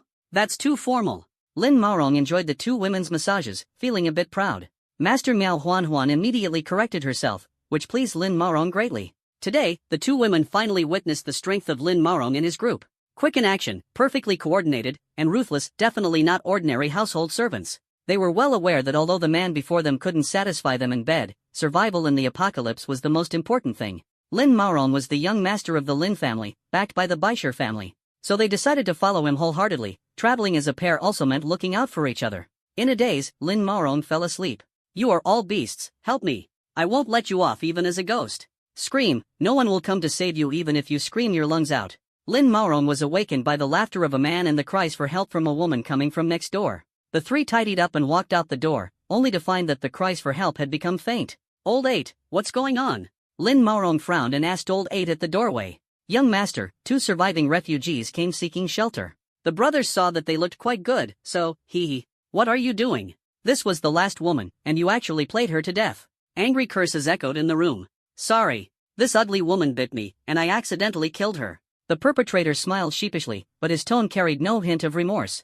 Clearly, this wasn't the first time they had done such a thing. During the day, the 2 women brought by Lin Maorong had already stirred up everyone's desires. At this moment, Lin Maorong entered with the 2 women, and these beasts were still venting. Each one was as strong as an ox, and the 2 young nurses simply couldn't withstand the repeated assaults from these men. In just half an hour, the 2 survivors were literally played to death. Ding! Successfully eliminated all members of the Dermatology Mutual Aid team and acquired the points earned by this team. This unexpected killing actually transferred all the points of the Dermatology Mutual Aid team to Lin Maorong. Turns out killing people can earn points? Lin Maorong seemed to have discovered a new world. If he killed the utterly ordinary passers-by, wouldn't that mean? But looking at the gruesome scene before him, he waved his hand and said, deal with the corpse later, it's too unlucky. Wan Xinran and Miao Huan, as women, felt no compassion but rather a sense of relief. The 2 girls who died were somewhat attractive. If it weren't for them keeping Lin Maorong steady a moment ago, with his flirtatious nature, who knows what kind of trouble he might have caused. Stop everything. The Ma family from Hushi has arrived. Lao Ba shouted at the doorway. Let's go. Meet them. Lin Maoron looked at Old 8 meaningfully and made a throat-slitting gesture. At this moment, Su Ming arrived at the storeroom in the corner of the third floor, a spot he had accidentally discovered. The reason he chose this place was because the storeroom was on the top floor of the annex, connected only by a 10-meter-long passage, resembling an isolated island. After dealing with a few trailing zombies, Su Ming opened the door at the end of the passage. Ding! Card swipe successful. This access card is really effective. There hasn't been a single door it couldn't open along the way. Unlike the carnage outside, this place was as tranquil as a paradise. Every step echoed with the sound of footsteps. With the assistance of the silver bird claws, everything in the storage room was visible. Earlier, while he was dealing with the zombies, the two people in the storage room were watching him through the peephole on the door. However, at this moment, they were hiding, clearly not welcoming Su Ming's arrival. Su Ming took out a black mask without attributes from his wristband, a trophy he had just acquired. Ghoul mask, special equipment. Developed by a mad inventor after 1,007 trials, wearing it turns the eyes blood red. Attributes, wearing it at night can conceal human aura. Any attack or movement will cancel this concealed state. Sure enough, just as Su Ming took his third step, the opponent made their move. Two men, one in front and the other behind, each holding a gleaming surgical knife, pointed directly at Su Ming. Who are you? How do you have the storage room access card? One of them asked. Cut the nonsense, kill him, the other shouted angrily. Su Ming's lips curved slightly upward as he sneered inwardly. He hates two kinds of people the most, those who point a knife at him, and those who won't let him point a knife at them. Su Ming did not respond. Just now in the passageway, he had already demonstrated his strength. How could that man dare to make a move against him? In the next second, the two struck simultaneously, one aiming for the neck, the other for the abdomen. At the very moment the blade was about to pierce, Su Ming's hand suddenly shot out, seizing their hands. Under his powerful 35-point strength, the two felt as if they were clamped by iron pliers, completely unable to move. As Su Ming increased his strength, cold sweat broke out on their foreheads.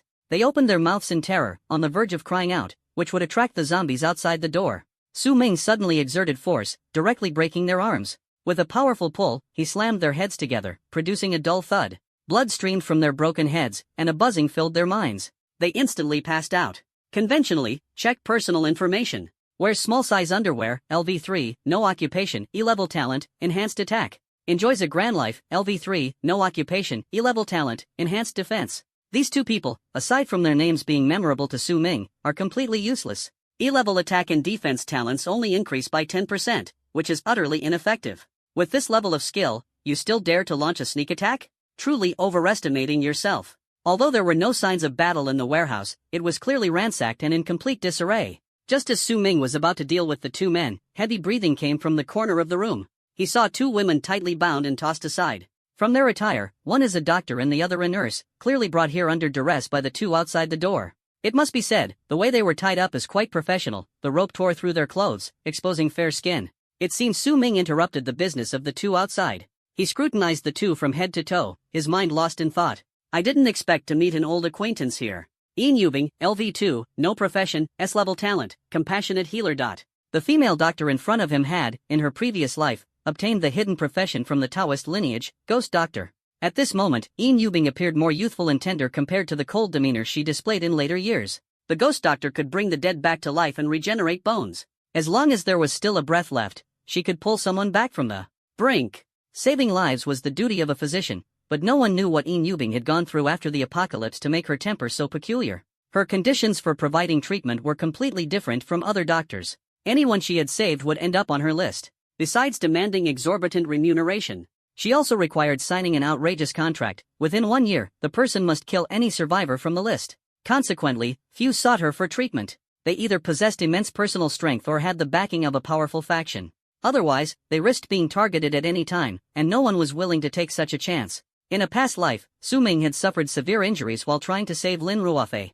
On the brink of death, he encountered Ian Yubing and barely managed to survive. As was her custom, she demanded a vast amount of compensation, and had him sign the contract. However, after Su Ming eliminated a survivor on the list, Ian Yubing disappeared without a trace. When he saw the contract expire, he realized that something tragic had happened to Ian Yubing. An innocent man may bear guilt simply for possessing a treasured item. It was later discovered that her remarkable medical skills had caught the attention of a powerful family. Although the ghost doctor could save lives, in the eyes of those families, she was merely an advanced healer. If they couldn't have her, they would ensure that no one else could. After numerous failed attempts to recruit her, she vanished completely. I have to say, what a small world. Yin Yubing's personality is cold and aloof, forming a stark contrast with the baby-faced, voluptuous, and disheveled little nurse beside her. She hadn't attracted the attention of those two men, and her clothes remained intact. Would my sudden appearance disrupt Yin Yubing's normal life? Yin Yubing's S-level talent is excellent, but it's limited to healing, too specialized. For survivors unwilling to switch to the Taoist profession, it's practically useless. Even if taken by force, it would serve no purpose. The little nurse beside her, on the other hand, appeared much more ordinary. Star City Little Fairy, LV2, no profession, grade F talent, auxiliary healing.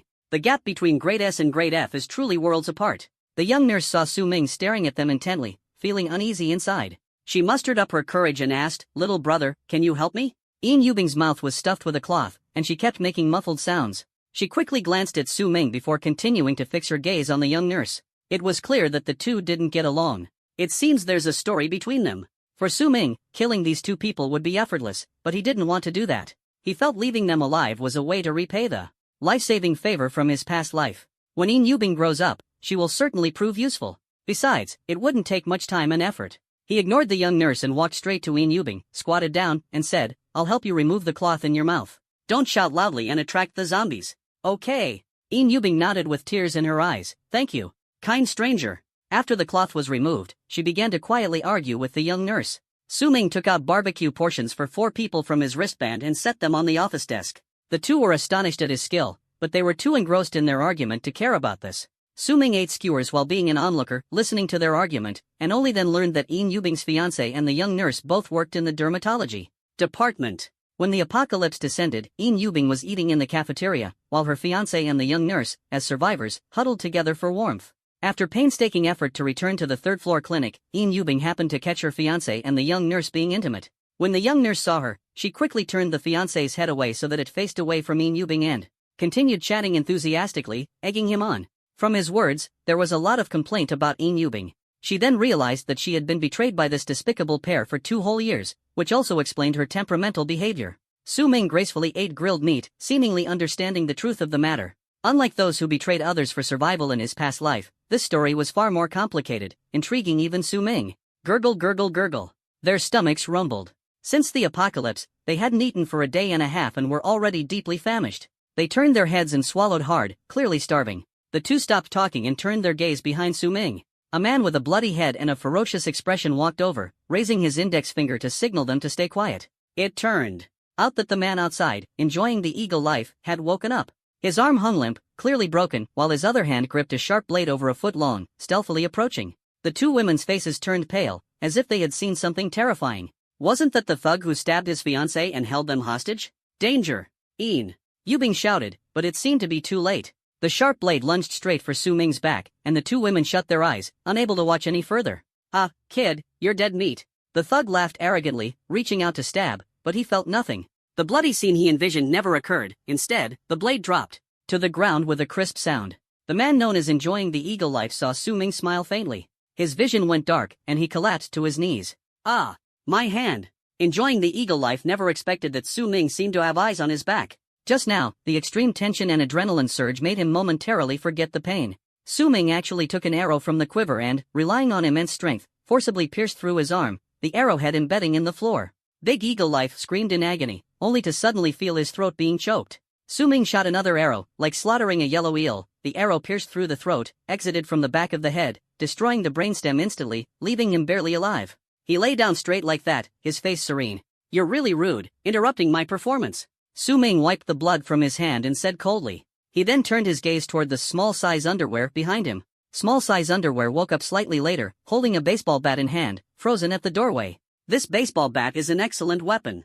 Its size, length, and weight are just right, making it a superior choice for dealing with either zombies or humans. Little Underpants witnessed Su Ming's speed and was utterly shocked. The big eagle turned out to be a trained fighter, with arms as strong as a bull's, yet he was effortlessly pierced by Su Ming. He was stunned.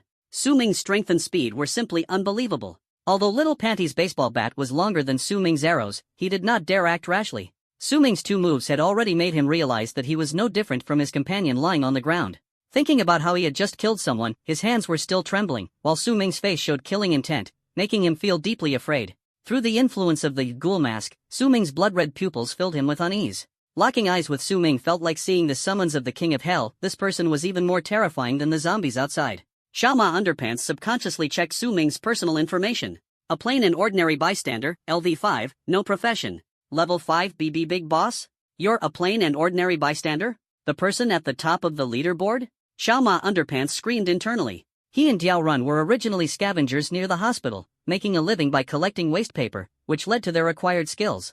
After the apocalypse descended, they barely survived thanks to their trained bodies. When Su Ming triggered a hidden dungeon, he happened to encounter a genuine treasure chest, obtaining supplies and 2 excellent great weapons. After eating and drinking their fill, they easily killed several zombies with their new weapons, becoming overly arrogant. Thus, they remembered the little fairies in the hospital who looked down on them, and arrogant thoughts surged in their hearts. The two mustered their courage and sneaked into the dermatology department, where they witnessed 2 women and 1 man arguing, unexpectedly leading to that accidental killing of the fiancé. Although the women fought back desperately, their strength was ultimately no match. So, they abducted them to the warehouse. Just as they were about to act, Su Ming arrived. This made them furious, and the events that followed were the earlier part of the story. Xiaoma finally felt his legs go weak and directly knelt down. Big brother, I was wrong. Please don't hit me. You all carry on, little bro came at the wrong time. Then, he made a shocking move, gritting his teeth and forcefully smashing the baseball bat against his own head. Bang! After twitching a few times, the body went still, its fate unknown. Keep going. It's such a good story, don't turn it into one of those unkillable cockroach novels. Please don't leave it unfinished. Su Ming spoke coldly. Looking at the corpse so close by, the young nurse felt fear rapidly swelling within her, biting her lips firmly to avoid making a sound. After a while, she finally calmed down. Although Yin Yubing was also somewhat frightened, a hint of relief and regret showed in her eyes. The 2 women tacitly chose not to speak further. After arguing with the young nurse, Yin Yubing finally saw her fiancé for who he truly was. Despair emanated from the eyes, as if seeing through life, unwilling to argue any longer. The young nurse remained silent because she was afraid. Not long ago, night fell. The zombies in the hospital became even more frenzied. The deafening roar of Great Eagle Life just now was ear-splitting. The roar attracted nearby zombies, which swarmed madly toward the passage. The continuous banging on the door made the young nurse's face turn pale. The door's durability was clearly weak and could collapse at any moment. She felt somewhat uneasy, even though she had mentally prepared herself. To survive, she was willing to endure the torment of these 2 thugs. But Su Ming's appearance completely disrupted her plan. She was a typical admirer of strength and instantly recognized that the man before her was ranked first on the list. Although he was wearing a mask, revealing only a small part of his face, his voice and build made her certain he was a fresh-faced young man, far more capable than those thugs. So the little nurse changed her mind, deciding to rely on this man named Ordinary Passerby. He seemed so composed, as if even if zombies really came, he would surely be able to escape. But Su Ming's eyes seemed to only hold Yin Yubing, not sparing her a single glance. She was about to speak when Su Ming stood up. The 2 ladies simultaneously turned their eyes to Su Ming. He magically produced an identical mask from his bracelet. Calmly, he stepped forward and cut their ropes. During the process, the young nurse deliberately puffed out her chest and let out an inappropriate hum. This life-saving mask is only one. Why should it be given to you? The young nurse volunteered to stand up, thinking to herself, there's no man I can't handle. Earlier, the little trick she played, Su Ming didn't object to it. Isn't it obvious? What's so great about that woman Yin Yubing? I'm having more fun here by myself. So, she puffed out her chest, revealing the lace lingerie underneath through the openings of her nurse outfit. Hey, handsome, confess to me. The young nurse said coyly, because I'm flirty. Su Ming felt helpless. It never occurred to him that an online joke would come true. He turned his head to look at Yin Yubing, seeing her face dark with lines of frustration.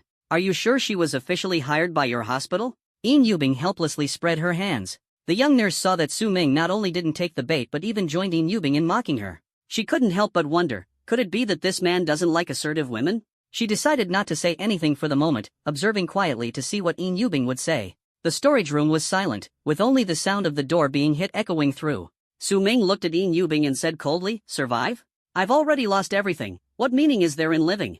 The young nurse couldn't help but burst into laughter after hearing Yin Yubing's words. A normal person hearing this would never save you. Su Ming's heart tightened. It's over. It seems that my appearance has truly disrupted the trajectory of the previous life. In the apocalypse, despair is the most forbidden. Su Ming's face turned ashen, and a trace of killing intent flashed in his eyes. If Yin Yubing truly falls into despair, then there would be no need to spare her life. Yin Yubing looked at the young nurse, whose smug expression made her increasingly dislike her. She had already stolen her man, and now she wanted to take her living space too. In the apocalypse, is it only women like her who deserve to survive? Yin Yubing's gaze gradually turned icy. This expression was exactly the same as the one Su Ming had seen before. However, even if I die, I'll take you with me. Yin Yubing glared viciously at the young nurse. Brother, is there even a need to compare? I understand everything. Unlike Yubing, who's so cold and utterly devoid of charm. Don't be fooled by her aloofness. I heard she bribed her teachers with her body to secure her graduate studies. In the hospital, she also has ambiguous relationships with the director and the chief. She's been dating her fiancé for 5 years and is about to get married but won't let him touch her. There must be something wrong with her. The young nurse morphs into a master of sarcasm, launching a frenzy of attacks. These words, half-truths and half-lies, sound somewhat plausible. But most of it is the young nurse's own fabrications, bold enough to spout nonsense. Yubing can't possibly come forward and prove she's still a pure maiden, can she? Faced with the little nurse's attack, Yubing was so angry her face turned bright red. After holding it in for a long time, she could only come up with one curse: you shameless woman. But the destructive power of the two was worlds apart. Yubing suddenly went berserk, pouncing on the young nurse, and the two quickly got into a scuffle. As a good girl, she'd never fought before. Despite her superior personal capability, the scene was not in her favor. The young nurse gained the upper hand, straddling Yubing and cursing loudly. She casually picked up the baseball bat dropped by the thug and swung it at Yubing. If this blow landed, it would undoubtedly cause a concussion. Su Ming, seeing this, reached for the battle bow behind him. But he noticed that a dagger, glowing with a blue light, had somehow appeared in Yubing's hand. I didn't expect her to actually obtain a high-quality melee weapon? Interesting. Yubing instinctively used the dagger to block the incoming baseball bat. With a loud bang, the baseball bat broke into 2 pieces. While the young nurse was dumbfounded, Yubing plunged the dagger into her abdomen, causing blood to gush out. The originally cold expression on Yubing's face gradually softened, enjoying this sensation. Big brother, come quickly and help. This bitch is cheating. The young nurse, wounded by the knife, tried to escape. Yubing grabbed hold of her calf, pulling her directly to the ground. 1 stab, 2 stabs, 3 stabs. The young nurse wailed endlessly, her struggle gradually ceased, and she eventually collapsed limply. She never dreamed that she would die at Yubing's hands. After killing the young nurse, Yubing was covered in blood and slumped to the ground. There's still one here, Su Ming pointed at the criminal lying on the ground. From the previous conversation, he knew this person had killed Yubing's fiancé. Are you the devil? I just killed someone. Yubing was somewhat incredulous. You'll get used to it, Su Ming said indifferently. Yubing no longer harbored any feelings for her fiancé. However, along the way, the thug took advantage of her quite a bit. Yubing kept saying words of denial, but her hands never stopped moving.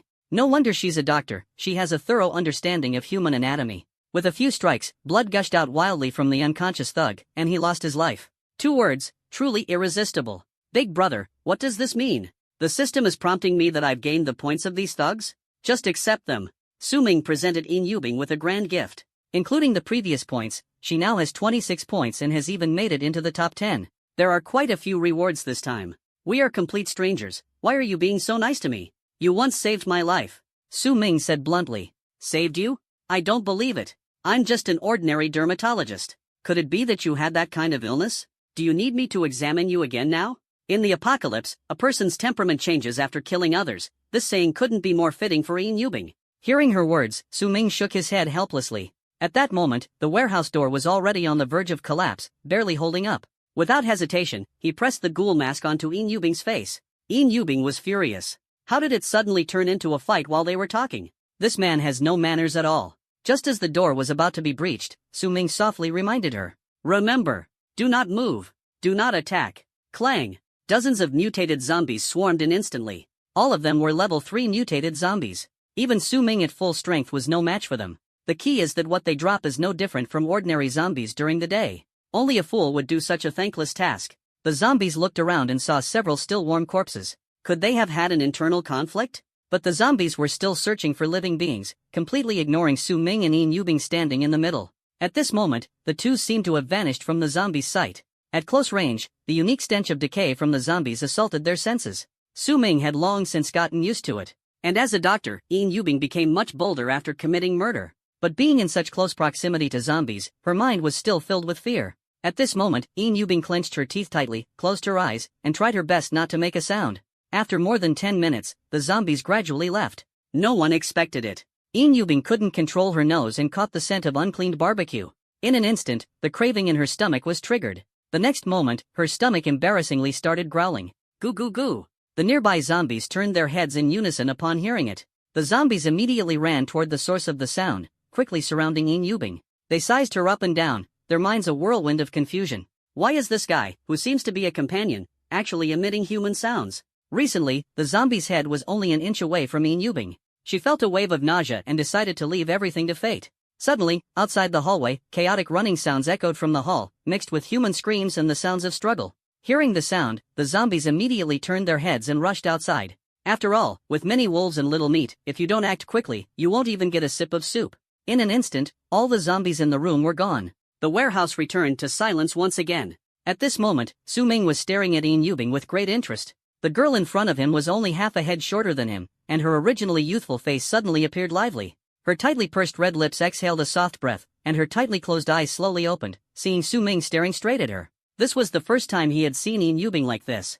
Have you seen enough? Yin Yubing was burning with anger, but her voice was pitifully soft. Is there a safe place nearby? Su Ming ignored her and changed the subject. Turn left after going out, there's a spare office. Not sure if it'll work. The door was already broken, staying here wasn't a good idea. If patrolling zombies appear again, running away will be hard.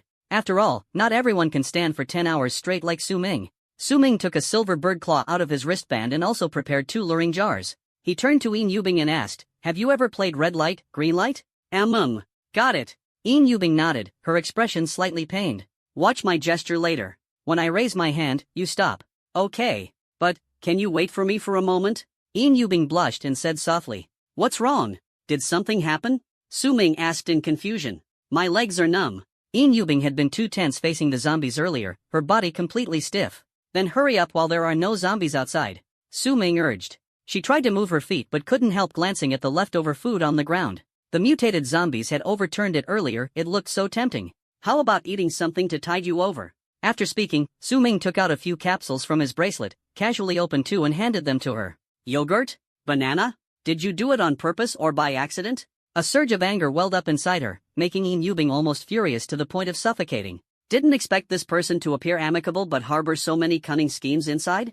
Since he likes these, why not choose the little nurse? Even a fool can tell that the only reason she survived was because of Su Ming's shameless double standards. But Su Ming didn't actually think much of it, it was just that these could stave off hunger and quickly replenish energy. He couldn't be bothered to explain, so he simply handed all the capsules to Yin Yubing. Figure it out yourself. Yin Yubing's face turned red as she angrily glared at Su Ming, devouring 2 bananas in quick succession. Her actions were rough, as if trying to prove her anger through them. Su Ming watched her eating so messily and felt helpless. Take your time, I still have bananas. As soon as he said this, he felt something was off, as if he was provoking her both openly and subtly. With the help of the silver bird claw and the decoy pot, the 2 finally reached the office mentioned by Yin Yubing. Seeing the room filled with bloodstains and body parts, it was clear that a fierce battle had occurred here. Su Ming immediately closed the door and drew the curtains. The chaos of the entire day had finally come to an end safely. Unexpectedly, the first thing Yin Yubing did upon entering the office was to prepare a resting place for Su Ming. This reminded him of the compliments he had once given to Lin Ruffy. Every time he reached the safe zone, he always acted like a sycophant, taking the initiative to arrange everything for Lin Ruffy. Kind stranger. Thank you. Yin Yubing saw the reality and her voice became gentle. This mask must be very precious. Let me return it to you.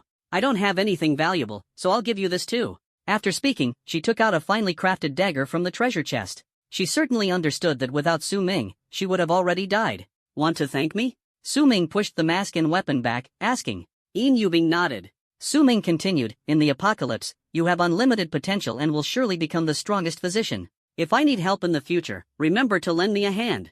Passerby brother, you're so amazing, why would you need me? Maybe so. Passerby brother, you really are a good person. Su Ming sneezed and was pondering whether Yin Yubing did this intentionally or unintentionally. He hadn't expected that after saving her, he would end up being handed a good person card instead. Su Ming spent almost the entire night guarding the office door, resting with his eyes closed. It appeared safe, but in reality, it was hard to withstand the relentless attacks from the zombies. At first, Yin Yubing was able to stay with him, but eventually, she couldn't hold on any longer after the previous night, which had been filled with terror and sleeplessness. Nonetheless, Su Ming unintentionally imparted some basic survival rules for the apocalypse to her. Yin Yubing was smart and would surely benefit greatly. Actually, it wouldn't take much effort to kill her. Su Ming also wondered in his heart whether all this effort for her was really worth it. When he heard Yin Yubing's faint snores coming from the sofa, Su Ming finally had a moment to sort out his gains. After leveling up to level 5, he allocated all 5 free attribute points to energy. After all, he now had 35 strength, 32 constitution, 26 agility, but only 17 spirit, which seemed insufficient.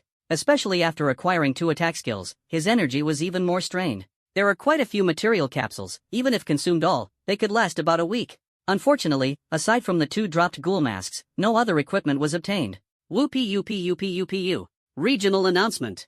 Dear folks, how was yesterday? Some of you might have already discovered the hidden rules. Time is running out, so let me give you some more benefits. Everyone, hurry up and hop on. Come on, let's go completely crazy. Let's party. The survivors of Star City Hospital receive mockery from the Orderers. In the apocalypse, the most terrifying thing is always the human heart. The Orderers have awakened the darkness deep within human souls. Immediately after, a cold system notification sounded. Ding! Hidden copy rules updated. Hidden rule, killing survivors also grants points. By killing survivors, you can loot double the opponent's points. All survivors gain a temporary skill, Hunting Instinct, which allows sensing other survivors. Survivors with no points at settlement will be eliminated. The system prompt was broadcast 3 times in succession. A pair of strangers huddling together for warmth hid in the bathroom of the hospital room. What does elimination mean? Does it mean leaving this cursed place? No. Elimination means death, the man analyzed calmly. What does this enforcer mean? Could it be encouraging us to kill? That seems to be the case. The man, expressionless, disbanded the team. Why are you disbanding the team? Why are you holding a knife? Ah, you are seriously injured. Instead of letting someone else take advantage, why not let me? This is just a small glimpse of the copy. People who were once close suddenly turn into enemies. Those with no points just want to survive, while others want to live better. Those hiding in the shadows began to stir, taking the initiative to confront the fear of death. Last night, it wasn't just Su Ming and Yin Yubing. For the Lin family led by Lin Maorong and the Ma family of Hashi, it was also a sleepless night. The relationship between the two families before the apocalypse was delicate, being both partners and competitors. The Ma family's influence is in Heshi, while the Lin family's influence is in Hadong. This time, the Lin family coming to Heshi can be considered an away game. Inside Star City Hospital, both teams are evenly matched in numbers and strength, alternately leading on the scoreboard. Until Su Ming rose abruptly and took the lead. When Ma Xiaowei, the second in command of the Ma family, came to discuss an alliance with Lin Maorong, the two had a pleasant conversation, but Lin Maorong suddenly attacked. Caught unprepared, the Ma family lost the advantage and quickly fell into defeat. The Lin family killed 3 people, leaving only Ma Xiaowei to break through and escape. He hid for a whole night, gravely injured and on the brink of death. After hearing the system prompt, Matthew attempted to use a temporary skill. Hunting Instinct consumes a small amount of stamina, senses the positions of survivors within a 50-meter radius for 10 seconds, cooldown, 1 hour. In an instant, the floor plan of the 4th floor unfolded before his eyes. He was surprised to find that there were more than 30 red dots within 50 meters, each red dot marked with a score. The sudden disappearance of a red dot signified that a survivor had died. Matthew could see other people, and they could see him too. Although his room was surrounded by zombies, once other survivors saw the 72 points above his head, they would definitely rush over to kill him. Could it really be as the Order Keepers say, that everyone will descend into madness? And the lunatics from the Lin family will definitely not let him go. Right before the map vanished, a striking number appeared in his vision. 177 points. It's that man. The only person in Star City Hospital with over 100 points. Matthew Wei's despair turned into determination. On the 3rd floor of the hospital, Lin Maorong and his team continued searching for Matthew Wei. Ha, double points? Truly, heaven is helping me. That old guy is seriously injured and must be hiding on the 3rd floor. Whoever finds him, this young master will reward generously. Use your skills in turns, anyone scoring over 20 kill them. The Lin family acquired some supplies from the Ma family last night and is now full of energy. Su Ming wandered multiple times on the 4th floor, trying to uncover the secrets hidden here. Suddenly, a critically injured middle-aged man appeared in his sight. Su Ming checked the man's personal information. Matthew Wei, LV4, no profession, S-class talent, max level agility. This talent was absolutely essential according to Su Ming's notes. The person in front of him was on the verge of death and could pass away at any moment. Since this talent came to him voluntarily, Su Ming certainly wouldn't let it slip by. Ding! You used the Hand of Plunder on survivor, Matthew Wei. Matthew's current collapse level, 30%, weakness level, 99%, talent plundered successfully. Remaining attempts, 1. Ding! You have obtained S-level talent, max level agility. Hey, stranger, I'm Matthew Wei from Heshi. I'd like to make a deal with you. He was so weak he didn't even notice losing his talent. Matthew Wei from Heshi?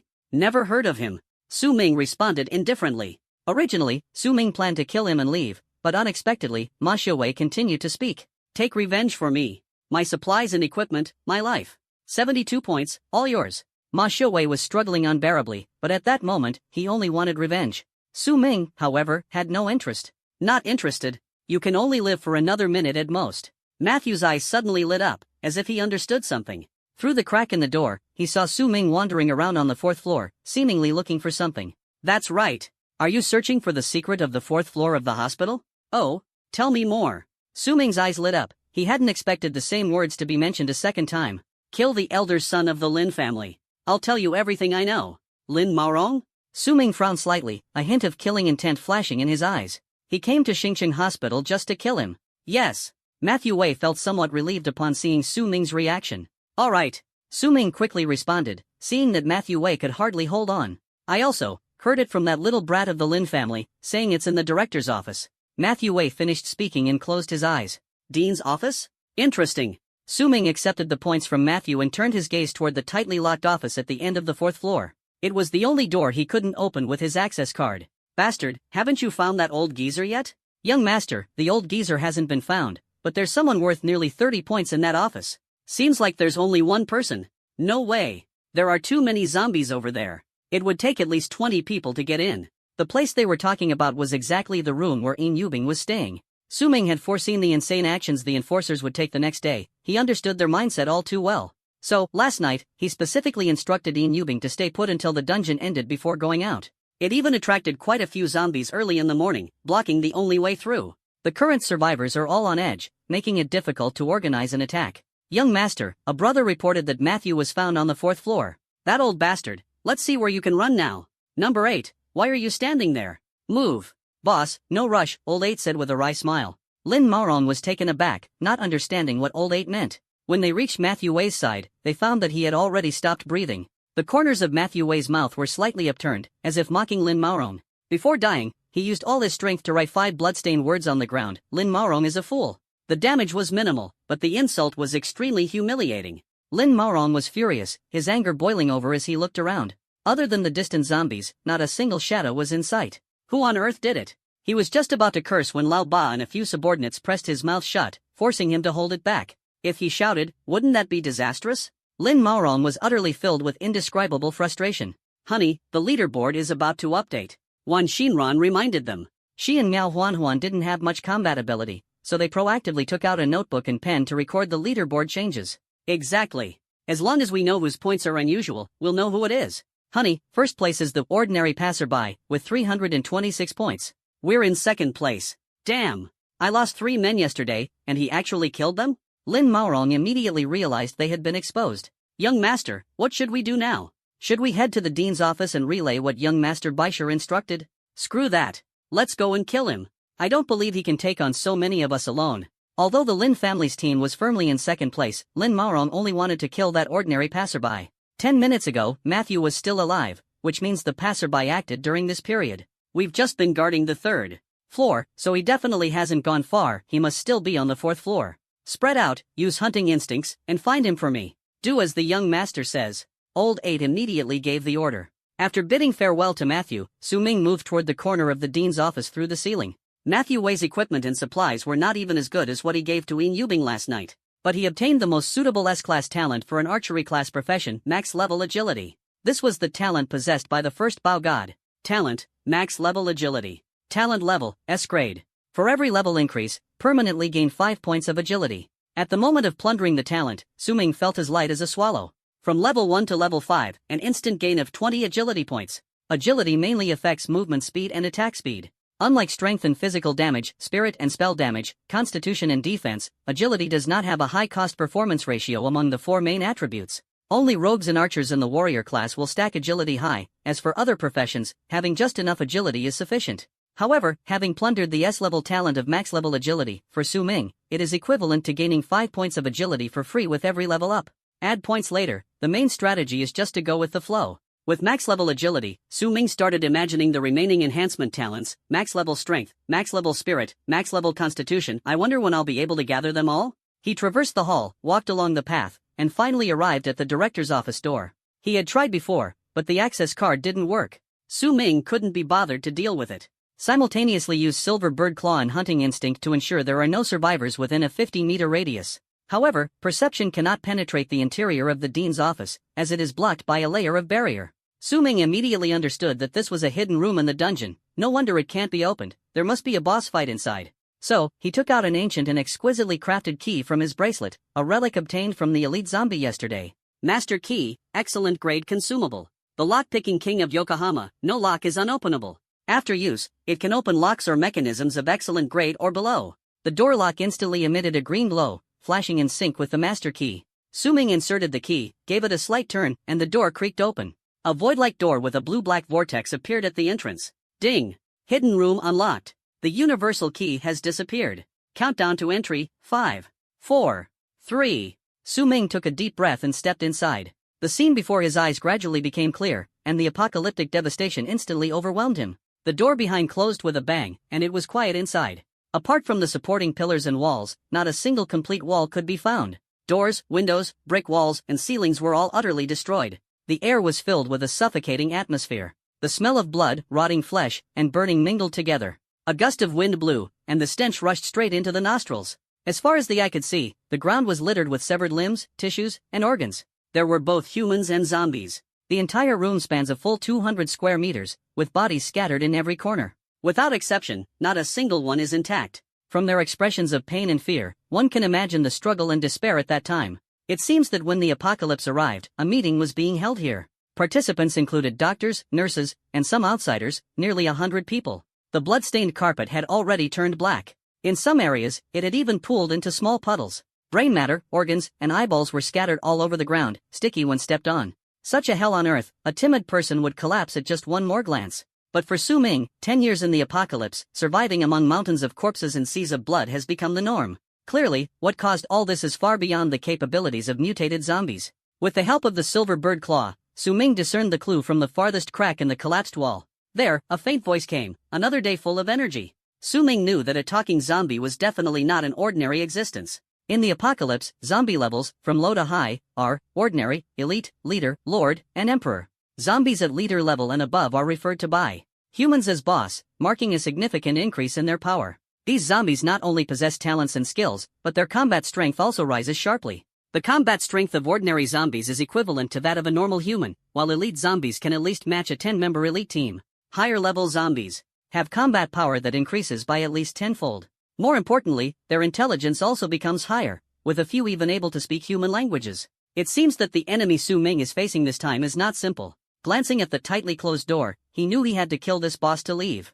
Suddenly, a middle-aged man wearing a blood-stained white coat and glasses emerged from the rubble. His nails were as long as claws, emitting a dark green glow, and he adjusted his glasses using the palm of his hand instead of his fingers. This zombie exuded a kingly aura, creating an oppressive feeling. However, Su-ming, long accustomed to such sights, quickly checked the zombie's basic attributes. When he examined the attributes, he discovered the opponent's level was 3 higher than his own, allowing him to see only the name, with no other information displayed. This zombie was exactly level 8, just at the threshold of 3 levels above. Cold-blooded Silver Ring Zombie Leader. Level 8, Leader. Base attributes: Strength, 35, Spirit, 35, Constitution, 40, Agility, 35. Talent, Deadly Poison. The claws contain venom, causing a loss of 1% vitality per second upon hitting, lasting for 60 seconds, stackable. Special talent, Cannot be plundered. Absolute Subjugation, can enslave zombies to become personal servants. Enslaved zombies absolutely obey the host's commands. Skill, Silent Step. The cold-blooded silver-ringed snake has mastered the essence of assassination, agile as a cat, able to perform high-speed movements for single-target assassinations. Instant Kill, the strongest move, using Silent Step for indiscriminate attacks, moving so fast that even the attacker doesn't know what they'll hit. The silver-ringed snake appears docile but moves extremely fast, with a high mortality rate, earning it the title Asia's #1. It is the most venomous snake in China and the deadliest venomous snake responsible for the most human fatalities. Zombies above the leader level are no longer named as they were before. Instead, they now have special titles, using cold-blooded silver ring as a name, highlighting their lethality. The zombie's strength and constitution are similar to Su-ming's, but its spirit is 13 points higher, while its agility is 11 points lower. For the boss, this battle allows considerable room for error, but for Su-ming, there is only one chance. With the Deadly Poison talent enhancement, a hit by its claws would have unimaginable consequences. The corpse fragments and rotting flesh on the ground were clearly sliced apart by its claws.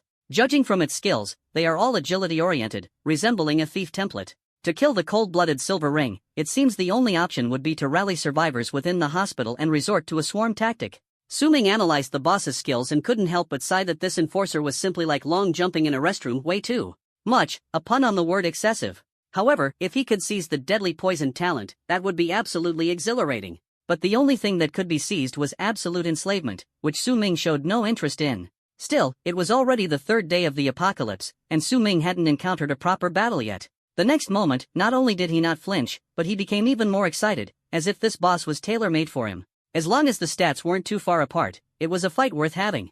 Ding! Lone Wolf has encountered cold-blooded silver-banded zombie leader. Hidden quest triggered, the secret of Xingqing Hospital. Task description, cold-blooded silver ring, the zombie leader, was once the director of a hospital with exceptional medical skills and multiple awards. However, he harbored a dark heart and secretly engaged in shady dealings for a certain family over the years. After the apocalypse arrived, Su Ming was zombified and immediately launched a massacre against the people in a meeting. Task requirements, kill cold-blooded silver ring, the zombie leader, and uncover the secret hidden in the director's office. Task rewards, coins *500, reputation *500, experience *1000, legendary treasure chest *1. Task time limit, 2 hours. Task penalty, failure or abandonment of the task results in automatic teleportation out of the hidden room, with a level reduction of 1. Ding! Would you like to accept the task? The opponent is too strong, it is recommended to give up. Advising me to give up?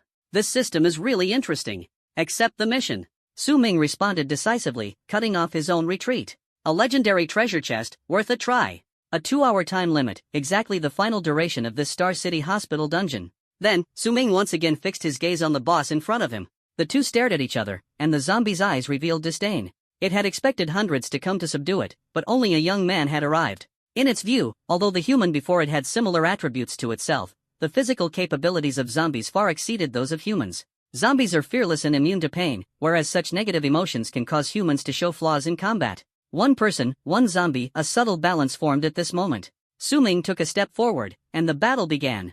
Guests are here. The director let out a piercing cry. As a ranged profession archer, how could they let a thief get close? The dean had just opened his mouth when Su Ming's arrow was already shot. Just testing. The arrow flew straight toward the dean's face, but he did not dodge, a glimmer of brilliance flashing in his eyes. A massive zombie suddenly rushed out from behind the house, blocking Su Ming's arrow. Blocking a knife for the dean? Interesting. Su Ming had already discovered that there were quite a few zombies hiding in the room. Elite zombie enslaved. Level 6. Basic attributes, strength, 25, spirit, 25, constitution, 25, agility, 25. The dean stood in place, ready to witness Su Ming's death. Su Ming smirked. Are you that confident? Although this elite zombie is decent, its attributes are completely overshadowed by Su Ming. It pulled out the arrow from its chest and locked its gaze on Su Ming. The enslaved elite zombie had vacant eyes and only obeyed the dean's orders. It opened its mouth, swung its claws, and lunged at Su Ming. Its body was like a small mountain, overwhelming with an imposing aura that ordinary people couldn't withstand. Su Ming had struggled for 10 years in the apocalypse, killing countless elite zombies, and was now devoid of any emotion. For Su Ming, who possessed 46 points of agility, this was nothing more than a big toy. Drawing the bow and shooting an arrow. Su Ming reacted extremely quickly, with the first arrow hitting the elite zombie's right eye. Immediately, the second arrow was also released, accurately predicting the angle at which the elite zombie's head would tilt back after being hit, striking its other eye. The elite zombie, now blind in both eyes, instinctively pulled at the arrows with its hands, inadvertently tearing out its eyeballs. However, it did not lose its ability to attack and, like a marionette, continued to launch an assault on Su Ming. Blind but still able to attack? Absolute slavery, this talent is truly interesting. Then, the third arrow and fourth arrow precisely hit the elite zombie's left and right knees, directly crippling its legs. The fifth arrow and sixth arrow struck directly at the left and right wrists, disabling its hands. The arrows seemed to have an auto-navigation system activated, hitting wherever they were aimed. After hitting 4 consecutive arrows, the elite zombie staggered like a kite with a broken string, on the verge of collapse. Just as it was about to steady itself, Su Ming fired the final arrow, the arrow of retribution. A purplish-red arrow pierced straight through the heart of the elite zombie. And Su Ming's true target was the dean standing behind it. When the dean realized it, a trace of panic flashed in his eyes. In the room behind him, under the dean's command, 10 swift zombies lunged forward, attempting to block the arrow for him. The arrow of retribution stopped only after killing 6 zombies. Boom! A dull, thunderous crash echoed as the elite zombie, resembling a mountain of flesh, collapsed to the ground ahead, causing the entire floor to tremble violently. At this moment, Su Ming's strength value had already reached an impressive 35 points. With the aid of the S-level talent Double Strike, 6 arrows hit vital points and its limbs. These seemingly ordinary 6 arrows were, in fact, equivalent to 12 arrows in a normal state. And the most fatal blow was the seamlessly executed punishment arrow, which delivered the final strike to bring it down.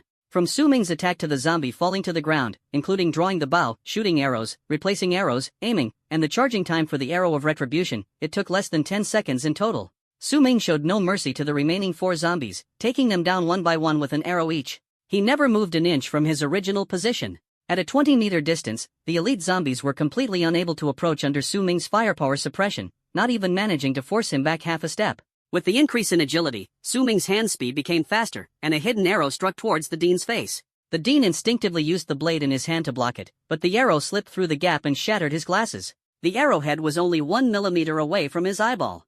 Faced with such bold behavior, the Dean was furious to the extreme. Crack! The arrow shaft was severed by a sharp blade, falling to the ground. The Dean's clawed hands scratched together, producing a piercing metallic sound that caused discomfort. Ordinary people hearing such a sound would feel uneasy, even nauseous. But Su Ming refused to back down, transforming into a relentless archery machine, with every arrow striking directly at the Dean's vital points. Although they couldn't penetrate the director's skin, the arrows still riddled his white coat with holes.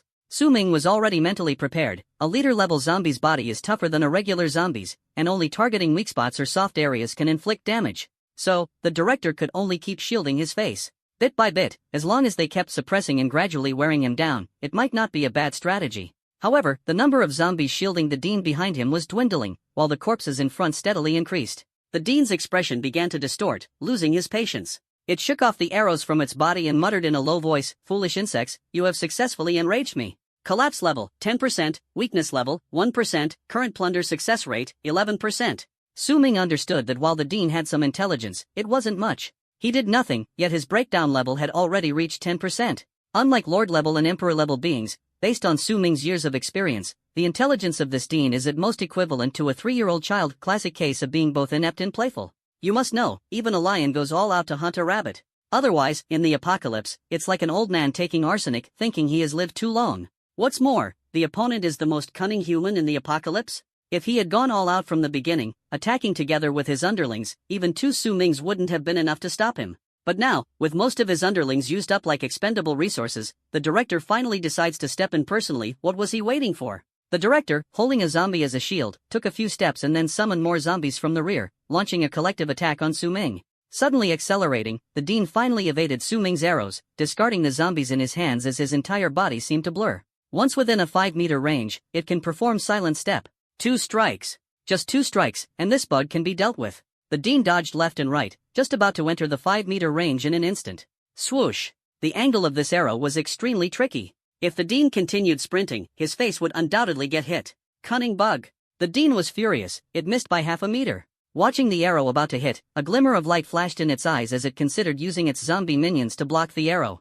But it discovered that the zombies charging with it had already disconnected from it. Could it be? Just now, those arrows weren't aimed at him but meant to kill the lackeys by his side. Forget it, what does it matter if there are no lackeys to block the arrows? It's just an ordinary attack from a bug, taking it head-on, so what? The next second, an arrow precisely struck the zombie's forehead, causing the director's body to momentarily freeze. Even when hit in a vital spot, it steadied its stance immediately. Collapse rate, 22%, weakness rate, 3%, current plunder success rate, 25%. Ha! Finally entered the 5-meter attack range. The blade in the hand shimmered with green light, right at the moment it was about to unleash its skill.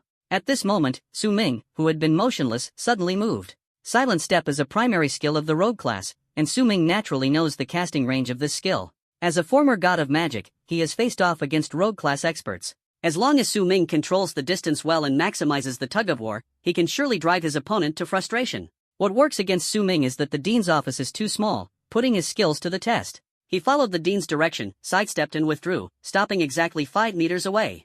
This action interrupted the Dean's spellcasting. The Dean froze in place, feeling extremely uncomfortable. It silently recited the principal's classic line in its heart, "I can't even make an A move." When experts clash, the outcome is determined by the details. In the instant the Dean froze, Su Ming didn't stop his actions and relentlessly attacked the Dean's face. With agility surpassing that of the zombie leader, Su Ming moved slightly faster than the Dean. Within a distance of 5 to 10 meters, he repeatedly maneuvered back and forth with the Dean. Su Ming seemed to see through the Dean's every move, always keeping a delicate distance. It was like dancing on the tip of a knife, toying with the Dean in the palm of his hand. To use an analogy, it was like tying a pole to a dog with a piece of meat dangling in front. The meat was right in front of its eyes, yet the dog could never catch it, leaving it utterly bewildered. This way of walking the dog went on for a while until the director finally noticed something was amiss. What is this person up to? It thought, growing anxious inside. If this continues, I'm really going to get played to death by this bug. Accompanied by a mournful cry, the director finally gave up chasing Su Ming, darted back into the director's office, and disappeared from view. Before leaving, Su Ming noticed that this boss seemed somewhat on the verge of a breakdown. Collapse level, 33%, weakness level, 23%, current plunder success rate, 56%. Su Ming knew there were still quite a few zombies hiding in that room, so he didn't rush to catch up, except for a few arrows aimed at beating a dog while it's down. In their first confrontation, the directors suffered a major loss, unable to showcase even the skills he was once so proud of. Since turning into a zombie, the director had been hunting survivors for 3 days, claiming countless victims, but he had never experienced such a painful defeat. It did not run away but hid in the shadows, glaring angrily at Su Ming through the cracks in the broken wall. Su Ming, on the other hand, wore a smile and raised a middle finger at the dean, as if to say, "Come hit me." How could the dean tolerate such provocation? At that moment, Su Ming heard the sound of a metal door slamming, and dozens more zombies poured out from the inner room. The dean lost his mind, went berserk, and unleashed all the zombies as his final card. These zombies turned out to be mutated ones, mostly consisting of naked young women, some with cloth stuffed in their mouths, some wearing blindfolds, and even some with tails. Although they had become zombies, their appearances and figures before transformation were quite outstanding. However, they wore collars around their necks and were covered in bruises and whip marks. They looked as if they had seen a demon, their eyes bloodshot, trying to pounce on the dean. A gleam flashed in the dean's eyes, and in an instant, the zombies froze in place. The previously bloodshot eyes reverted to hollow emptiness. It seemed the dean had enslaved these zombies. Perhaps it was the dean's twisted sense of humor, as under its control, they scrambled to approach the dean, some licking its shoes, others twisting their bodies madly, emitting whimpering sounds. This scene appears incredibly eerie, sending chills down one's spine. These women were all slaves kept in captivity before the apocalypse, with extremely low mental resilience. God knows what the director has done to them. Even after turning into zombies, they still cannot escape the director's control. Became the dean's talent absolute servitude, subordinates turned into slaves. This is truly both sad and laughable. Su Ming's expression shifted slightly. He had no time to sympathize with these women, and his grip involuntarily tightened a bit. Under the dean's control, dozens of zombies formed a human shield and approached Su Ming. The dean's eyes sparkled with a glimmer of light, and an incredulous smile appeared on the corner of his mouth. Whenever Su Ming launched an attack, there was always a zombie that used its body to block the strike. What ruthless determination! Su Ming shook his head. With his current skills and damage output, it was impossible to deal with this massive wave of zombies. Since you enjoy enslaving these zombies, let me show you how it feels. Plundering chance is 56%. Based on the calculations from Bei, wouldn't 2 consecutive actions result in a 112% chance? Ding! You used the Hand of Plunder on cold-blooded Silver Ring zombie leader. Collapse rate, 33%, weakness level, 23%, current plunder success rate, 56%. Talent plunder failed. Talent plunder successful. Since deadly poison is a special talent, it cannot be plundered. Successfully plundered the second talent. Remaining attempts, 0. Ding! You have obtained S-level talent, absolute enslavement. In an instant, the dean's eyes lost their luster, and the smile on his lips vanished. Talent, absolute enslavement. Talent level, S-class. Life and death command, controls a regular level zombie, or beast, whose strength must not surpass that of the host. The controlled zombie will absolutely obey the host's commands. Only one controlled zombie can exist. If a new zombie is controlled, the original zombie will immediately die. If the host dies, the zombie will also immediately die. Su Ming had seen talents that tame beasts, but a talent capable of taming zombies, this was the first time he had ever heard of it. Strange, why is it S-level when it can only enslave ordinary zombies? He originally thought that after plundering this talent, he would be able to control a large group of zombies like the dean. Unexpectedly, such a precious opportunity was wasted on a useless talent. However, on second thought, it does make sense. The strength of zombies' talents is far higher than that of survivors. Just imagine, if he could truly enslave an entire zombie army like the dean in an instant, wouldn't that be like activating an invincible cheat code? So, after Su Ming plundered it, the strength of this talent was also adjusted. At this moment, Su Ming had no time to regret, because the scene spiraled out of control and plunged into chaos the instant he plundered the dean's talent. All the enslaved zombie women instantly lost control, their hollow eyes turning blood red, becoming even more ferocious. Their gaze was fixed solely on the dean, showing no interest in Su Ming. It seemed that their hatred for the dean was deeply ingrained. They scrambled to pounce on the dean, biting desperately, and once they latched on, they wouldn't let go. Soon, the dean was overwhelmed by the group of women, completely unrecognizable. This little fairy over here, jab its armpit harder. Didn't you eat? Miss with the gag, poke its eyes. Big flower arm sister, a little lower, yes, yes. Bite down hard. At this moment, Su Ming was multitasking, shooting arrows while also acting as a zombie coach, directing them to attack more vigorously. The attributes of these zombie women were not weak, and their sharp teeth and claws were naturally good weapons. Their attacks were more effective than Su Ming's, and he could even hear the sounds of sharp teeth penetrating skin, biting, and tearing. Suddenly, Su Ming sensed a strong aura of murderous intent emanating from the horde of zombies. Instant kill. The dean finally found an opportunity and unleashed his most powerful move. The zombies surrounding it were mercilessly torn apart by its sharp claws. In just 3 seconds, chunks of flesh exploded outward, scattering everywhere, leaving the room drenched in blood. At this moment, the Dean's image was utterly ruined. Covered in his own blood and that of the zombies, his body was scarred and battered. Large chunks of skin and muscle had fallen off, revealing even the bones beneath. One eye was blind, one hand crippled, and even the support beneath his feet was lost. Where was there any trace of the majesty of a zombie leader? Su-Ming noticed that the Dean's breakdown level had reached 60%, and his weakness level was as high as 50%. Evidently, he was already half-crippled. Fortunately, he timed his plundering ability well. Although he failed once later and lost some energy points, the moment when the Dean was surrounded by zombies proved to be the perfect opportunity. The Dean was overwhelmed by the swarm of zombies and unable to fight back. A zombie head rolled to Su-Ming's feet, and he suddenly understood. No wonder I got bitten by the big sister, it turned out to be just a little toothpick. Su-Ming teased, a hint of a smile forming at the corner of his mouth. What's so small? It's been this size for years. The director was so furious he almost spat blood. At this moment, the director's mobility weakened, and even his attacks became sloppy. After several rounds of confrontation, it finally chose to flee and hid in the secret room where the woman was confined. Su-Ming found the Dean with the silver bird claw. At this moment, it was hanging on the ceiling at the entrance. As long as Su-Ming approaches, it can launch a sneak attack with silent step. I know you're anxious, but don't rush. Su-Ming intentionally teased the Dean, standing 5 meters away, jumping left and right to test him. Go to hell. Confidence flashed in the Dean's eyes. This bug had finally made a mistake. The ghostly green claws tore through the doorframe, lunging straight at Su-Ming. This was nothing more than a flaw deliberately set up by Su-Ming. The next second, the Dean saw a series of beautiful blue arrows. Holy arrow massacre! 20 crystal arrows emitting pale blue light fired continuously within 3 seconds. If it were on flat ground, the Dean's agility could at least dodge half of them. But at this moment, it moved slowly, suspended in midair. Despite trying hard to twist its body, it couldn't change its fate of becoming a living target. 8 critical hits out of 20 arrows, all poured onto the director. The powerful impact forced it to retreat continuously. Just as it was about to struggle, it realized its body had been pinned to the wall, unable to move. Su-Ming raised his battle bow and aimed at its head. Insect! You damned insect!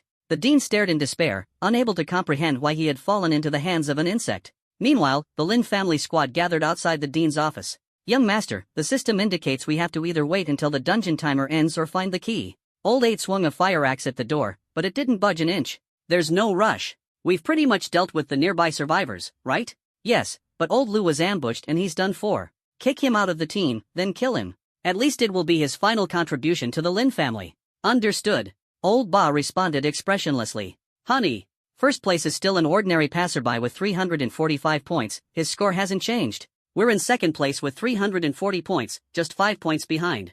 Time is running out, what should we do? Wan Xinran and Miao Huanhuan reminded from the side. Lin Maorong looked at them expressionlessly, making the two women uneasy. Lin Maorong's massacre just now was witnessed by them with their own eyes, neither the elderly nor the children were spared. This is what allowed them to surge to the top of the leaderboard in such a short time. At present, the easily killable zombies have been cleared, and there are very few survivors left. The points have also come to a standstill. Honey, your gaze is so terrifying. If he were to miss by just 1 or 2 points, the two women believed he would really take action. The two women clung to Lin Maorong's arms, one on each side, but cursed this heartless man in their hearts. With a grim expression, Lin Maorong said to his subordinates, "Let's go. Time to kill." Swoosh! An arrow pierces the heart. Before the instant's countdown ended, Su-Ming ended the sinful life of the Dean as both a human and the zombie leader. Ding! Successfully killed cold-blooded silver ring zombie leader LV8, gained EXP *800, gold coins *80. Congratulations to the survivor Lone Wolf for becoming the first survivor in the apocalypse to single-handedly kill a leader-level zombie, earning the unique achievement, Lone Hero. The world announcement is about to begin. All survivors simultaneously received the world announcement from the Orderer. At this moment, the once dim world buzzed with excitement again. Ooh-poo-poo-poo-poo. World announcement. Survivor Lone Wolf becomes the first person in the apocalypse to single-handedly slay a leader-level zombie, earning the world's unique achievement, Lone Hero, along with massive rewards. It's this little guy again. Other survivors, keep it up. Go for it. The global announcement loops 3 times. Lone Wolf. Lone Wolf. It's Lone Wolf again. No matter what, the title of Lone Wolf has once again drawn public attention. On the 3rd day of the apocalypse, the name of Lone Wolf resounded across Blue Star once more. During this period, major guilds on Blue Star gathered numerous survivors to challenge boss-level leaders, but all ended in failure. Su-Ming not only succeeded in killing but also managed a solo kill. This left those who considered themselves experts speechless. It highlights the significance of Su-Ming's achievements. Impossible. Absolutely impossible. How could it be Hua Xia's Lone Wolf again? Investigate him, he must be a descendant of our great Han Ming nation. A 100-person team was challenging a leader-level boss, and the team captain shouted furiously. Damn it! Still the lone wolf? We must use all resources and spare no expense to make him serve as a beacon for humanity. A leader of the Squid Heavenly Troopers pondered deeply. Lone wolf, my dear, I can't hold on much longer. I command you to ride a white horse, step on the 7 colored clouds, and appear before me immediately. The little fairy had stored enough fat, and despite not eating for 3 days, she remained energetic. Bakayaro. That Chinese lone wolf has beaten us again. You're all useless. Have you taken care of the matter with the Lin family? Su Ming's enemy, Baisher Hao, heard the announcement and looked displeased. Young master. Reporting in, Star City Hospital is now inaccessible. It seems a hidden quest has been triggered. A servant nervously reported, as young Master Baisher was unpredictable and not to be provoked. Su Ming's system notification sounds kept ringing. Ding. Successfully killed the final boss of Star City Hospital, earning *1000 points. Ding. Hidden dungeon, Star City Hospital dungeon has ended. All surviving players' points and rankings have been locked and are about to enter the settlement phase. The survivors in the hospital, who had been in hostile relationships moments ago, finally let down their guard. Those without points were deprived of their lives by the enforcers. Almost simultaneously with the release of the world announcement, the living received the notification of the instance ending. Yet, their focus was not on the news about the lone wolf killing the boss-level boss, but on their own points and rankings. In the lobby on the first floor of the hospital, Lin Marong twisted his neck and revealed a sinister smile. Beneath his long blade lay the lifeless body of Miao Huanhuan, covered in blood. Wan Xinran's heart sank as her worst fear came true. To surpass Su Ming's 1-point score, Lin Marong had mercilessly killed Miao Huanhuan. If it weren't for her added layer of being an ex-girlfriend, it might have been her lying on the ground. Xinran, did I scare you? Your useless friend eats too much better to save some rations, Lin Marong said coldly. Yes. I've been telling her to lose weight, but she just wouldn't listen. Wan Xinran, looking at the bloodstained blade, had no time to mourn for Miao Huanhuan and nodded like a pecking chick in response. Xinran, tell me, how many points do we have now? Although checking points was simple, Lin Marong enjoyed the compliments from those around him. Honey, we currently have 346 points. Ha ha ha. Plain and ordinary passerby, your points haven't moved in 2 hours, you must be seriously injured and hiding to recover. Let's see how you plan to beat me. 10, 100, 1,000. 1,345 points? Honey, am I seeing things? Wan Xinran widened her eyes, carefully counting the digits on the leaderboard. Over 1,000 points? Are you kidding me? This number clearly exceeded Lin Marong's imagination. Could it be that even all the zombies in the hospital combined didn't amount to that many? And to top it off, all of this was accomplished by one person in just 10 minutes? The Lin family members also began checking the points, exchanging glances with somber expressions. As expected, the leaderboard still showed that unremarkable passerby at the top, with 1,345 points. At this moment, no one felt any slightest pity for Miao Huanhuan, who lay dead in a pool of blood. Guard the hospital entrance. If you see unremarkable passerby, kill them on sight. Young master, regarding what young master Baisher ordered, the director's office over there. One subordinate cluelessly reminded. Lin Marong glared grimly and kicked him to the ground. Are you teaching me how to do things? Ding. Hidden task, the secret of Xingqing Hospital, task requirements updated. Task requirements, kill the cold-blooded silver ring zombie leader, completed, discover the secret hidden in the director's office. Task rewards, coins *500, reputation *500, experience *1000, legendary treasure chest *1. Task time limit, 5 minutes. Task penalty, if the task fails or is abandoned, you will be automatically transported out of the hidden room, and your level will decrease by 1. Only 5 minutes remain. Su Ming rushed into the inner room. The previous battle yielded no rewards, and if the task was not completed, all the efforts would be in vain. Su Ming found the inner room to resemble a small base, much larger than the dean's office outside. What unfolded before him was a sterile operating room. At the time of the apocalypse, a surgery had been in progress, leaving the room filled with severed limbs and dismembered body parts, all devoid of life. On the whiteboard outside the door, information about the trade of human organs was written densely, while the cold storage was neatly packed with various organs. The adjacent building served as a place for enslaving and training slaves, featuring iron cages of various sizes and walls lined with torture instruments. The floor was littered with torn clothes and discarded tools, creating a gruesome scene of mountains of corpses and pools of blood. Broken and dismembered bodies hung everywhere on the ceiling, walls, and shelves. On a nearby blackboard, varying counts of tally marks were inscribed. Beast! Su Ming exclaimed, realizing this was the place where the director trafficked human beings and organs. After a fruitless search, Su Ming walked towards the last small room.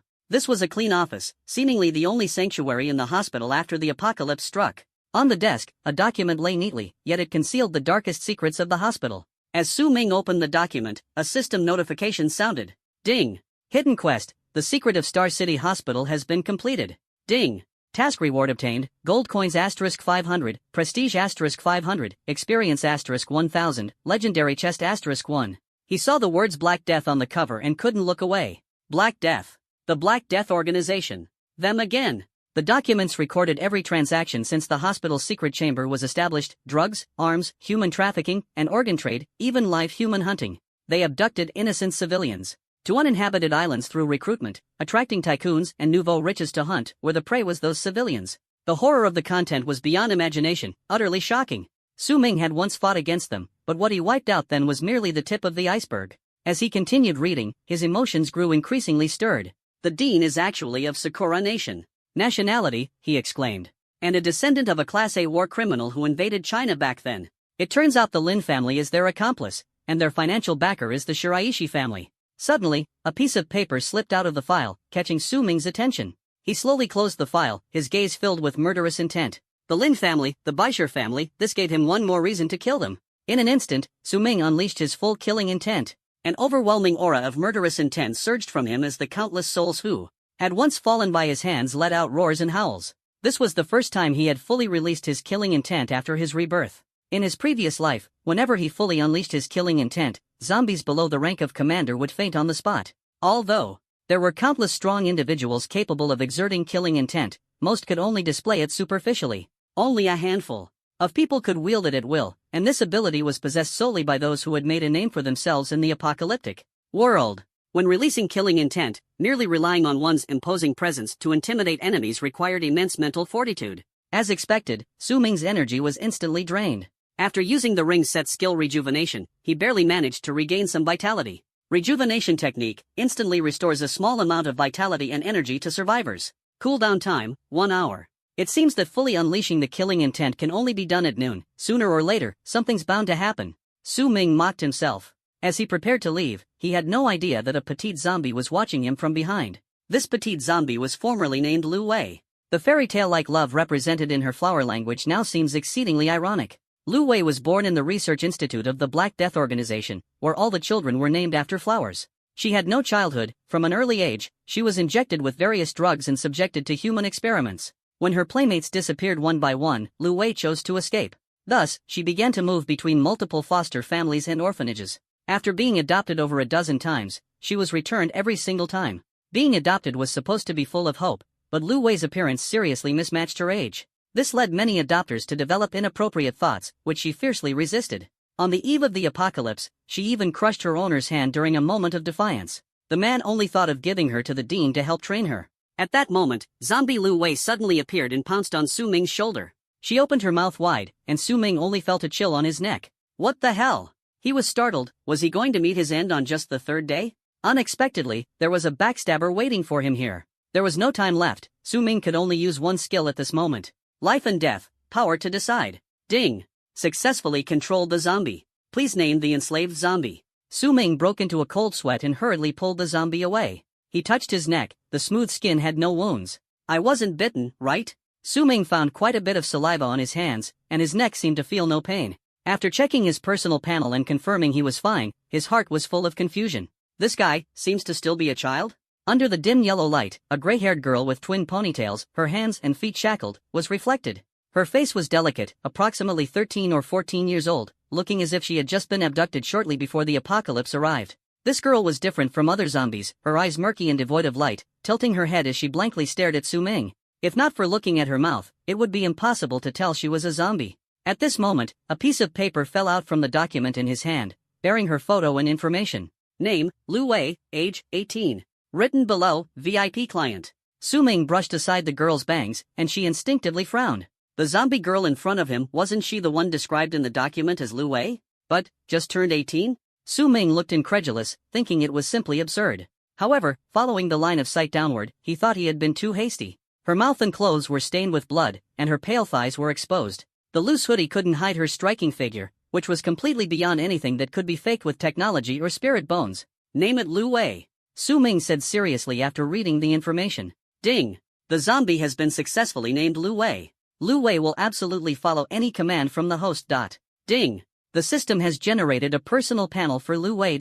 As soon as the words fell, Lu Wei's panel appeared before Su Ming's eyes. At the same time, an additional option appeared on his bracelet. He could bring Lu Wei into her exclusive space, just like the growth-type summoning creature Death Knight from his previous life. In this space, Su Ming could store items, and Lu Wei could train independently, recovering gradually. This reminded Su Ming of a 3D game from decades ago. How powerful. You can totally train her as a hunter's pet. The next second, Su Ming opened Lu Wei's personal panel. Name, Lu Wei. Level, 4, Common. Strength, 40, Spirit, 3, Constitution, 3, Agility, 3. Equipment slot, none. Talents, Innate Divine Strength, S level, Titan's Grip, S level. Skills, Charge, Bloodthirsty. Hiss. Su Ming gasped sharply. This panel completely overturned his understanding. A zombie with 40 points of strength and only 3 points each in Spirit, Constitution, and Agility at level 4 meant low spell damage, weak defense, and slow movements. But he had never heard of an ordinary zombie possessing skills and talents, and 2 S-tier talents at that. What a waste of these attributes and skill talents.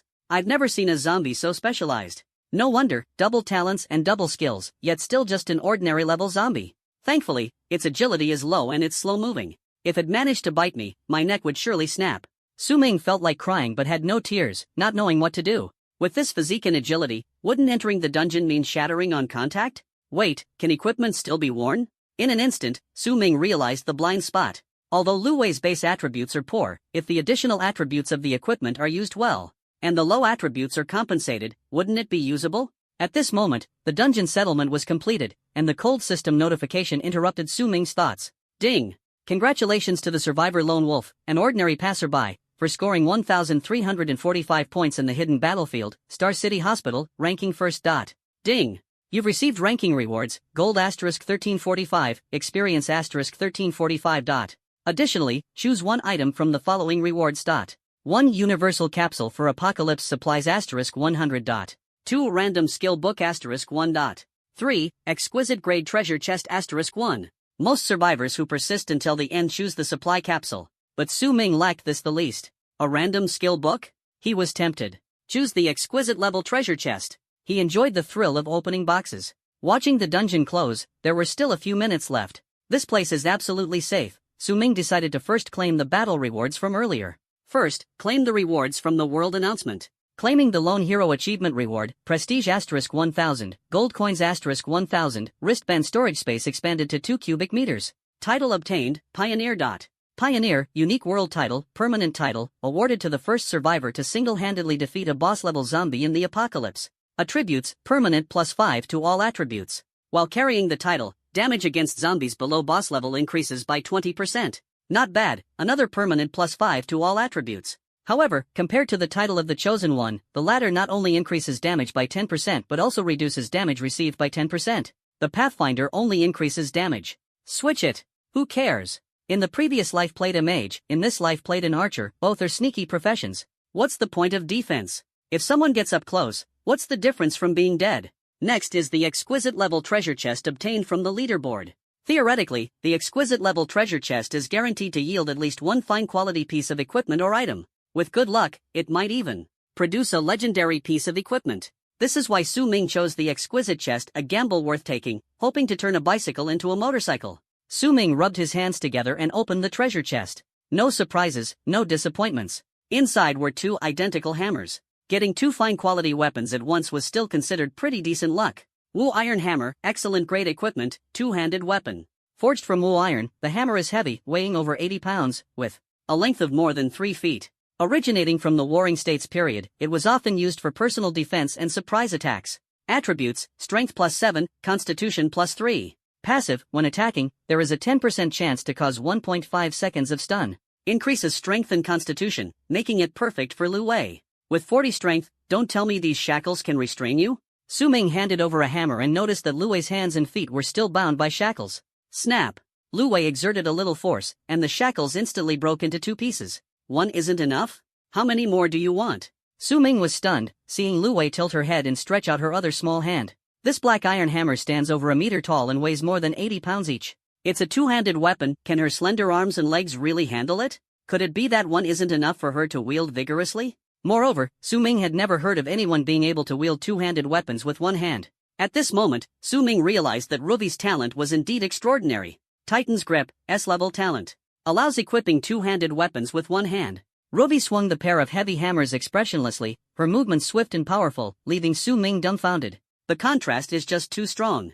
A lowly swinging a big hammer, it's truly surprising. If that little hammer hit the chest, you'd probably spit blood on the spot. Alright, does this count as free labor for Lu Wei? No way, the posture for opening the box must be wrong. Absolute obedience to my orders, right? Lu Wei, let me discuss something with you. Su Ming smirked mischievously, wanting to try a different posture. Lu Wei immediately stopped, the hammer smashing near Su Ming's foot, creating two big pits in the ground. In my previous life, there was a popular saying, to open a box, you need to jump subject 3, the rewards will surely be extraordinary. I'll demonstrate it only once. How much you can comprehend depends on your own perception, Su Ming said, pretending to be profound. So, he went all out, as if performing a rehabilitation exercise. Under Su Ming's direction, Lu Wei started to dance along.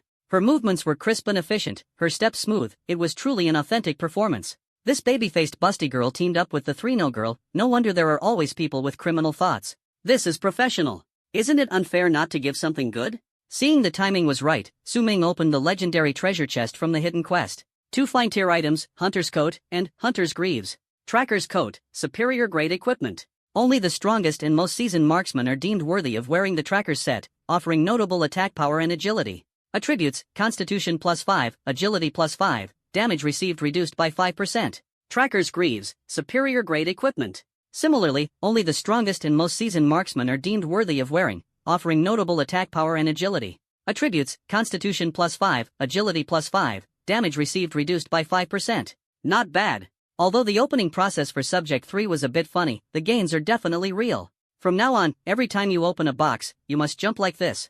Got it? Su Ming added.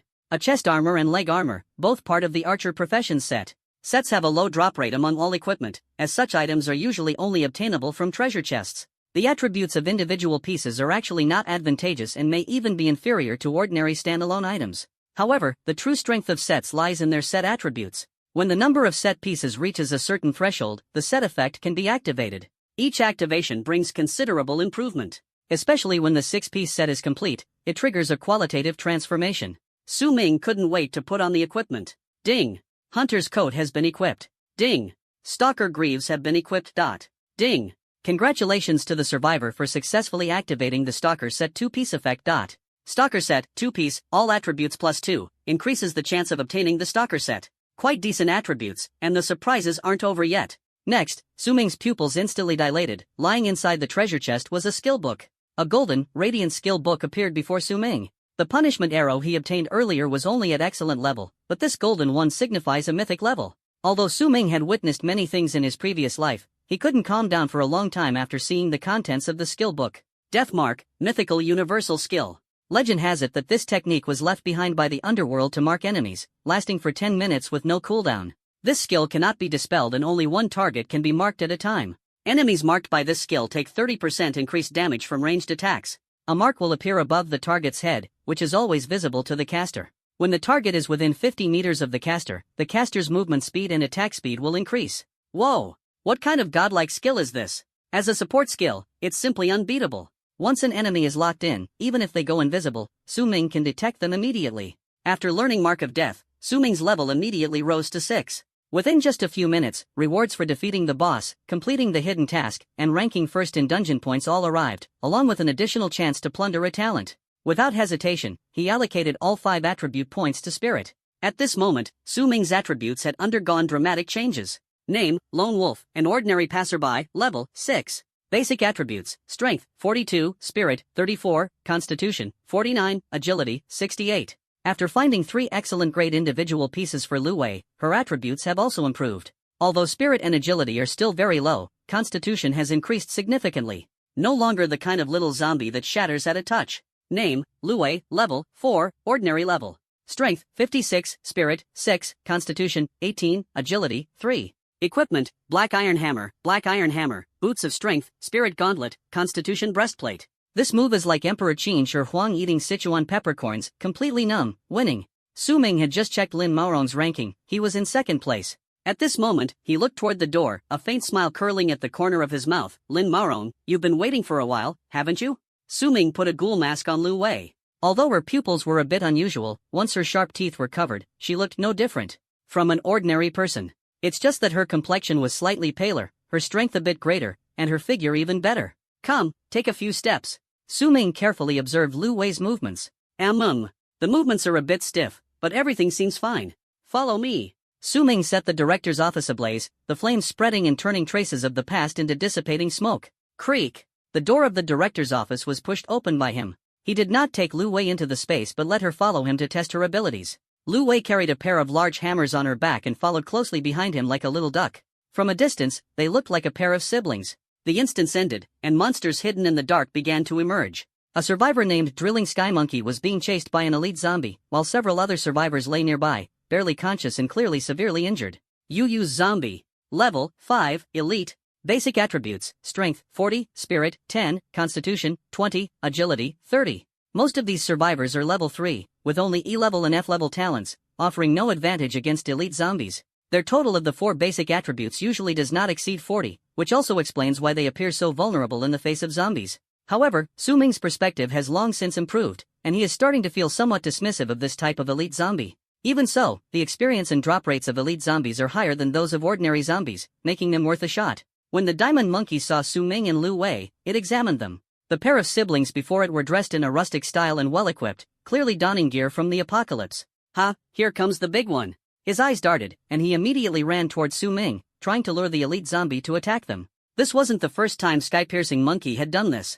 With his exceptional agility, he frequently managed to lead zombies into crowds, then strike them down and freely loot equipment from the corpses. In this apocalypse, only the brave can survive, while the weak are left to fend for themselves. Sorry about this, buddy. Sky-Piercing Monkey laughed, but his face carried a hint of mockery. He had already entered Su Ming's range, and Su Ming, without wasting any words, steadily raised his battle bow. Looking at the enemy, he thought to himself, who gave him the courage? Liang Jingru?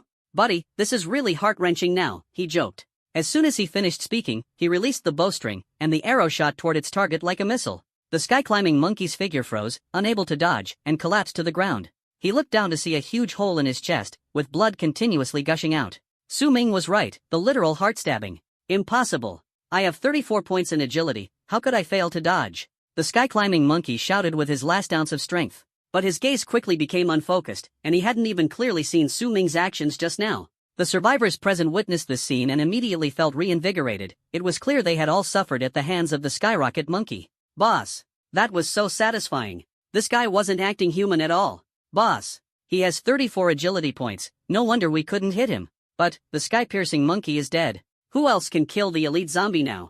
Those two little kids, how could they possibly defeat the elite zombie? Let the leader leave first, leave the mess to those two kids. The crowd looked at each other in dismay. A plump, middle-aged man with a broad face was helped up and walked toward the staircase. After the sky monkey fell, the elite zombie looked around in bewilderment. Spotting Su Ming, it suddenly lunged at him without warning. Under her mask, Lu Wei tilted her head like a nonchalant young girl. But Su Ming noticed a glimmer of excitement flickering in her eyes. Come on, Lu Wei. Su Ming nodded, gripping his bow and arrow tightly, ready to protect her at any moment. Lu Wei deftly retrieved a hammer from behind her, her steps somewhat clumsy, evidently lacking agility. Yet with every step she took, the floor trembled slightly. When she entered the attack range, a phantom suddenly appeared behind Lu Wei, revealing that she had used the warrior's displacement skill charge. Once locked onto by this force, no one could escape.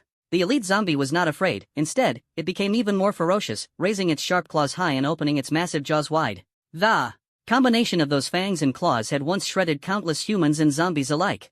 However, this time, it faced Lu Wei's swinging warhammer. A clash of 56 strength against 40 strength, instantly crushed. The tremendous impact surged like a torrent, slamming the elite zombie violently into the wall, embedding it directly into the structure. Everyone was stunned, their eyes wide and mouths agape in disbelief. Lu Wei, wielding her iron hammer, smashed down blow after blow on the elite zombie. It did not die immediately, blood streaming from its 7 orifices as it struggled to crawl out of the wall. However, the 80-pound hammer left it completely immobilized. 1 strike, 2 strikes, 3 strikes. The elite zombie gradually became unrecognizable, with even its bones shattered, losing all semblance of human form. Finally, the entire load-bearing wall was smashed into pieces, leaving only a few lonely steel bars. A gentle breeze brushed by, and Rose's gray hair and white dress were stained with the elite zombie's blood and flesh, truly horrifying to the extreme. Ding! Rose successfully killed elite zombie LV5, earning gold coins *10. Kind reminder, Rose upgrades in the same manner as ordinary zombies, unable to gain experience through tasks or zombie kills, but enjoys the same drop rate of coins, equipment, and items as the host. After listening to the system's introduction, Su Ming frowned. The zombies killed by Lu Wei won't grant experience points to either of us? Does that mean I'll have to do it myself from now on? Luckily, he figured it out early. If Lu Wei were to deliver the finishing blow while fighting a boss, that would be a huge loss. But then again, having a free fighter isn't so bad, is it? And this fighter is frighteningly strong. However, Su Ming quickly realized a blind spot. Since Lu Wei's leveling mechanism is the same as that of ordinary zombies, she can not only level up through nocturnal evolution but also by killing people, even raising her grade. With this in mind, Su Ming stepped forward. The few barely breathing leaders were now utterly dumbfounded. The formidable strength that Lu Wei had just displayed left them all stunned. Su Ming picked up the item dropped by the mutated zombie, a universal supply capsule. This group of pampered leaders began to take action at this moment. They had been hiding on the hospital rooftop the entire day, and finally, the 5 of them shared a single can of herring. Imagine what it would feel like to eat a bite of canned herring after 3 days of hunger. Those who normally feast on seafood were vomiting and suffering, unable to bear the sight, and even unable to walk. Just after going downstairs, they encountered a rocket firecracker. Without a word, they were seized by the other party. When they saw the universal capsule in Su Ming's hand, their eyes lit up. The capsule had 3 simple characters written on it: roast suckling pig. Su Ming didn't even glance at it and directly stuffed it into the wristband. Truly a case of feast or famine. Everyone swallowed nervously and looked at each other. This little kid must have plenty more good stuff in his hands. I need that capsule. No matter what, whoever gets it tonight, Secretary Guan will sleep with them. The outcome is what matters most, got it? The leading figure spoke in a low voice, and as he did, he fiercely pinched the voluptuous female secretary. Secretary Guan had been with him for 2 years and was long since tired of it. Using women to exchange for supplies was nothing unusual in the early days of the apocalypse. The mayor's gaze also shifted to Lu Wei, who was beside Su Ming. This little girl's hammer is so big and white, wonder how it tastes. Secretary Guan's eyes welled up with tears, and she softly said, "Why, District Chief? Gu Xiaoyu, be obedient. Otherwise, no one will take care of your brother." "All right, I understand." Secretary Guan lowered her head, remaining silent. Under great reward, there will always be brave men. The men had just been tormented nearly to death by the elite zombies. The thought of the sounds from these past few nights made their eyes fixated, unabashedly staring at Secretary Guan's figure. "Ha, filthy woman, what's with the pretentious act? We've already seen everything of you these past few days. In the apocalypse, what makes you any different from a whore?" After spewing such vulgar talk, the 3 men slowly approached Su Ming and Lu Wei. They have no way to deal with tough nuts like the Sky Monkey. But the brother and sister in front of them, though powerful, look like obedient students. So far, they haven't shown any malice toward them, clearly inexperienced kids. A little coaxing or scaring should easily handle them. Su Ming had already heard their conversation and wanted to see how well this group could act. They moved closer to Lu Wei, showing classic fake smiles. "Little sister, so amazing. Could you share a few supply capsules with us? It's the apocalypse. We all need to stick together and overcome difficulties as one, right? When the world returns to normal, we'll arrange for journalists to visit your school for interviews, all right?" Seeing Lu Wei tilting her head with an indifferent expression, the 3 had no choice but to turn to Su Ming. "We are the leaders of Hushi District. You need to hand over all the supply capsules to us for unified storage and distribution. Think about it, there are still many hungry elderly and children waiting for us to rescue them. This way, we can help more people. You, as the elder brother, should set an example for your younger sister, right?" Su Ming almost burst into laughter. The documents in the director's office recorded plenty of cases of corruption among Hushi officials. Among the ones in front of him, each was mentioned by name in the files. Moral coercion? With this group of somewhat sleazy-looking people, are you even worthy? Su Ming looked calm, quietly watching them. Everyone saw Su Ming's silence and completely erupted. How can someone be so selfish as to only think about themselves in the apocalypse? Believe it or not, I'll file a record against you when I return to the bureau. It's your honor that we, as officials, are asking you for something. How can you be so ungrateful? Ahem. Just as Su Ming was about to give the order, the district chief glared fiercely at his subordinates and slowly approached, ready to smooth things over. "Director you, Director Ma, Director Nil, you're going to scare the kids like this." "District chief." The 3 immediately stood up straight and respectfully exclaimed. "Young man, I am the official responsible for Hushi District. You need to trust us. Think carefully. The country won't forget you, and the people of Hushi won't forget you either." As soon as the district chief spoke, he elevated Su Ming to the level of the nation and the people. He squatted down, arms open, displaying a kindly demeanor, as if giving Su Ming time to think, but he had already decided to act against her. "Little girl, you look so sweet. Come, let uncle give you a hug. Talk to your brother for me, and this little thing will be yours." The district chief looked at her, thinking that this seemingly strong little girl would obediently come over given his position as the district chief. He was full of confidence, thinking this little girl would surely be easy to deal with. As he spoke, he pulled out a ring from his wristband, feeling secretly pleased. A leader truly stands out. Even before dying they willingly hand over equipment? Kill. Su Ming said coldly. The district chief's smile instantly froze, his face changed drastically, suddenly sensing an overwhelming killing intent surging towards him. He didn't have time to react and looked up to see two massive iron hammers smashing down at him. The district chief was instantly pulverized, leaving no trace of his remains. Everyone present was stunned, unable to understand why this young man acted. What did you just do? Why can't the younger generation be morally coerced anymore? Little brother, little lady, spare my life. So brutal. Their bodies can't compare to the mutated zombies. After a round of bombardment with the sledgehammer, all that's left is a puddle of blood, not even bones remain. In just a few seconds, the world returned to silence. Moral kidnapping? What a joke. In the apocalypse, there's no need for such things. Ding. Lu Wei killed survivor LV3, gaining evolution points *30. Several consecutive system notifications made Su Ming feel that his suspicions were confirmed. Just as expected. It seems that Lu Wei can earn those so-called evolution points by killing. Su Ming approached the district chief's corpse and picked up an antique patterned ring, his first trophy obtained through killing. Under the rules of the apocalypse, when a survivor dies, their wristband disappears, the items in their storage space are reclaimed by the system, and only the equipment they wear can be taken. In the pool of blood, Su Ming finally found the ring, an excellent grade vampire ring, constitution +5, and 5% of damage converted into lifesteal. Su Ming already had a set ring, so he handed this vampire ring to Lu Wei. Boom! Suddenly, a piercing scream echoed, followed by the sound of something heavy crashing down. Su Ming turned his head and saw Secretary Guan leaping down from the hospital lobby. Her body trembled a few times, and then blood gushed out from her, followed by the appearance of nearby zombies. When they dispersed, only blood and scattered clothing remained on the floor of the hall. Su Ming had seen such situations many times before. Once people were consumed by despair, they often ended up like this. But just now, amidst the chaos in the lobby, Su Ming spotted a figure from afar. It was none other than Lin Maorong and his group. After putting on the ring of vampirism, Lu Wei became even more fierce. Kill gods if they block her, slay Buddhas if they stand in her way. Not long after, Su Ming, together with Lu Wei, followed Lin Maorong's trail and chased out through the back door of the hospital. The front door of the hospital was blocked by a large number of zombies, making the back door the only way out. Not far away, a man was holding a woman as they got into a white ninja car. Master, you've worked hard all day, let me use my body to dispel your fatigue. This is what a servant should do for their master.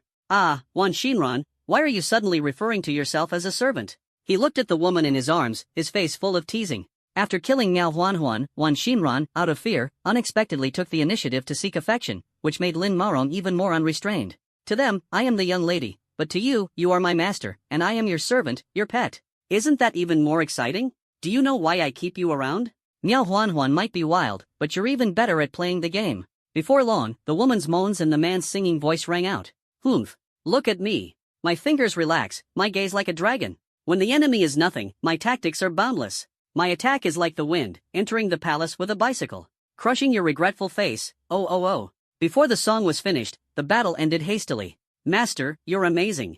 Let Xinran forever be your personal pet, alright? Wan Xinran knelt to the side, helping Lin Maorong tidy up the battlefield. She felt somewhat fearful of the beasts outside the car door. Even Miao Huanhuan, who was killed by Lin Maorong and became a corpse, was not spared by this group of beasts. Lin Maorong even stood by, egging them on and mocking, showing no humanity at all. She couldn't help but worry whether she might become the next target. Therefore, she did her utmost to provide valuable assistance to Lin Maorong, fulfilling his every request. Master, look over there, it seems to be Su Ming. Wan Xinran's eyes flickered as she noticed the commotion at the hospital's back door. A man with a gray-haired girl was approaching while eliminating zombies along the way. Lao Bao walked over upon hearing the noise and directly opened the car door. Wan Xinran looked flustered, hastily grabbing a piece of clothing to cover herself.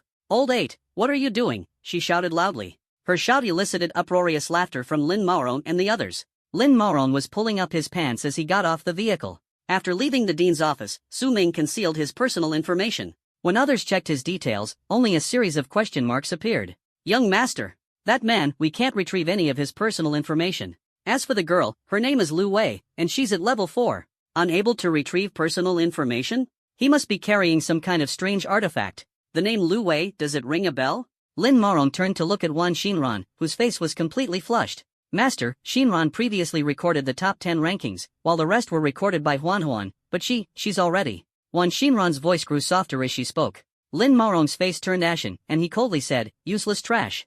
I'll settle this with you later." Wan Xinran trembled all over, as if struck by lightning. This word trash made her feel the fear of being abandoned. Lin Maorong had also said useless trash when he killed Miao Huanhuan. In Lin Maorong's eyes, the tacit understanding between Su Ming and Lu Wei seemed estranged, obviously indicating they had just teamed up not long ago. Since these two couldn't even make it into the top 10 of the rankings, they were clearly not top-tier powerhouses. In Lin Maorong's impression, Su Ming had always been weak, always obeying his cousin's opinions. After waiting for a long time without seeing the ordinary passerby, Lin Maorong's eyes flickered as he decided to mock Su Ming. Their group, brimming with anticipation, blocked Su Ming's path tightly. Interesting. Su Ming looked at the few people in front of him and walked straight over. Lin Maorong nodded, and two of his subordinates immediately stepped forward, their faces full of arrogance. "Brother, the zombie you just killed was ours first. Hand over the supply capsule, and we might consider letting you live." Lin Maorong casually stepped out from the crowd, his tone laced with sarcasm. "Oh?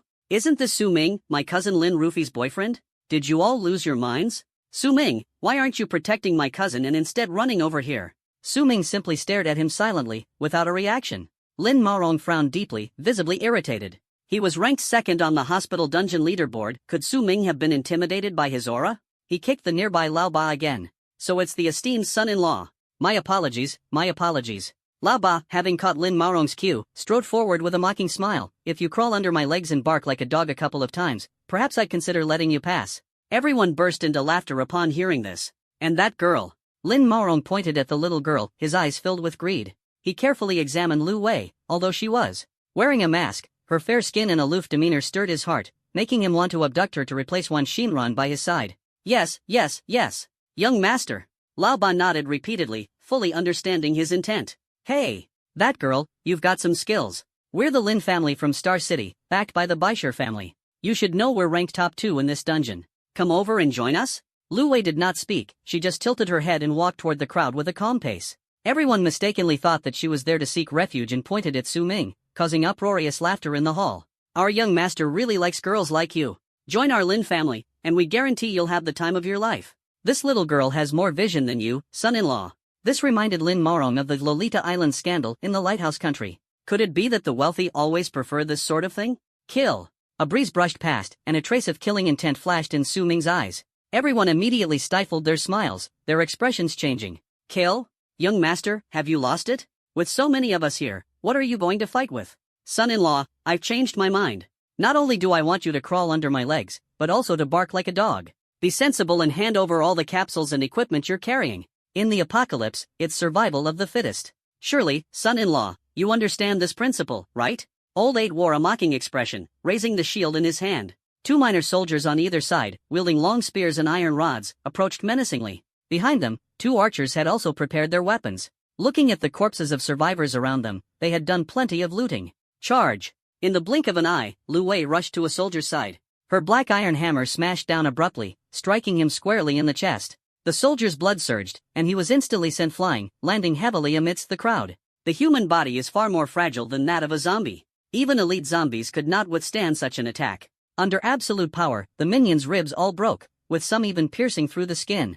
Before dying, his expression was one of agony and horror. Lu Wei's sudden strike left the Lin family members staring wide-eyed. She arrived instantly within just 15 meters, clearly possessing some kind of strange skill. "Girl, leave her alive. As for the man, do as you please." Lin Maorong stared coldly at his fallen subordinates. He retreated to the back, looking at Wan Xinran, thinking that Su Ming wasn't worth intervening for. And in broad daylight, he actually started playing with Wan Xinran's little rabbit. He had always treated Wan Xinran as a pet, not a woman. Damn it, they actually killed old 13? Don't know what's good for them? Brothers, attack. The Lin family's death warriors were already considered outstanding among ordinary survivors. They were all level 4, and any one of them could easily fight against 2 zombies of the same level. The squad successfully hunted down an elite zombie today, and all their battles were victorious, which inflated their sense of confidence. Even though a teammate just died, it still didn't make them face reality. They only thought old 13 had been careless. But unfortunately, what they're up against isn't an ordinary person, it's Su Ming, who has survived 10 years of the apocalypse. "Axing, Ajay, shoot for me." Old 8 commanded the 2 archers. "Got it, 8th master." The 2 men held ordinary composite bows. Su Ming remained calm and unhurried, pulling out the Huaxia war bow and dodging the opponent's arrows. He shot 2 arrows in succession, striking Axing in Ajay's shoulders, causing blood to gush wildly. Under the immense force, the arrow pierced through the scapula, leaving a bull-sized wound. Under Su Ming's interference, the opponent's arrow grazed Lao Ba's scalp as it flew past. "You guys, damn it, can't you shoot properly?" Lao Ba roared, fear gripping his heart upon seeing the scene. The two people's piercing screams sent chills down everyone's spine. Killing them was just a trivial matter for Su Ming. He deliberately left this maneuver to let these people provide evolution points for Lu Wei. Lu Wei received the command and walked straight toward the two. After a few strikes, she gained another 80 evolution points. In just a few encounters, 3 brothers lost their lives under her iron hammer. It was only then they realized that the red marks on Lu Wei's dress were all blood. How many people must she have killed to end up like this? The 8th brother's anger outweighed his fear. "Damn it. I'll deal with this woman, you go kill that man." "Yes." 8th brother. The remaining 3 became serious and split into 3 groups to press toward Su Ming. Meanwhile, 8th brother cursed and began a duel with Lu Wei. The girl's large hammer seemed fierce, but 8th brother was very confident in himself. "I have 44 constitution points, I don't believe you can hurt me." His confidence stemmed from this. Old Bay allocated all attribute points to physique, reaching a physique of 44 points. A level 4 physique of 44 points is already quite impressive. Even when facing mutated zombies, he can stand his ground. As long as he holds back Lu Wei, wouldn't the remaining brothers dealing with that man be a piece of cake? Bang! Bang! The heavy hammer struck the iron shield, sparks flying everywhere. Old 8 took 2 heavy blows, his arms numb, and even the tiger's mouth was about to break. Ding! Iron shield is damaged, durability has dropped below 50%, please repair promptly. He stared in shock at the shield in his hand, cracks had appeared, and if the fight continued, it would be ruined. Barely holding on, Old 8 dodged Rose's 3rd strike. If it weren't for Rose's slow speed, he would have been struck down by her flurry of blows long ago. His blood surged, and he spat out a mouthful of black blood. Old 8 felt uneasy and didn't dare to confront directly anymore. Meanwhile, Su Ming didn't worry about Lu Wei at all. With her attributes and the ring of bloodsucking, her strength was equivalent to an elite zombie of the same level. If Lu Wei couldn't even take down a person, then what was the point of investing so much effort in training her? "Quick, kill that man and come help me." Lao Ba gasped heavily, his voice trembling. Just as he was distracted for a moment, a hammer struck. If not for his quick reaction, abandoning the shield to escape, he would have already died. But the shield wasn't so lucky. The excellent grade shield withstood 3 strikes and was completely destroyed. Lu Wei immediately launched a pursuit, causing Old 8 to tremble with fear at every move. Su Ming, on the other hand, stood calmly to the side, firing arrows. In his view, this group of Lin family's Deathsworn seemed to work in harmony but was actually riddled with flaws. After several arrows, the remaining members of the Lin family were shot in the knees and fell to the ground.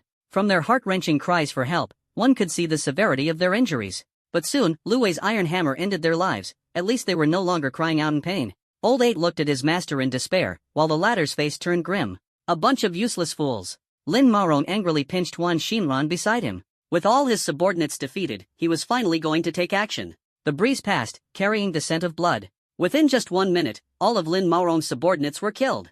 "Any last words?" "I'll give you 2 moves. Su Ming said coldly. "Damn it, you think you're invincible?" Lin Maorong quickened his pace, turning around and leaving Lu Wei behind. Whirlwind Step.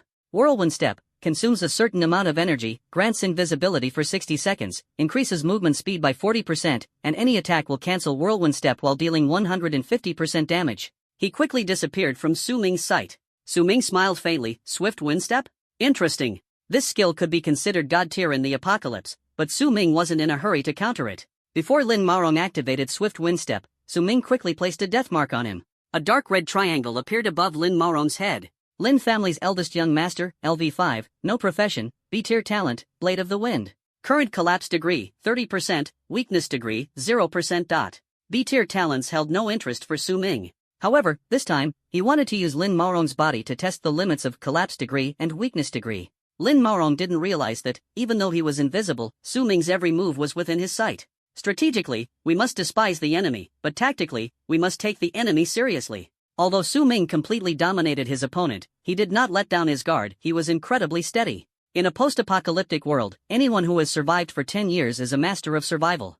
Thinking of how he had fawned over Lin Roof like an idiot in his previous life really made him sick. Lin Maorong was told from the age of 5 that he was just a minor figure in the Lin family. His mother made him swing the knife 1,000 times every day, a number that kept him focused and prevented him from daydreaming. Until the apocalypse arrived, he was still persisting in high-intensity training. In front of others, he appeared to be a dissolute young master. Behind the scenes, he was striving for greatness. The weak only complain, while the strong never complain about life. The arrival of the apocalypse gave him a glimpse of hope. The past is the past, and the present is the present. The Lin family underwent an internal reshuffle, leaving him and another young master as the sole surviving younger generation.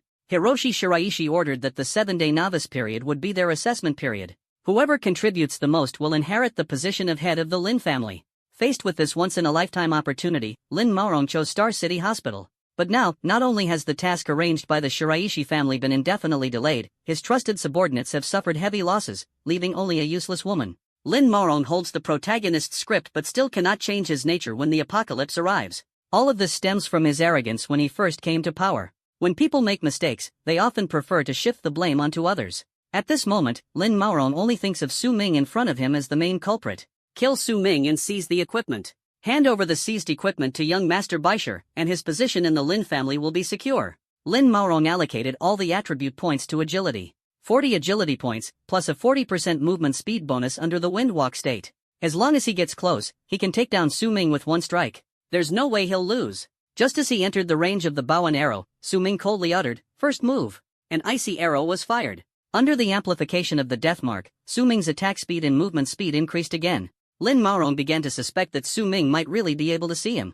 This arrow, whether in angle or position, was extremely tricky, aiming straight at Lin Maorong's lower body. As expected of a martial artist, Lin Maorong's physical instincts were faster than his brain's response. But it was still a beat too late. The arrow tore through the pants, ripping the red underwear. The arrow feathers hit precisely, taking away a small piece of flesh. After the arrow flew out, it landed beside Wan Shinran's foot. Wan Shinran, still shaken, covered her mouth and laughed. This piece of meat is tiny and exquisite, just like Lin Maorong's little toothpick. Lin Maorong bit his arm, enduring the piercing pain but not daring to utter a sound.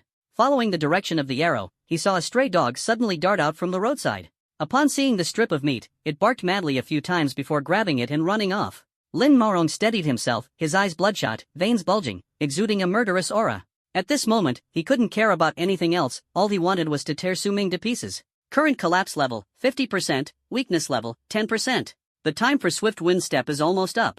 The distance between him and Su Ming is only 10 meters. At this moment, Su Ming spoke again. This sound instantly extinguished Lin Maorong's murderous intent.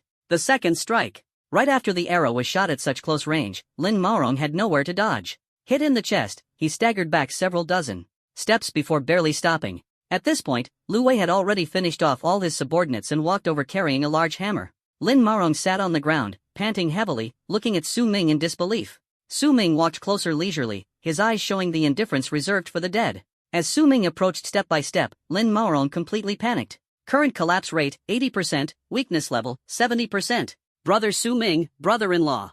Please, don't kill me. I'll give you all the equipment, supplies, and items. He frantically stripped off his equipment and continuously took things out from his bracelet. He hadn't even solidified his position as the head of the Lin family yet. I regret giving you extra time to speak, your final words are too long. Su Ming said coldly, preparing to give instructions to Lu Wei. Lin Maorong broke down, struggling desperately. Also take this woman. She's hot and knows how to have fun. You'll definitely like her. Shinran, quickly perform something for your brother-in-law. He shoved Wan Shinran out forcefully. Current breakdown level, 90%, weakness level, 70%. It seems that 90% breakdown level is the limit, isn't it?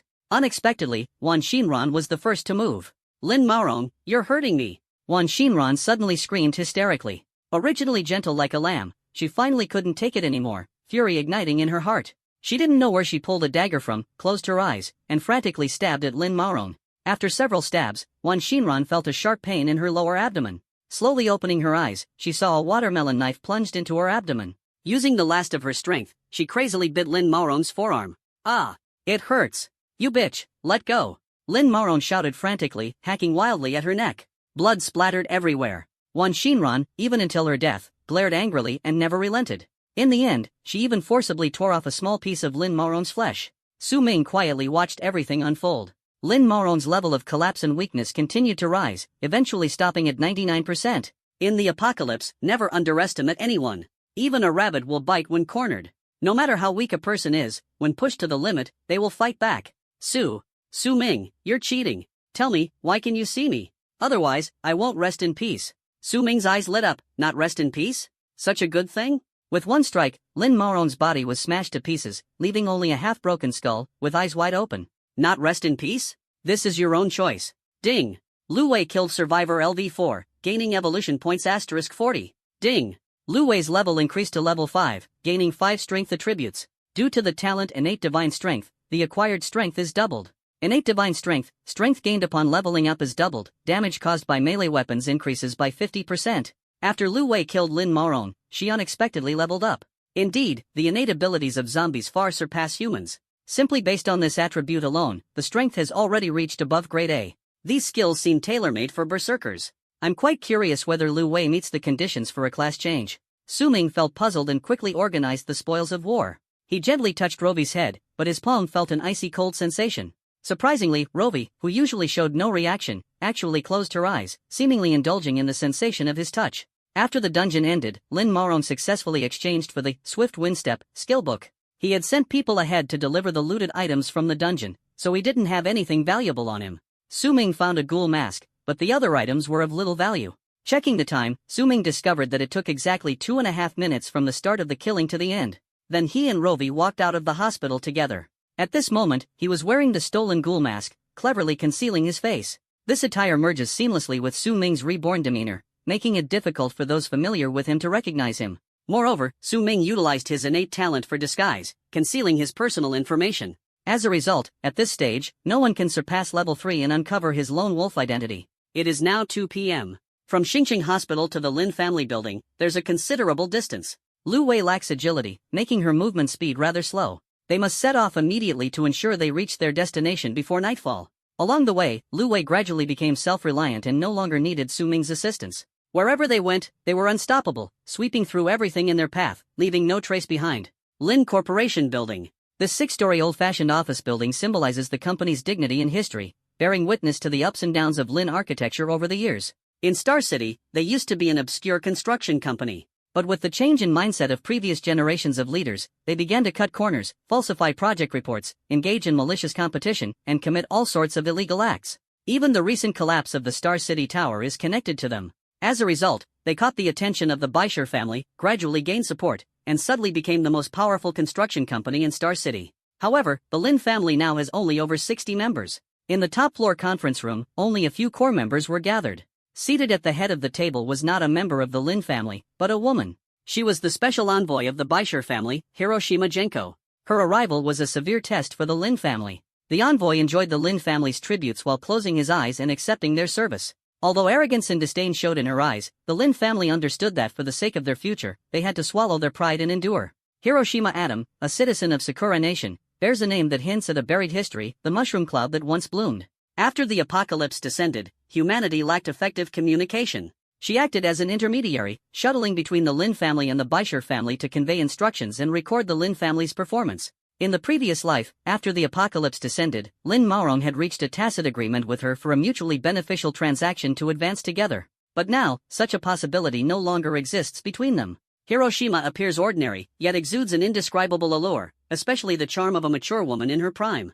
At the peak of her desires, she harbors an intense longing for the most primal needs of human nature. She not only fulfills her desires but does so without regard for the occasion. At this moment, a tall and burly man is giving her a full-body relaxation massage. This man, known as the Phantom Finger Overlord, Da Zhuang, is an electrician and plumber at the Lin construction site. Unlike those who are slick and glib, he is genuinely a skilled worker. Although his rugged appearance doesn't quite align with female aesthetics, once the lights go out, none of that matters anymore. Da Zhuang's technique is so extraordinary that even Hiroshima atoms hum along to the rhythm. The workers around heard the sound, their faces involuntarily reddened.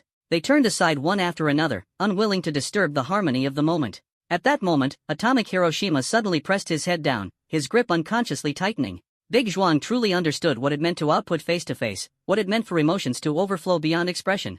Hiroshima snapped back to reality, looked around, and frowned slightly.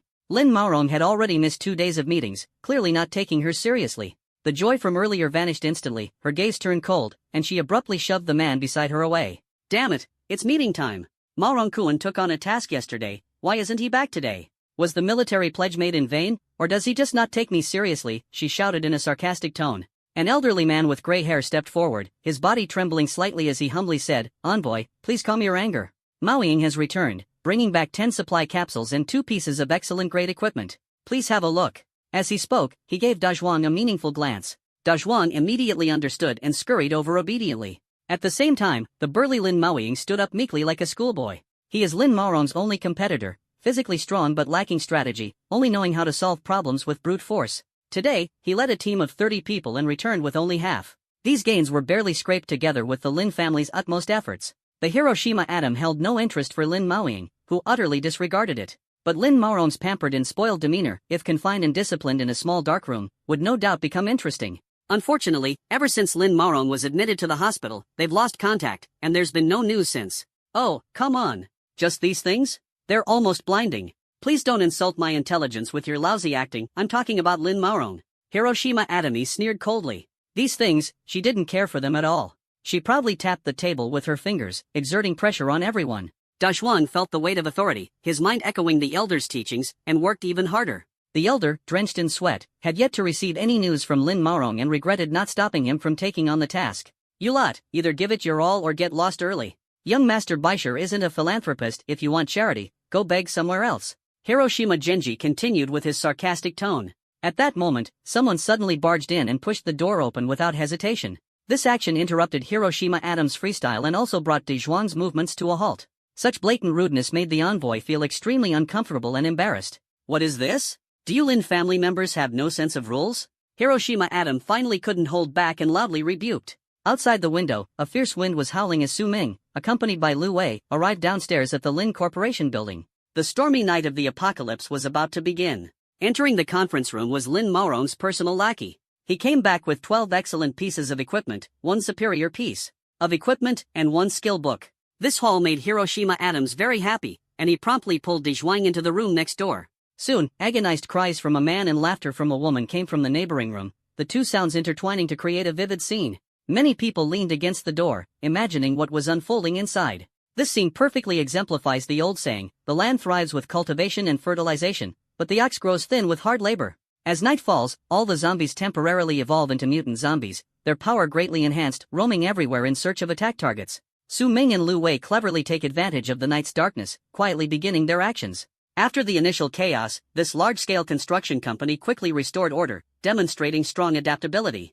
In the following days, they transformed this place into an impregnable fortress. The main entrances and exits were sealed off with steel pipes and barbed wire, leaving only one staircase as the passageway.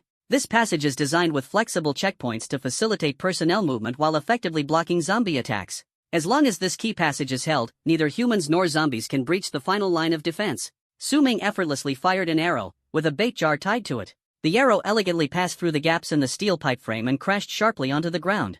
Boom! Upon hearing a dull thud, the bait jar shattered on impact, and the zombies at the door became like lit firecrackers, crashing madly against the entrance. The steel pipe frame emitted a piercing groan under the violent impacts and finally gave in, tearing open a narrow gap. A zombie the size of a small child squeezed its way forcefully through the opening. The carnival begins. Su Ming looked at everything before him, calm and composed, as if everything was under his control. When Manager Ma brought his subordinates to check the situation, the zombies outside the door had already dispersed due to the effect of the decoy pot, gradually quieting down. Shoo! Keep your voice down, these zombies are quiet now, it's fine. Everyone felt relieved, sat down on the floor, ate the newly distributed supply capsules, and continued playing poker. And that infant zombie, unexpectedly, did not pounce directly but instead climbed quietly upward along the ceiling. What's going on, Manager Ma? Why are the zombies so restless today? It's indeed a bit unusual. But don't worry, our defenses are impenetrable. Are you sure there's no issue with the defenses? Of course. These are materials carefully procured by the supply manager, assembled by the ACE scaffolding crew, and overseen by the safety director during construction. Absolutely no problem. Oh, you're talking about these. I always feel something's off, things aren't that simple. As the project manager, Manager Ma naturally has some understanding of the company's affairs. Could the supply manager be coercing suppliers privately, accepting bribes, or even substituting inferior goods for superior ones? Could that acclaimed ACE scaffolding crew actually have been selected through heavy bribery of the judges? And as for the safety director, isn't he someone who never parts with his drink and hasn't been to a construction site in over a decade? 3 major debuffs coming together make one inevitably feel intimidated. Under everyone's urging, Manager Ma finally opened up and began speaking at length, captivating the audience. Stories about the general manager and his first 5 secretaries, the financial director's fling with a college intern, and the eldest elder sending his daughter to the bed of the head of the Baisher family.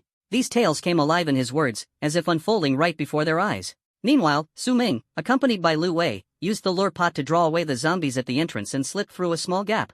Why is it so noisy upstairs? Aren't they afraid of attracting zombies? Why worry about that? We just need to guard the door. Manager Ma is right, we call this mind your own business. Pair of 7s, pair of 8s, pair of jacks. I bomb. Pass. Trump cards. Su Ming unknowingly appeared behind them and said, "Manager Ma, that's not right. The big joker is with me." "Yeah, and the small joker is with me." The two of them pulled out the big and small jokers from their hands and looked towards the voice, as if they had just seen something filthy. "I didn't say King Bomb," Manager Ma said nervously, tilting his head upwards. "Don't scare me, this isn't funny." A streak of lightning flashed, and Manager Ma turned around, seeing a man appear behind him. Su Ming was wearing a ghoul mask, his red eyes flickering, resembling a zombie in the dead of night. Beside him was a girl with her head tilted innocently, also wearing a ghoul mask, waving two massive iron hammers in her hands. "Enemy." Before the words were finished, the hammers had already descended. Under absolute power, one swing resulted in 3 thunderous impacts. The 3 of them were instantly crushed flat, smashing hard against the wall and losing their breath in an instant. However, the actions of Su Ming and the girl did not catch the attention of those upstairs. Before they entered, another blood-soaked storm had already swept through the entire building. The scene shifts, and the baby zombies sneaked in. Several burly men were eavesdropping at the door of Hiroshima Atom, listening to the sounds inside. SPE. Special Envoy, you tied me up and blindfolded me. I'm so scared. Darling, scream as much as you want, Big Sis is thrilled. Special Envoy. It's already the 3rd time, I really can't take it anymore. You keep saying you can't, but your buddy is behaving really well. At this moment, the baby had already climbed into the room through the ceiling window. Moving with incredible speed, it left a faint bite mark on Hiroshima Atom's ankle, then quickly darted under the bed and vanished into the night. Are there still mosquitoes in this weather? In the darkness, De Zhuang clearly hadn't grasped what was happening. Special Envoy, what are you biting? You absolutely mustn't. Ah! Suddenly, a hysterical scream erupted from Hiroshima Atom's room. Though everyone was accustomed to such noises, this one was peculiarly unsettling and utterly harrowing. Not long afterward, the room grew eerily silent, with not a single sound to be heard. What happened? Could it be that Da Zhuang was taken down by the envoy? Everyone felt a bit uneasy. Impossible. If he really took him down, there should have been other noises. Should we report it to the elder, or knock on the door and ask first? Everyone looked at each other and decided to knock on the door first to ask about the situation. Knock knock. Honorable envoy? May we ask if you need any assistance? The sound of knocking echoed, and the house came alive. De Zhuang turned into a zombie, growling deeply as he broke free from his restraints and moved toward the sound. The 2 zombies charged simultaneously, smashing the door to pieces in an instant. The special envoy appeared dressed in tight black leather, styled like a queen. De Zhuang, on the other hand, wore suspenders, his muscles prominently displayed. Ugh, ugh. They growled lowly, as if they had spotted a delicacy. Upon witnessing this, the onlookers no longer had the heart to appreciate their figures and scrambled madly to escape. The entire building seemed to ignite, plunging into utter chaos. Elder. A subordinate suddenly burst into the 6th-floor conference room. This subordinate stutters when nervous, truly helpless. Why panic? What kind of behavior is this? No wonder the envoy said our Lin family lacks discipline. The elder said irritably, eyes closed. Why yes. The subordinate was as anxious as an ant on a hot pan. What exactly happened? The elder took a sip of tea and slowly asked. Quick, quick, quick, run. The envoy, she. Run from what? The envoy couldn't possibly fancy my old bones, right? No. The Lin building is in total chaos, zombies are everywhere, hurry and run. In this rush, the stutter suddenly disappeared. What? You're only saying this now? Quick! Everyone, gather on the rooftop. The elder spat out a mouthful of tea. Looking up, that subordinate had already slipped away without a trace. With Rosa's help, Su Ming began cleaning from the bottom up. When they reached the 3rd floor, they found that half of the building's zombies were gathered here. Seeing Su Ming and Lu Wei, the zombies immediately surged forward. Whoa! This number is way too ridiculous. Su Ming's mouth twitched. A female zombie in a leather jacket, covered in blood, lunged at them. It was none other than Hiroshima Haruko. Su Ming and Lu Wei fought while retreating, heading back to the bathroom on the 2nd floor, where the narrow entrance was suitable for combat. But the female zombie was too strong. Even after being struck by several arrows, she did not stop. Su Ming finally seized the opportunity and jumped into the bathroom. At the same time, he decisively shot an arrow that directly pierced through the female zombie's knee. She stumbled and fell at the bathroom door. Lu Wei. Su Ming didn't rush to strike again but instead gave an order to Lu Wei. She swung the hammer down, aiming at the zombie, and the bathroom door was instantly jammed. Various sounds interwove in the 2nd-floor hallway, footsteps running, collisions, roars, cries for help, rising and falling incessantly. The zombies desperately tried to squeeze inside but couldn't move. Especially the atomic zombie of Hiroshima at the very bottom, whose face was twisted under the pressure as it struggled to push upward. Watching all this, Su Ming felt both amused and helpless, realizing he had skillfully made use of the timing, location, and people around him. But now was not the time to relax. Su Ming tightly gripped the Huaxia war bow and began to refill the arrows. Damn it! Finally got rid of you. He took a deep breath and stomped heavily on Hiroshima Atom's corpse. Didn't expect this guy to be so tough even after being suppressed for so long. Killing it was still no easy task. After dealing with the zombie at the entrance, he needed to handle the other creatures inside the Lin Corporation building. Those scattered zombies and humans posed no threat to him at all. With extraordinary perception and the enhancement of silver bird claws, the approaching zombies had nowhere to hide. Killing zombies was left to Su Ming, while killing people was left to Lu Wei. Thanks to his exceptional agility, Su Ming's shooting speed was astonishing. The only regret was that these mutated zombies were merely a product of nighttime enhancement. So the obtained gold coins, experience, and drops are no different from those during the daytime zombie state. By the time the two finished clearing the entire building, the sky was already turning pale. They arrived at the 6th floor of the Lin building. On the rooftop, the torrential rain mercilessly washed away the zombies' corpses. The 13 survivors were all utterly exhausted. Only this few managed to survive? The elder's voice trembled. Earlier, the delay in closing the door allowed the infant zombie and the strong zombie to get in. The battle lasted for several hours. In order to kill these two mutated zombies, they lost 7 companions. The great elder, quick-witted, realized that the injured companions were about to turn into zombies and promptly killed them before they transformed, to prevent the entire group from being wiped out. Don't worry, uncle. In at most an hour, it will be daylight, and we can fight our way out. Lin Maoying said resolutely. Fight our way out?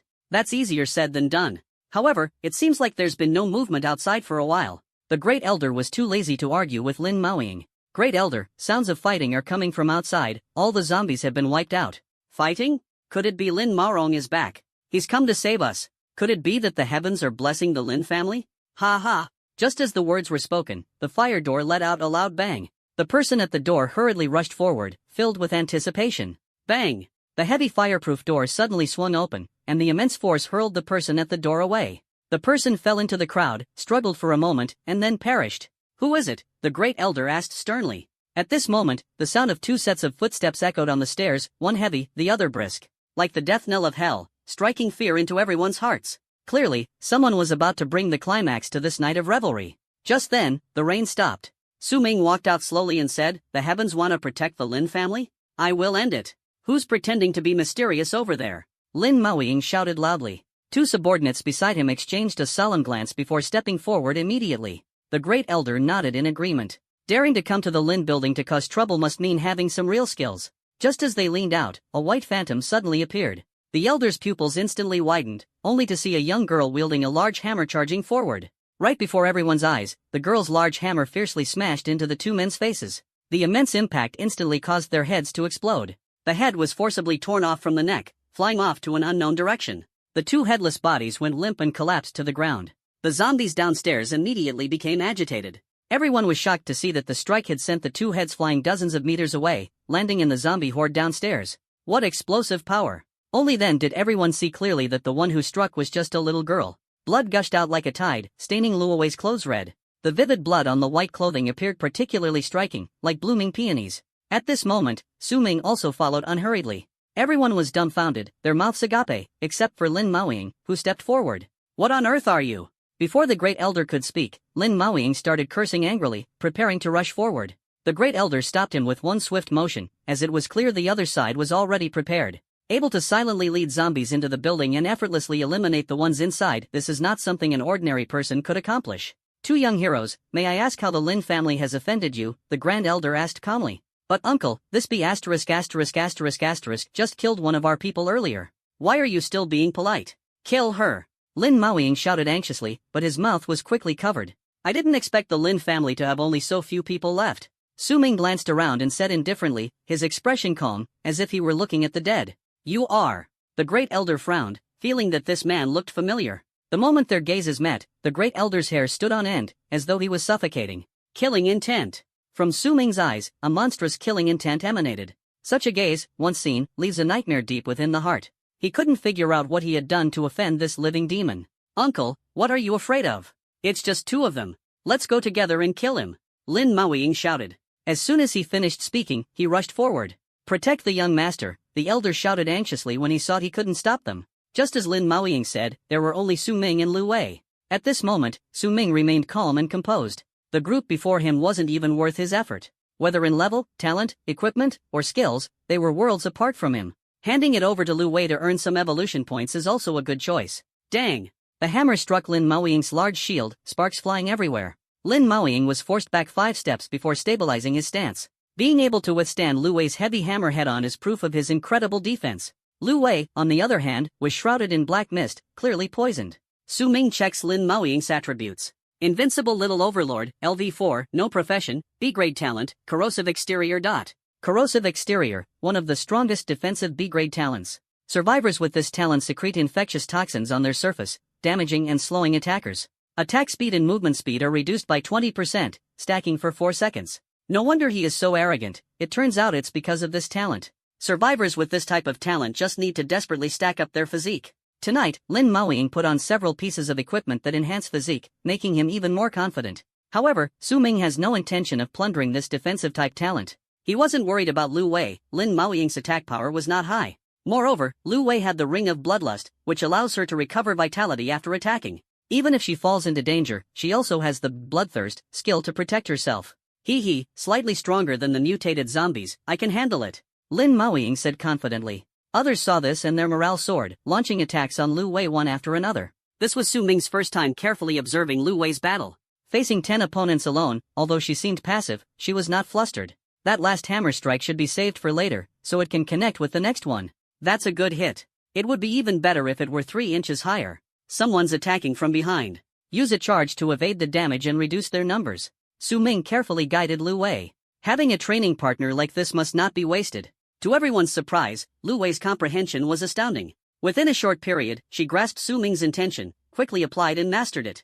This little girl's combat skills seemed to flow in her DNA, Su Ming exclaimed in amazement. The battlefield shifted between attack and defense. What seemed like a casual hammer strike suddenly headed straight for Lin Maoying's head. Lin Maoying was utterly unprepared, cold sweat pouring down profusely. At this moment, his necklace emitted a green glow, and a pale yellow shield appeared out of nowhere around him. This shield blocked a fatal blow. Lin Maoying was forced back more than a dozen steps and only regained his composure with the assistance of the Grand Elder. This won't work. The Great Elder's eyes were sharp as he looked at Su Ming, who was providing guidance nearby. The two exchanged a glance, understanding in their hearts, if it weren't for Su Ming, Lu Wei would have already been taken down. Uncle, I'll go stabilize that woman. You take the others and deal with that man first. Looking at his subordinate lying on the ground, Lin Maoying gritted his teeth and spoke. Seems like this old body of mine has to step in, the Great Elder said indifferently, twisting his neck and flexing his fingers. The few remaining people who could still move gathered their strength once more. What? The Grand Elder is personally taking action? I heard that when the Grand Elder was young, he could defeat all of Star City with his Tai Chi skills. That's truly rare. The last time the Grand Elder made a move was the last time. Lu Wei tilted her head at the moment, looking at everyone, expressionless. Meanwhile, the Great Elder stepped forward steadily. Young man, don't be too impulsive. I don't know who you are, nor do I understand why you treat my Lin family this way. But since you've chosen to strike, let me, as an elder, tell you, prepare to die. As soon as the words were spoken, swoosh, an arrow precisely hit the Great Elder's shoulder, pinning him tightly to the ventilation shaft on the roof. Su Ming said indifferently, did you forget? It was you who told me, if you can act, don't waste words. The Great Elder was actually Lin Rufei's biological father. He was well aware of the affair between Baisher Hao and his daughter, and understood Baisher Hao's true nature. Even the plan to deceive Su Ming through Lin Rufei to obtain the homestead was entirely orchestrated by him. This move happened to align perfectly with Hiroshi Shiraishi's intentions. Although the saying goes a tiger won't eat its cub, the Great Elder was clearly pushing his daughter into the abyss. However, ****ch matches a dog, Lin Rufei was thoroughly enjoying herself. All of this was learned by Su Ming earlier when he looked through Lin Rufei's phone. If he was killed so easily, where would the thrill of revenge be? So, Su Ming doesn't intend to let him die that easily. Aren't you proud of the Lin family? Then let me show you firsthand how your pride is completely shattered. Everyone widened their eyes, shocked that this man had suddenly shot a cold arrow without warning. Could it be that he truly has a grudge against the Grand Elder? The Chief Elder endured the intense pain, attempting to pull out the arrow lodged in his shoulder, but the second arrow came. His other shoulder was struck, and the unbearable pain caused him to break out in a cold sweat. Everyone who still has strength, get up. Kill that man. Lin Maoying shouted, launching an attack towards Lu Wei. Witnessing Su Ming's cold and ruthless actions, the others felt a deep sense of fear. They frantically initiated their final attack against Su Ming, but the outcome was obvious. As soon as Su Ming made his move, the battle's outcome was no longer in doubt. Every one of his movements was effortless. In an instant, arrows flew like raindrops, and each shot was accompanied by a Lin family member falling. Under such a fierce attack, no one could get close to Su Ming. He was even able to focus on aiming at the Grand Elder, shooting arrow after arrow, pinning him firmly to the vent shaft, his limbs powerless. The wails from all around made Lin Maoying unable to concentrate. Ultimately, in his panic, he was struck by a hammer. The intense pain caused his arm to tremble, and the shield in his hand teetered unsteadily. Stop killing people. They can no longer resist. Hero, as long as you make a request, we will fulfill it. The elder endured the pain in his body, watching Lu Wei swing the large hammer. With each strike, he helplessly begged for it to stop. Eventually, he became numb to the torture, the dual pressure on both spirit and body nearly driving him to collapse. What made him even more desperate was that he had no clue about his opponent's identity or purpose. Could this person be his daughter Lin Rufe's lover, Su Ming? This thought surfaced in his mind but was quickly dismissed. He had investigated Su Ming before and knew his honest nature, making it impossible for him to act like this. The man in front of him, although wearing a mask, seemed extremely similar to Su Ming in terms of physique and voice. However, the murderous aura emanating from him made the great elder shudder. What's your name? I need to tell my brother. Don't get too smug, we'll definitely avenge this. He took first place at Star City Hospital, unmatched in the world. Lin Maoying fearlessly stared at Lo Wei's giant hammer and shouted loudly. The great elder, upon hearing these words, felt a glimmer of hope ignite in his heart. That's right, Lin Maoying can still avenge. Boom! With a resounding blow, Lo Wei's final hammer struck Lin Maoying's head fiercely, causing blood and brain matter to splatter instantly. The great elder couldn't bear to look, but his limbs were weak and he could do nothing. Lin family's eldest son? Lin Maoying? He's already one step ahead of you. Su Ming's tone was calm as he slowly walked toward the grand elder. Each step declared the fate of his life. With each step he took, another arrow appeared on the grand elder's body. What? Lin Maoying is dead? The grand elder's eyes widened in disbelief, realizing that the other party's understanding of Lin Maoying was extraordinary and evidently not lying. Su Ming?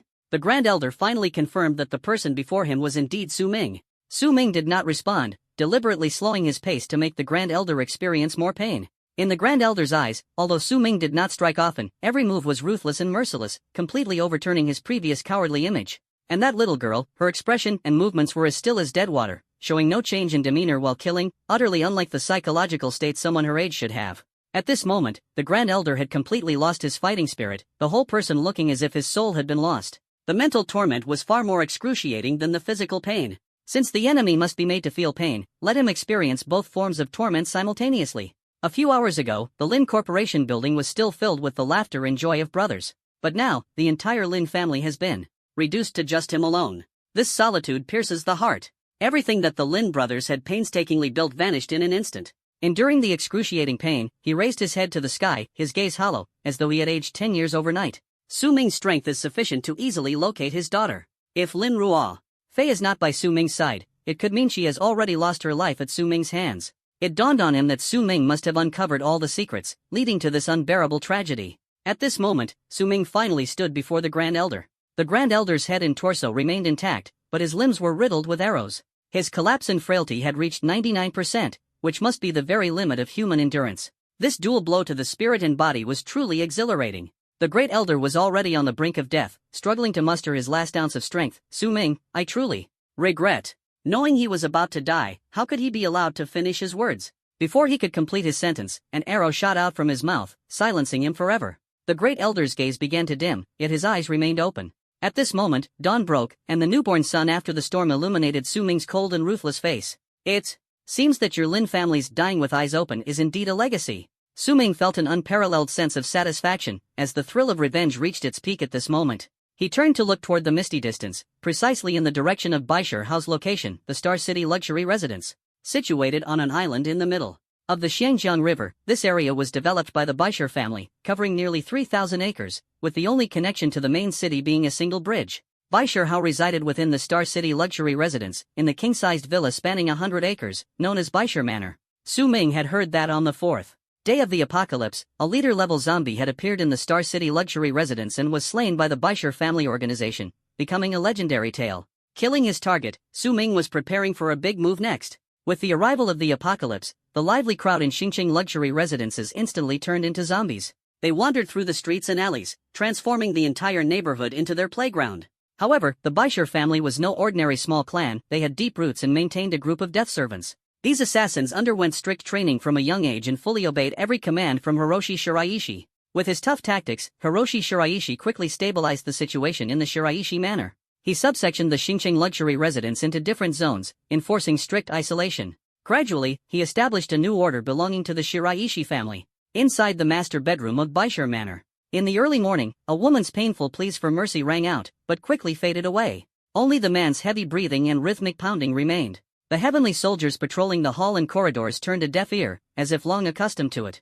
Hiroshi Shiraishi named his elite troops heavenly soldiers, claiming them to be a force of justice sent from above, paying homage to the troops that carried out punishments against civilians in Saga decades ago. Not long after, Hiroshi Shiraishi slowly pushed open the door, with Butler Wang already waiting by his side. He straightened his pants, handed over a towel and a cigarette, but his peripheral vision inadvertently glanced toward the bedroom. In the bedroom, on the floor, the sofa, and the desk, several women were lying around haphazardly. They were all residents of the neighborhood, including beautiful stepmothers and gentle young wives, and even pampered canaries. On ordinary days, they were incredibly arrogant, but after the apocalypse arrived, some lost their families, while others were offered up by their families. In the end, they became nothing more than toys for Baishirhao. At this moment, they were in utter disarray, completely naked, rolling their eyes as if they might die at any moment. Young master, all heavenly soldier units have been assembled. The total number is 186, and all are above level 4. This morning, quite a few more survivors came seeking refuge, Steward Wang reported respectfully. There's an old saying in Huaxia, it's good to enjoy the shade under a big tree. With so many experts here, other survivors will naturally flock to us. Handle it according to the usual rules. Understood. Send them to Phase 3 to clear out the zombies, life or death, it's up to fate. Phase 3? That's quite challenging. It seems you Chinese people are still the harshest when dealing with your compatriots. Baishirhao looked at Butler Wang with newfound respect. You flatter me, young master. Butler Wang continued his report. Over at Xingcheng Hospital, the Hiroshima envoy has yet to report back, but informants have reported a fire in the director's office.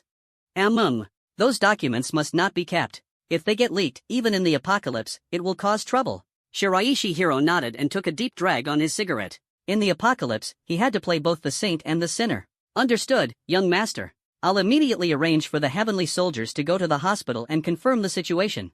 Butler Wang, well done. Ming Lai Ming is like a good dog for me, Baishirhao. The young master is right. Butler Wang bowed, his attitude extremely humble. Don't worry, being my dog won't leave you shortchanged. The women inside, pick anyone you like. I wouldn't dare. Butler Wang quickly declined.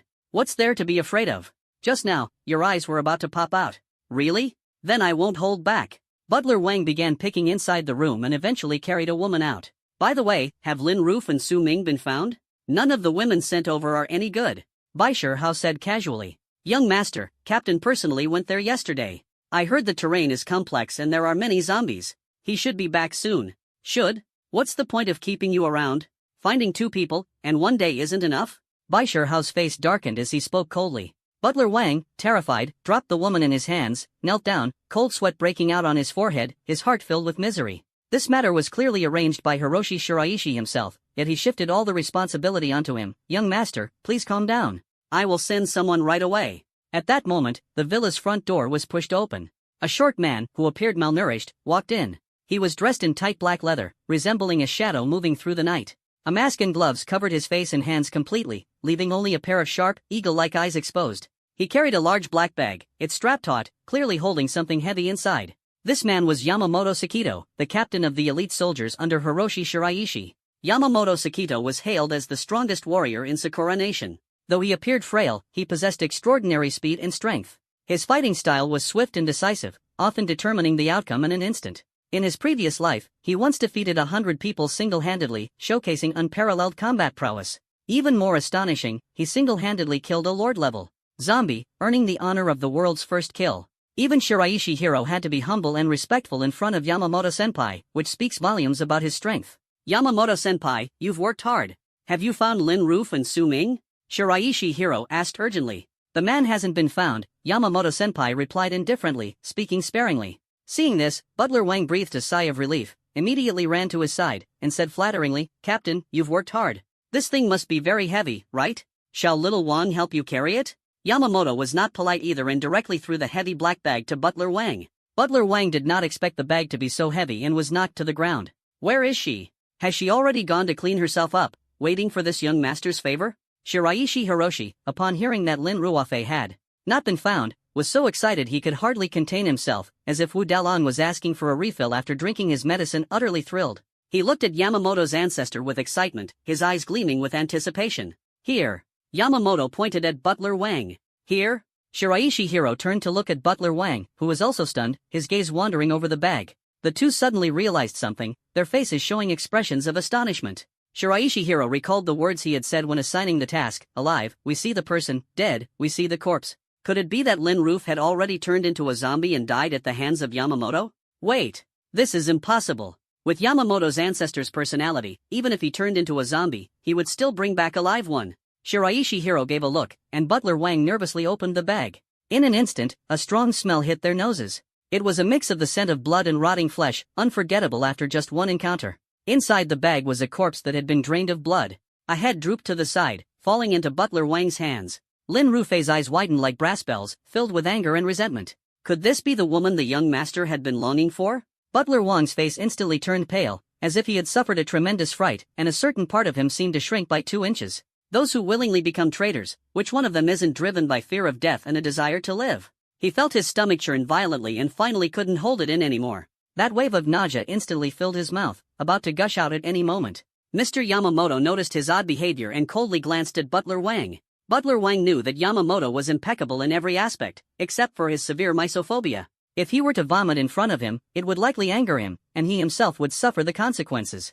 After weighing the options, Butler Wang decided that preserving his life was more important, so he forcibly swallowed the vomit back down. Who was it? Who killed Lin Roof? Baishirhao shouted hysterically, like a child who had lost his toy. After a while, Baishirhao calmed down. Yamamoto-senpai, what do you think? Judging from the wounds on Lin Roof's body, the person who killed her was no ordinary individual. Whenever the topic involved combat, Yamamoto would speak endlessly. She was stabbed 10 times, each strike precisely severing major arteries and veins. Before her death, the blood loss had exceeded 1,500 milliliters, and every cut skillfully avoided the pain nerves. Such technique, even the strongest assassin in the family could not replicate. For her, the process of dying lasted 10 minutes, filled with despair and agony. The final cut severed the neck, the incision neat, the technique fierce. He could have decapitated her with a single strike, but he held back at the right moment. I can't understand the reason. Brutal methods, meticulous technique, yet he used an ordinary dagger. What kind of person is this? If Su Ming were here, he would definitely mock. You already know it's a dagger, so why not cut it off? The blade isn't long enough. Yamamoto looked at Shiraishi Hiro, who appeared astonished and retorted, I don't know, do you? How would I know? Yamamoto continued, but this woman died in that man's room, and a property deed was found on her.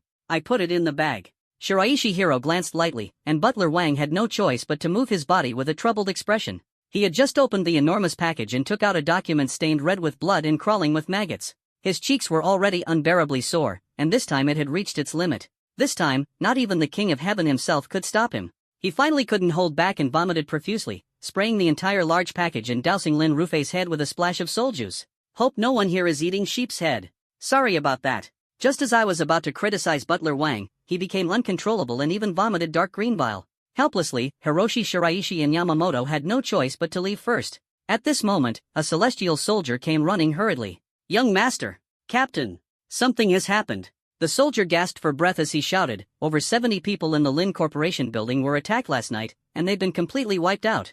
Was it humans or zombies that attacked them? Baishirhao immediately asked. Both. The soldier answered decisively. After hearing the soldier's report, the two fell into deep thought. Lin Roof's mysterious death, followed by the Lin family's accidental incident, made them suspect whether there was some kind of connection. Young master, although we cannot confirm whether these events were caused by the same person, Yamamoto calmly analyzed, it is certain that while these matters appear to target the Lin family, they are actually aimed at you. That's right. Lin Roof died at the hands of a master, and these events are indeed very strange. Could it be that useless Su Ming? Baishirhao couldn't help but have this question arise in his mind. After all, Lin Rufei was summoned by him, and she died in his home. Baishirhao knew clearly that Su Ming's abilities were hardly worth mentioning. Someone as weak as him could never possess such skills. Yet he still denied his own thoughts. No matter who it is, the defense of Baishir Manor must be strengthened. There's an old saying in Huaxia, if it's a blessing, it's not a curse. When Su Ming woke up, it was already noon. He brewed a pot of tea, and the table was filled with Cantonese dim sum such as char siu buns, shrimp dumplings, egg tarts, and steamed siu mai. While enjoying the sumptuous dim sum, he checked last night's gains. As expected, apart from the protective necklace obtained from Lin Maoying, the other rewards were rather unimpressive. However, the aroma of the dim sum attracted some ill-intentioned individuals. Before they could speak, a hammer came crashing down. Looking at the pile of zombie and survivor corpses at the doorway, Su Ming couldn't help but laugh and cry. Ding! Luwei killed survivor LV3, gaining evolution points *30. Ding! Luwei has killed 50 survivors, rank upgraded to elite. After dealing with a reckless ambusher, Su Ming heard the system notification. Great. It seems Lu Wei can rank up by killing. With the rank upgrade, Lu Wei's overall attributes increased by +5, and she gained an area damage skill. Intimidating Strike, slammed the ground with a hammer, dealing damage to enemies within range, with double damage to those at the center. Su Ming picked out some scattered items, ensuring all wearable equipment was taken. Lu Wei still lacked a helmet and a ring, while Su Ming only needed a helmet. Checking their personal panels, despite being mentally prepared, their attributes still exceeded their expectations. Lu Wei, level 5, strength 72, spirit 14, constitution 37, agility 11. Lone Wolf, level 6, strength 45, spirit 37, constitution 53, agility 68. After tidying everything up, the two headed straight to the entrance of the Star City Mansion residential area. At the entrance, survivors lined up in an orderly fashion, waiting to enter the island. Su Ming quietly led Lu Wei and blended into the crowd. Su Ming equipped the two with some ordinary gear. These plain items had no attributes but were slightly better than weapons from the human world. The green and blue colors on their bodies looked a bit conspicuous. Nowadays, for an average survivor to own a piece of excellent grade equipment was already considered outstanding. Su Ming used his talent for disguise to alter his personal information. To facilitate his activities in Sakura country, he gave himself a name suitable for their physique, Little Boy. Then, he led Lu Wei into the crowd. He did not choose to charge in directly, not because he lacked the ability, but because the Star City Mansion was too large, with nearly 200 heavenly soldiers stationed there. Any action would alert the enemy. The team seemed to have remained stationary. Hey, brother, can we have a word? A middle-aged man walked over, resembling a scalper selling tickets outside a stadium. Wooing bro, no profession, LV4, D-grade talent, tactical enhancement. Seeing that Su Ming ignored him, this old fellow refused to give up and continued to pester him. It was evident that he had a sharp eye and was good at observing people. Hey, little brother. You're new here, aren't you? The Star City Mansion has been taken over by the Baishar family. It's only open to ordinary survivors twice a day, at 7 a.m. and 5 p.m., for 1 hour each time. If you miss it, you'll have to wait for the next round. Su Ming checked the time. It was already afternoon. Ahead, some people had laid out bedding to rest, and others had even started setting up stalls to sell items from the human world. Judging by the old fellow's words, it seemed he wasn't entirely lying. Brother Fly saw that Su Ming was interested and said, "Little brother, what's your name? I'm older than you, just call me Brother Fly." His real name was Wu Ying, the boss of a construction waste company, and he adopted this nickname under the influence of movies. Little Boy. Su Ming reported his new name. I think Little Boy, my brother, is also a straightforward person. I have connections here, I can get you guys in, how about it? It's not free, is it? Su Ming pretended to be eager. Little brother, you're really straightforward. Coming to me was the right choice. Normally, passing through the checkpoint requires registering personal information, which is quite tedious. Brother Fly, seeing Su Ming take the bait, began to boast. Moreover, if your level is too low or your attributes aren't high enough, you might very well be rejected. After all, the Baishar family isn't willing to provide shelter for idlers. Is that really the case? Your sister's level is fine, but you might be a bit lacking, big brother. The other party had already checked their information. Lu Wei was level 5, while Su Ming was level 3. If he'd known earlier, he would have adjusted to level 5 as well. Seeing Su Ming deep in thought, Brother Wu Ying finally laid his cards on the table. Little brother, I only need one universal resource capsule, any type will do, and I'll take you there. How about it? If you're not comfortable, you can give it to me after we enter the Star City Mansion. Su Ming nodded. Alright. I'll trouble Brother Wu Ying to lead the way. When Brother Wu Ying led the two of them past the crowd, some wanted to speak but hesitated, some showed regret, but no one showed envy. Su Ming noticed it all. Brother Wu Ying definitely had issues, but what did it matter? Captain Su. These two are both my family members, what do you think? Brother Wu Ying walked toward the corner and respectfully handed over a pack of cigarettes. Mr. Wu, I didn't expect you to have quite a few family members. Captain Su's expression changed as he pushed it back. Orders from above, strict control over personnel going to the island. The implication being that more money was needed. Brother Wu Ying cursed inwardly but acted obediently, taking out half a pack of cigarettes from his storage wristband and forcing it into Captain Su's hands. This won't happen again. Captain Su knew when to stop, glanced at the siblings, and let them pass. The brother was level 3, the sister level 5, both looking harmless. He finally allowed them through. Anyway, even if they managed to cross the bridge, these siblings would end up dead at the hands of Fly Brother. After crossing the bridge, Fly Brother gave a signal to a few people squatting at the bridgehead. They followed, flanking the siblings on both sides, with two more behind, surrounding Su Ming and Lu Wei. The other survivors on the island clearly knew Fly Brother's notorious reputation and immediately kept their distance upon seeing him.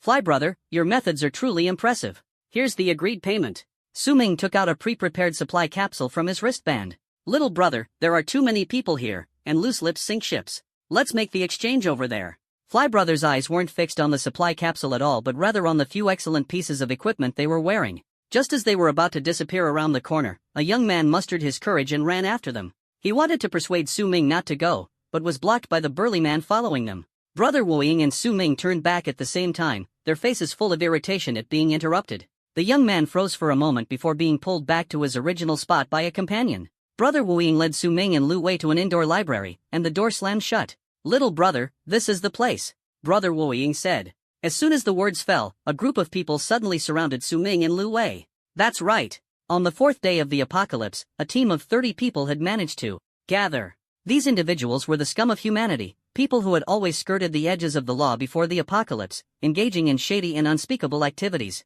After the apocalypse arrived, the darkness in their hearts was fully exposed. Some were so accustomed to quick money that they could no longer work honestly. Just like those used to robbery, how could they obediently go and kill zombies? Relying on their numbers, they survived by robbing other survivors, even amassing wealth in the process. To them, killing people was far easier than killing zombies. Ordinary survivors, when faced with such a scene, would be so terrified that they'd hand over all their belongings without resistance. If anyone dared to fight back, they would be beaten half to death and subjected to relentless torture. If it was a woman, she would naturally be at their mercy, used and abused until her last ounce of value was drained, and then fed to the zombies. In the past 2 days alone, the number of people who had died at their hands was at least in the dozens. However, their ability to survive in the Xingcheng luxury residence complex was entirely due to the tacit approval of Bai Shihao. After all, some dirty work still required someone to do it on Bai Shihao's behalf. Robbery, robbery, robbery. Hand over all your equipment, items, gold, and capsules. A chubby man wielding a sharp axe stepped forward. But when he saw Lu Wei, a lecherous smile spread across his face. "Brother Wu Ying, hold on a moment. I want to rob her beauty first." "Robbery, huh? Interesting. I'm quite familiar with this," Su Ming said slowly. As the crowd launched their attack, Lu Wei had already assumed a battle stance, resolutely standing guard in front of him. This is due to the influence of the absolute servitude talent, as she always prioritizes ensuring Su Ming's safety. The other party heard Su Ming's words and saw Lu Wei's reaction. Brother Wu Ying was initially a bit surprised, but then burst into laughter. "Just the two of you little brats, trying to rob me? I don't believe it.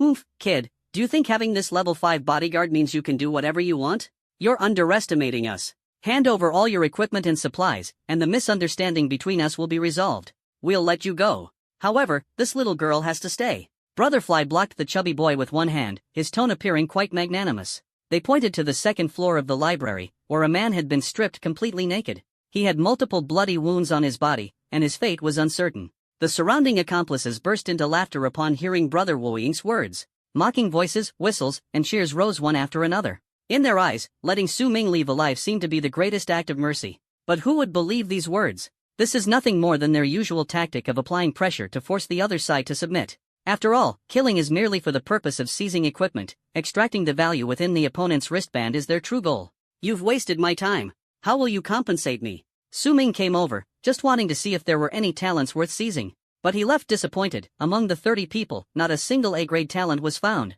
This was clearly a waste of time. It would be better to quickly level up to 7. So the answer is, repay with your life. Rosie has just been promoted, let's see how strong she is. The two figures surrounded by the crowd quickly put on their gear, a dazzling mix of blue and green. Before they could react, Rosie had already made her move. She dashed into the crowd like the wind, combining a charge with a stunning strike in a smooth combo. In an instant, she had reached the densest part of the crowd, raising the twin hammers in her hands high before smashing them down fiercely. The chubby boy took a solid hit to the face, writhing in agony. This strike allowed his tongue to taste the sensation of his own brainstem for the first time. After crushing the chubby boy to death, the giant hammer slammed onto the floor, sending tiles and cement flying instantly. The 4 people within a 5-meter radius were thrown into disarray by the shockwave of the intimidating strike, crashing heavily to the ground, their fate uncertain. This attack caught everyone off guard, leaving them unprepared. They had encountered resistance before, but it was always out of desperation.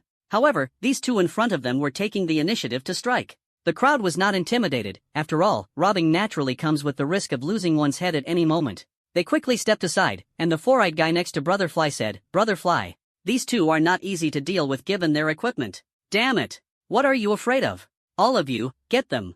Make sure to leave them breathing, and hit them with all 10 tortures. If I don't torment them to death today, how can I keep my reputation in the underworld?" Right. Big Brother is absolutely right. With so many of us, what are we afraid of? Brother Fly was furious, and in an instant, 5 people lost their combat ability. Su Ming knew that these people were not weak, with levels above 4, and even some level 5 experts. Compared to the battle on the Lin family's rooftop last night, their strength was clearly greater. But this time, they misjudged the situation and provoked the one person they should never have provoked. In their eyes, level 5 Lu Wei posed a greater threat, so they concentrated most of their forces on her. Additionally, 5 accomplices were arranged to deal with Su Ming, including one level 5 expert. In their view, Su Ming was merely a level 3 character. Despite his luxurious equipment, he was essentially just a flashy shell. Su Ming wielded the Huaxia war bow, skillfully weaving through the crowd. With each arrow released, one person would fall to the ground in agony, letting out a wail. These 5 people were quickly uprooted by Su Ming's arrows. Every corner of the library seemed to echo a familiar old song, "Keep the Roots."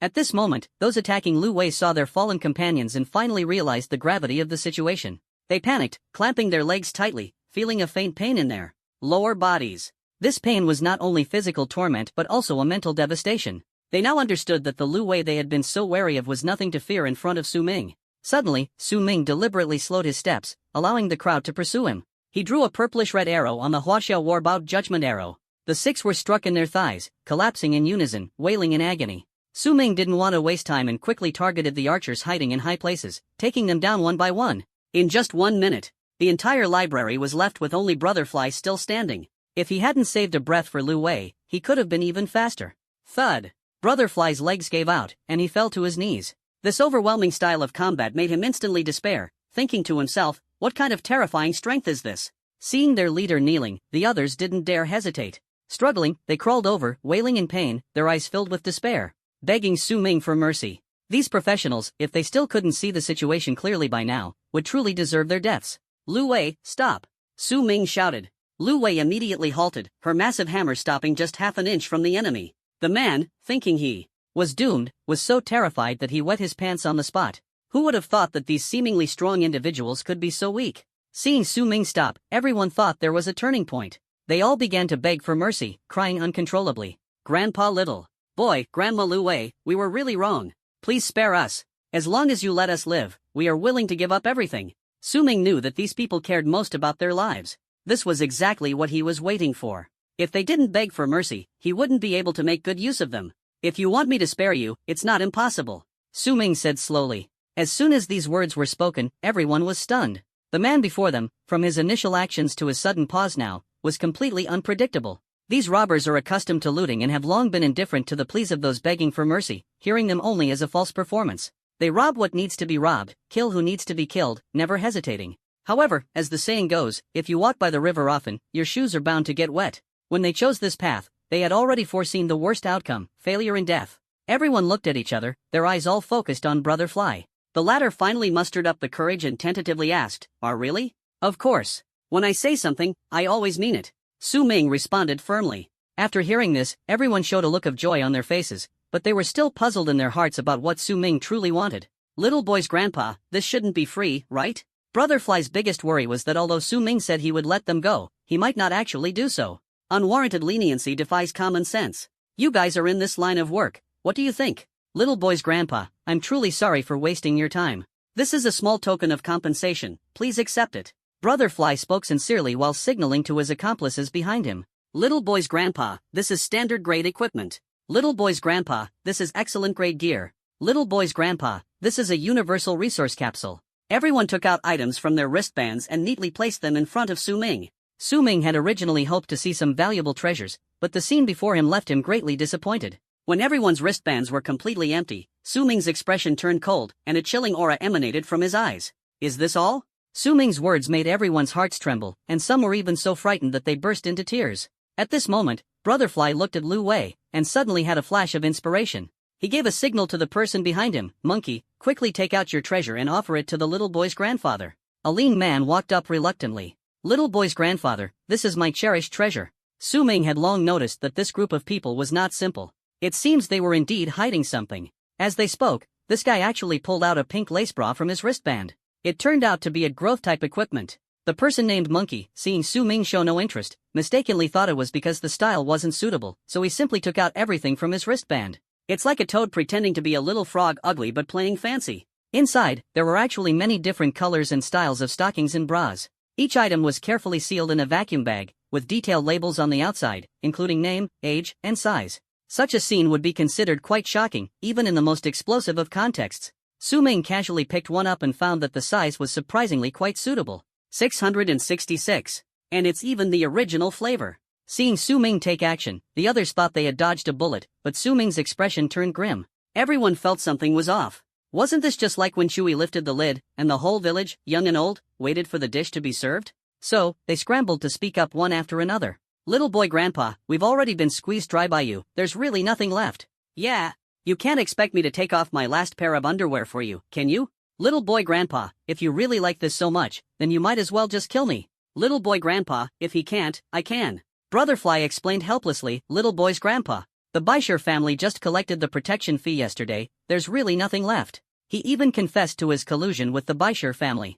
In his view, this statement was an act of submission, but in reality, it was revealing his relationship with the Baisher family to Su Ming. He himself was not a big shot, but Baisher Hao's reputation was indeed well known in this area. If you really want to eradicate them completely, shouldn't you weigh the influence of the Baisher family? Oh, Baisher Hao. That does sound like his style. Su Ming's expression remained unchanged. Brother Wo Ying's heart trembled. This person actually called Baisher Hao by name, he must have quite a background. Brother Wo Ying awkwardly smiled. Could it be that you are a distinguished guest of the Baisher family? My apologies, I failed to recognize greatness. We are also working for young Master Baisher.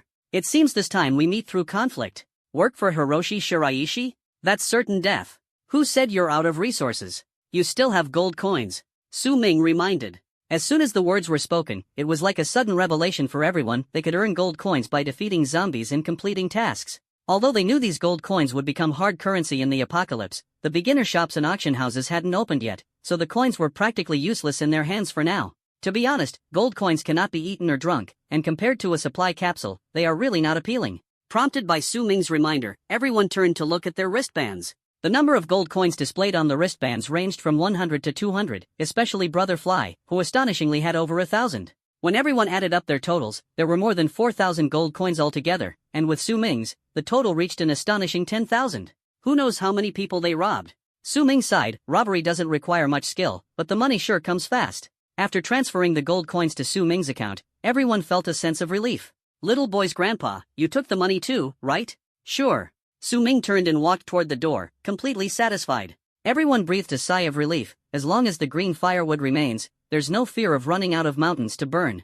Just then, Brother Wu Ying suddenly noticed that Lu Wei was still standing in place. Grandma Lu Wei, what are you? Before he could finish speaking, a massive iron hammer suddenly smashed down. Brotherfly instantly shrank, his head bursting like an exploding balloon and scattering in all directions, his entire body collapsing to the ground with a thud. Su Ming said coldly, I said I'd let you go, but Lu Wei didn't agree. In that moment, the library seemed to transform into hell. The emotions of people in their final moments intertwined, some cursed, some were terrified, and others regretted. It is gratifying that after today's battle, Lu Wei's combat skills have improved significantly. With the final heavy strike, the entire library seemed to tremble. From the moment Su Ming stepped into the library to the moment he slowly walked out, only 2.5 minutes had passed, most of which were spent asking people for things. Su Ming was quite satisfied with the gains this time. Getting 4,000 gold coins for free was truly a bargain. At this moment, he once again silently changed their clothes and disappeared into the depths of the library. After they left, the library returned to its usual silence. Su Ming walked along the road, overhearing a conversation among a few passers-by. Hey man, why are you guys heading to Phase 3? A leader-level zombie showed up there this morning. Didn't you hear? The Baisher family is recruiting people for a crusade, and you can get a supply capsule just by joining. A supply capsule? Then I can just grab the capsule, slack off, and coast through, right? Of course it's true. That's what most people are thinking. Looks like it's already begun. Murder and clear motives, an essential plot in this novel. Su Ming certainly wouldn't miss out. Su Ming, with Lu Wei in tow, naturally followed behind this group of people. After just a few steps, his stomach growled. Strange, I ate quite a lot this morning, so why am I so hungry? He wondered to himself. His stomach growled again. Could he really be this hungry? Su Ming checked Lu Wei's panel. Lu Wei, no profession, LV5. Negative status, hunger, thirst, all attributes reduced by 80%. This is bad. Except for strength, which still has over 10 points, all other attributes have dropped to single digits. An 80% reduction in all attributes is no small matter. Unlike survivors, when zombies reach a certain level of attributes, rank, and mindset, they may acquire new talents. He opened Lu Wei's panel and was surprised to find that a new talent had appeared in her talents section. Big appetite. When feeling hungry or thirsty, all attributes decrease by 80%. When in a satiated state, all attributes increase by 20%. He remembered that zombies usually don't need to eat or sleep. At night, they self-recover and regain their energy. Of course, some zombies like to eat humans, but this is not common. Could it be that after Lu Wei was enslaved by him, she lost her ability to recover herself at night? During last night's battle, she didn't display any zombie attribute bonuses. Since meeting Lu Wei, he had noticed that she was different from the others. The most important thing now is to find her something to eat. There are so many people on the road. Which one do you fancy? Just tell me. Su Ming said matter-of-factly, thinking that zombies should naturally eat human flesh. Unexpectedly, Lu Wei shook her head like a rattledrum. Not eat humans? Then go find a zombie. You've killed so many these past few days, and you never mentioned this? He tried to grab Lu Wei's arm but found she didn't budge an inch. Lu Wei pointed at his wristband with her little finger. Su Ming was stunned. Could this little girl want to eat human food? Suddenly, he recalled the events of the morning, the unfinished Cantonese-style breakfast. As they were leaving, Lu Wei had turned back for a glance, seemingly bidding farewell to the last delicious meal. Didn't eat all day and went through 2 big battles, how could I not be hungry? Su Ming gave a helpless smile. Even for the Baisher family, killing a leader-level zombie wasn't something that could be done in a short time. So, he led Lu Wei into an unfinished villa. Everyone knows that you need to be full to have the energy to work. In the neighborhood, there were at least 100 such vacant houses. Before the apocalypse, these houses could sell for nearly 10 million. However, life is unpredictable. Some people are filthy rich, while others are destitute. Fate truly plays tricks on people. Su Ming casually took out a capsule from his wristband, and when Lu Wei saw these capsules, her throat involuntarily rolled. Want to try this? Seeing Lu Wei's reaction, Su Ming couldn't help but laugh and asked. Lu Wei, like a cute little penguin, hurriedly nodded, her demeanor melting Su Ming's heart. But thinking about Lu Wei's background, his smile gradually faded. He stopped teasing her and opened 6 capsules. Then, he took a white cloak out of his pocket and gently spread it on the ground. Lu Wei showed no expression, but her movements were swift. She sat down, her eyes sparkling with anticipation. Her fingers danced among the various dishes, eagerly sending them into her mouth. Her cheeks puffed up with each chew, resembling a hamster savoring its meal. Steaming stew, tender fish fillets, and hearty fried rice were all devoured in large bites. Su Ming looked at her and couldn't help but feel hungry himself. In the tense atmosphere of the apocalypse, he had developed the habit of eating less at noon. He took a few quick bites and then pulled out a large planning map from his wristband. This planning map had been taken down from the wall of the library. After the apocalypse began, Brother Fly and his gang turned the library into their base. The library had detailed records of the layout of the Xingqing Mansion community, including houses, roads, walls, and other features, with certain key locations specially marked in red pen. Among the numerous markings, one area stood out prominently, with the word danger written in the center. That was the 3rd phase of Star City Mansion. It seemed these markings were the handiwork of Brother Fly. At this moment, Lu Wei's pale little hand reached out to Su Ming, clearly indicating she hadn't had enough to eat. Su Ming looked up and saw that the 5 dishes and 1 soup on the table had been completely devoured within minutes. Even the chicken bones had been gnawed clean. This is truly more shocking than a competitive eater. Helpless, he decided to bring out the big guns, roast suckling pig. This 10-pound beast should be enough for Lu Wei, right? As Lu Wei continued to enjoy the feast, Su Ming suddenly caught snippets of a conversation between 2 passers-by. Turning his head, Lu Wei let out a satisfied burp, her slightly rounded belly raising curiosity about where all the food had gone. However, Lu Wei quickly reverted to her harmless demeanor. Su Ming was astonished to discover that this time, not only had Lu Wei recovered, but she had also gained a new status, full stomach state. In the full stomach state, all attributes are increased by 20%. It seemed that before every major battle in the future, he would need to ensure she was well fed. After confirming there was no one around, Su Ming led Lu Wei out of the villa quietly. He noticed someone pushing a cart piled high with the corpses of humans and zombies. These bodies were clearly being taken to be burned, and the smoking pyres in the distance were their final testament in this world. Looking at the map, Su Ming found that the various areas were separated by iron fences. Now, the zombies in Phase 1 had been completely cleared by the Baisher family, and most of the survivors had gathered there, including Baisher Manor. However, Phases 2 to 6 were still unsafe, with varying numbers of scattered zombies.